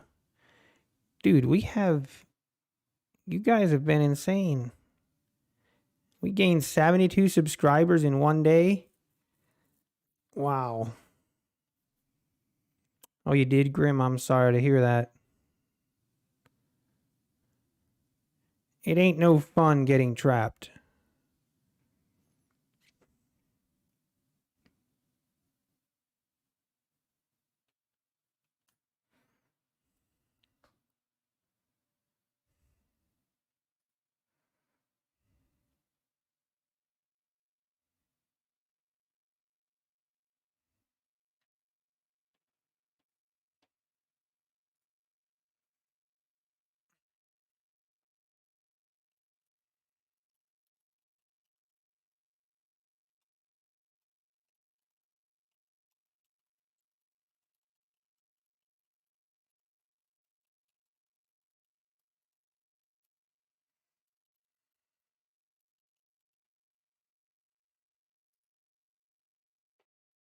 All right, seeing a little bit of a pullback here.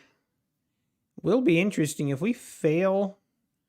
If we fail to make a new high here and we start pulling back again. I'm itching. I have an itch to short again. So if it gives me a good opportunity, I want to make sure I'm not being just looking for a trade, but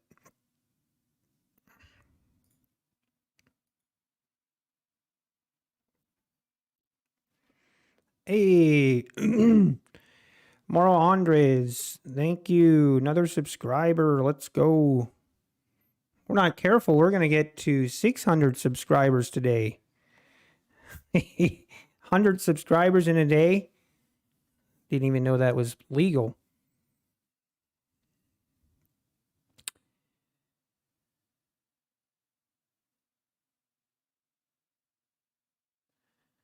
All right, what are we going to do here?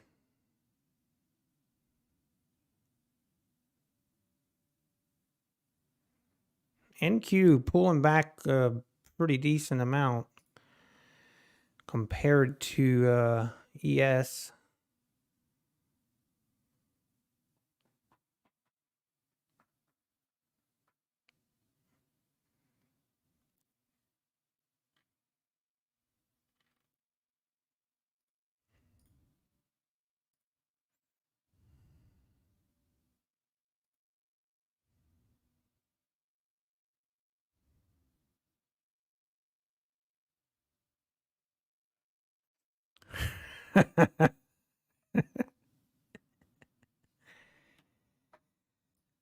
Oh, man.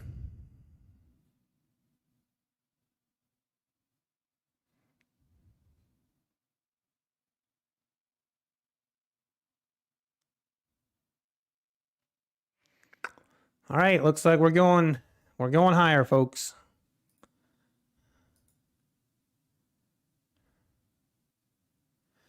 It looks like we're going to make new highs. Or are we? It's going to try. It's going to need a little bit more effort than that. Now, there is some liquidity sitting at 42.15 that just came in, but not 42.17.50 is also, but pretty empty right now.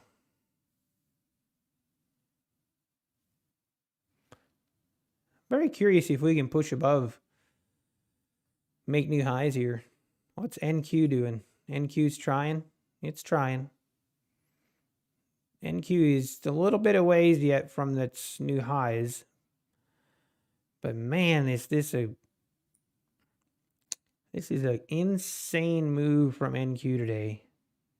If anyone played, you would have had to do it at 8:30 this morning. I'm sure Patrick Whelan caught this move. He entered long right here on the VWAP. You could have rode that thing for 300 points. I mean, hindsight, 2020. Realistically, you probably would have taken profit at some point, but it's been a while since we've had a day with this kind of uptrend. We gapped up at that. This morning we gapped up. We did pull back some pre-market, but then we just gap and go. And this puppy went. And it went without me. It's very rude. Very rude.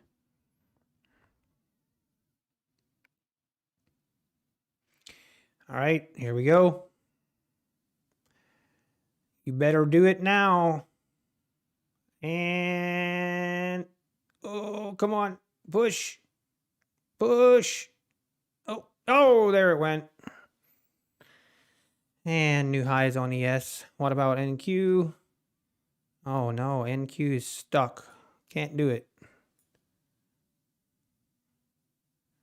NQ doesn't seem as thrilled about new highs. I don't know.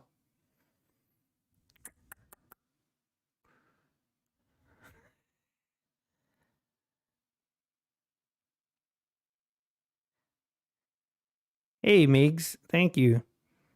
Thank you. I appreciate it. Is Pat legit? I don't know. Should we do a poll? I don't know, honestly, Alex. I think there's some questionable. If you have to question if a streamer or a YouTuber, my theory is if I have to question if they're legit or not, then usually that's a red flag. And then if you ask them to maybe provide, something to prove they're legit, and if they then block you, then that's more of a red flag. Yeah, he made 20K this month, this week. It seems like he did,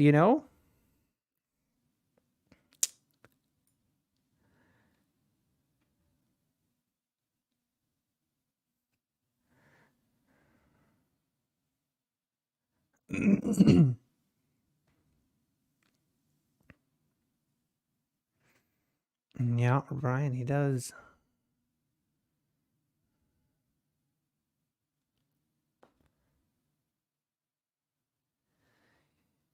I just think it's sad. There are very easy ways to prove that you are legit when you're trading. It's not hard. It is not hard to make it very transparent. To show your transparency it is not hard. So why don't more people do it? I don't know. I really don't.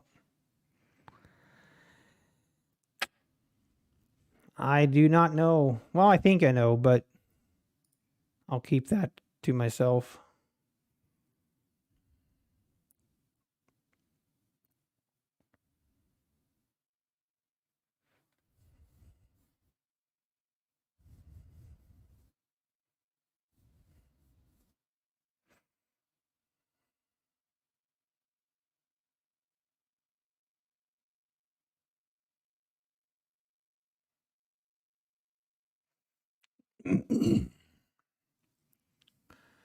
Well, we stalled. We did not make new highs on NQ.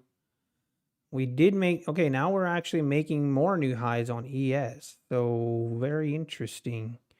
If we look at ES, 42.15, definitely an area to, ooh, wow, just ripped right through there.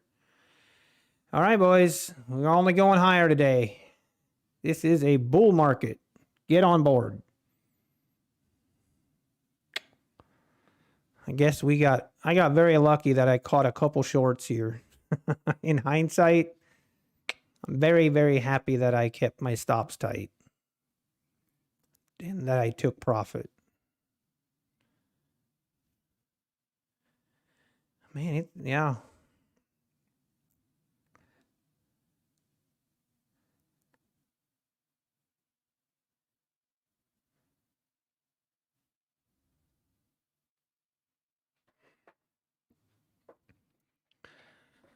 Now 42.15, I mean 42.18 would be the next level, 42.17, 42.18 if we get there.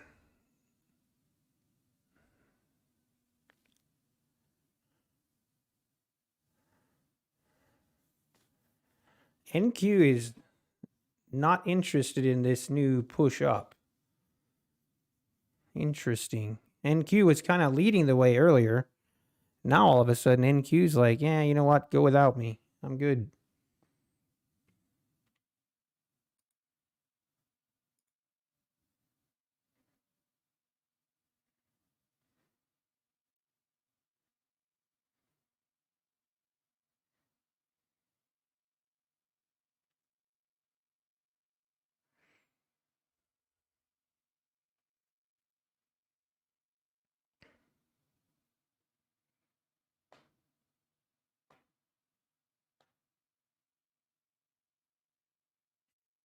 Dan Emmons says this is a bear market.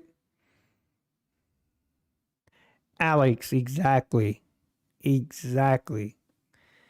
I'm glad I'm not the only one that finds that very interesting. That anytime Patrick, you'd never see when Patrick is in a trade. You only see it when he's like 20 points in the green. And you never see it when he's in the red in a trade. Stuff like that. Stuff like that is questionable. And even more questionable when they get asked about it and then you just get blocked.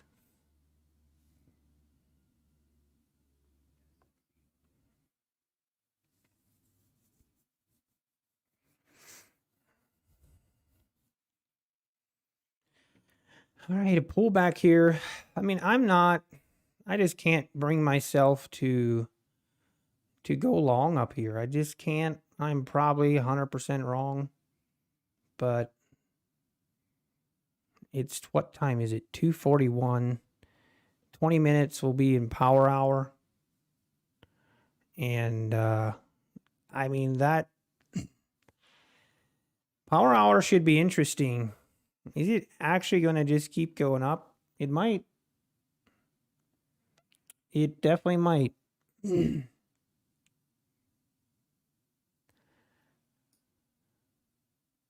this is where, like, you're biased, because I'm definitely biased today. And I don't like being biased. Don't like it, but I can't lie to myself. I am. Then the key is I'm not to fight this trend. I just need to wait.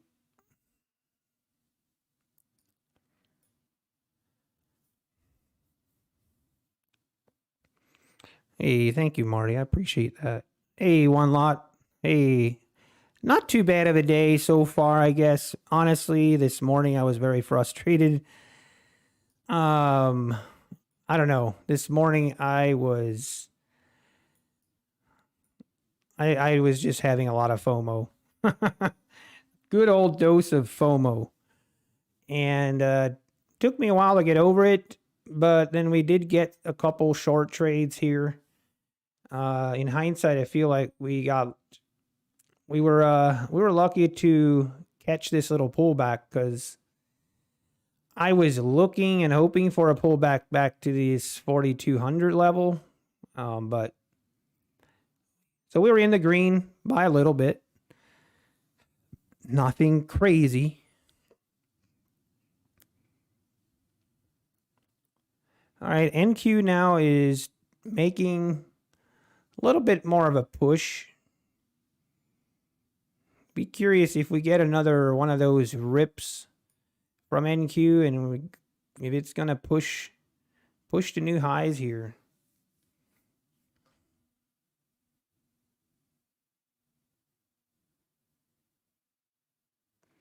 At this point, I guess I'd be shocked if it didn't. Now, ES on this push did not make new highs, so that's interesting.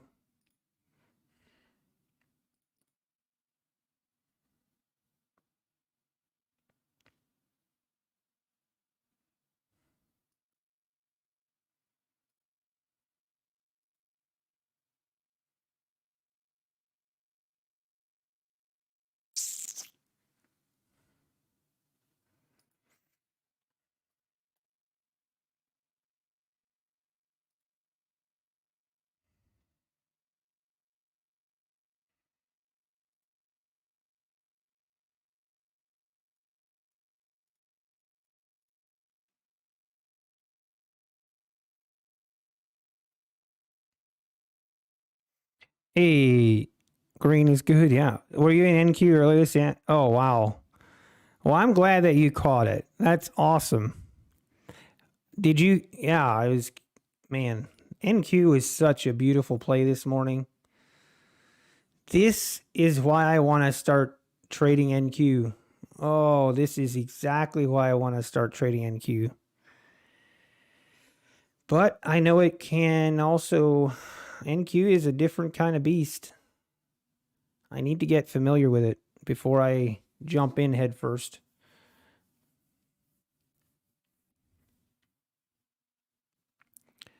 But I am, slowly but surely. All right, here goes NQ. See if we can push above. There we go. Looks like it's going to try it.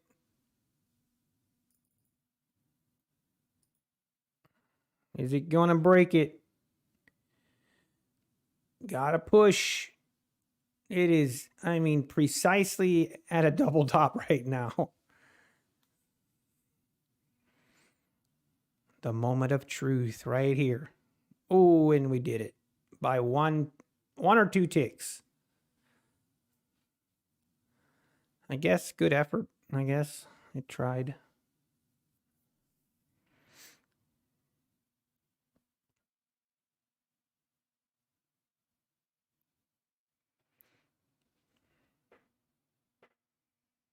What is ES doing?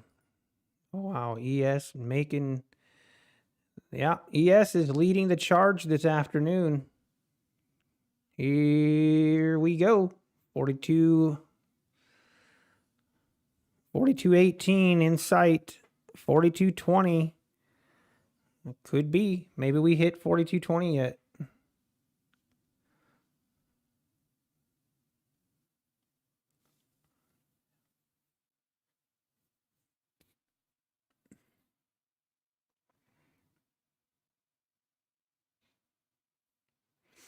Yeah, it's a bad yeah, I agree.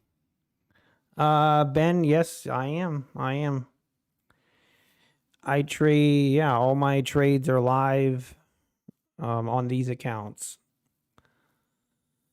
You'll see everything, like I say, full transparency, which means you get to see the good, bad, and the ugly.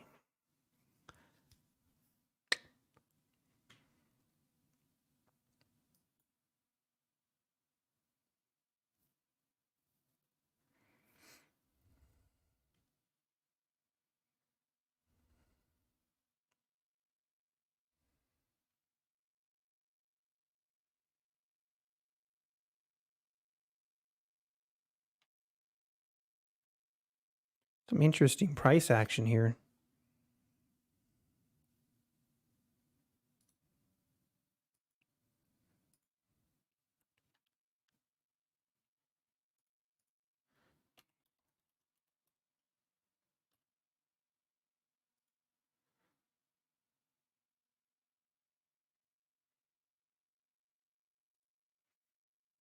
And there we go.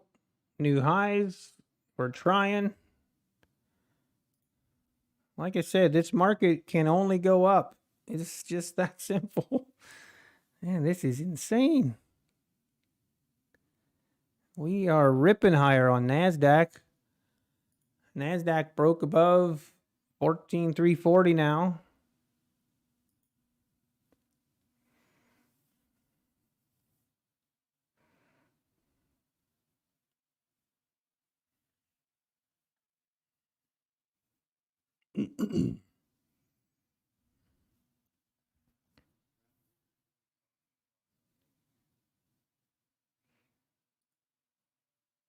Hey, Migs, have a good one. Take care. Thanks for stopping in.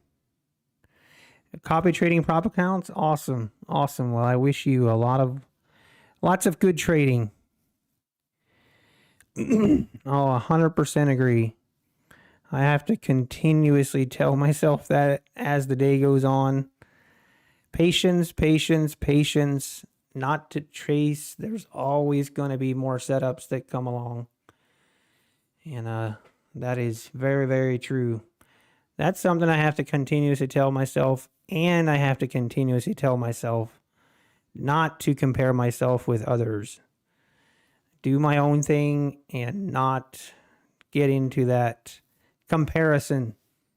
That can also be very toxic, especially with, like, in my case where I am purposely taking it very slow, trading micro contracts, which means, you know, $30, $40, $50 days. And I mean, obviously I take that times 20, it adds up, but you know, then you see other traders, they're making 3,000, 2,000, 1,000, which is great, but you know, it's just so easy to start comparing yourself. And I definitely don't want to do that. Yeah, exactly.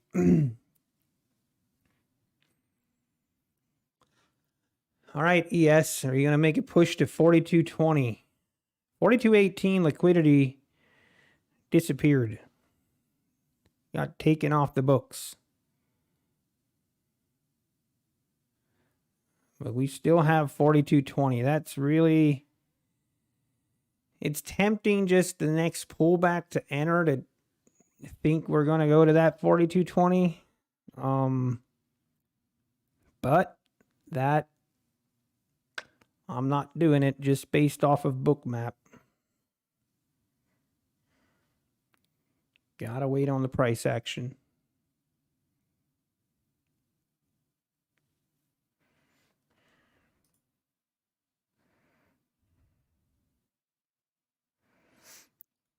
All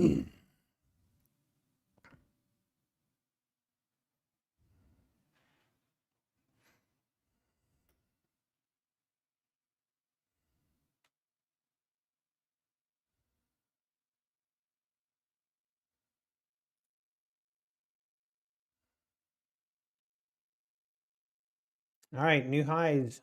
Gonna do it right here.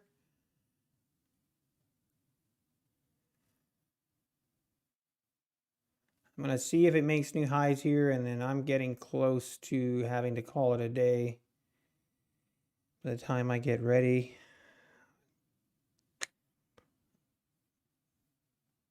And do my summary report. It's gonna be pushing for time.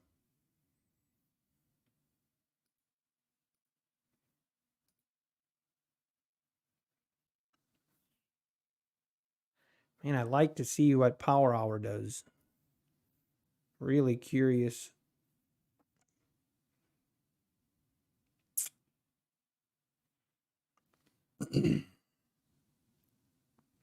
And new highs, 42.18.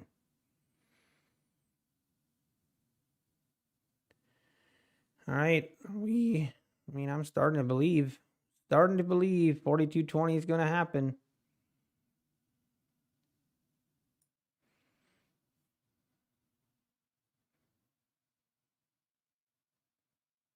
Wow, NQ ripping higher.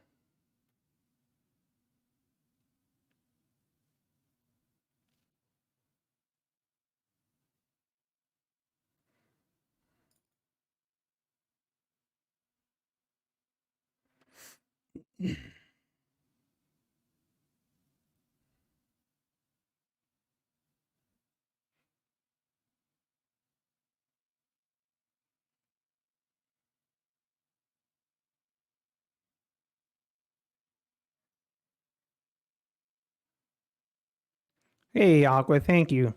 Yeah, Aqua, I appreciate your input. I really do. I appreciate your input on the stop losses and stuff, or I appreciate your perspective on it. I know I might not follow it like you have it, but I appreciate your input, and I am interested in changing how I do my trailing stop. Um, feel like I have room for improvement in that area. Need to find something that works for me, something that kind of makes sense with how I trade. But anyway, but yeah, it looks like we're just gonna keep going higher, and I guess I might not be here to see it. But what a move today. ES made, from the open this morning, we had a slight pullback, and from 41.66 we're at 42.17. But NQ was the real mover today. What a move, from 13.981 to 14.350. This keeps going, we're going to have 400 points on NQ. That is crazy. Look, if you look at the daily, this is the daily of NQ. Absolutely crazy. I always think to myself, like, I see a candle like this, and I'm just like, how could I not make money on that? How is that possible? But yeah. Yep, exactly, Aqua. I appreciate it. Well, hey, NQ is the king. Yeah, I feel like it is. That's why we're slowly getting back together, NQ, and we're slowly all right, hang on 1 second.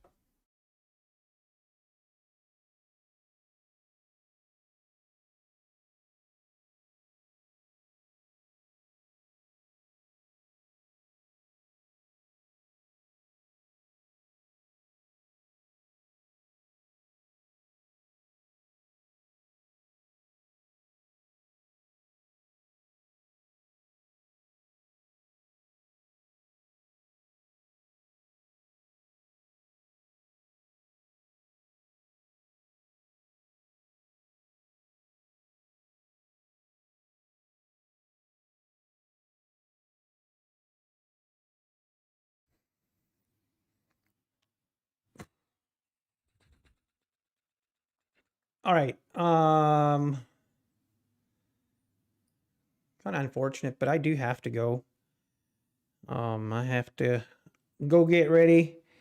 So I think we are going to end it here, but thank you everyone for your support. Thank you for tuning in.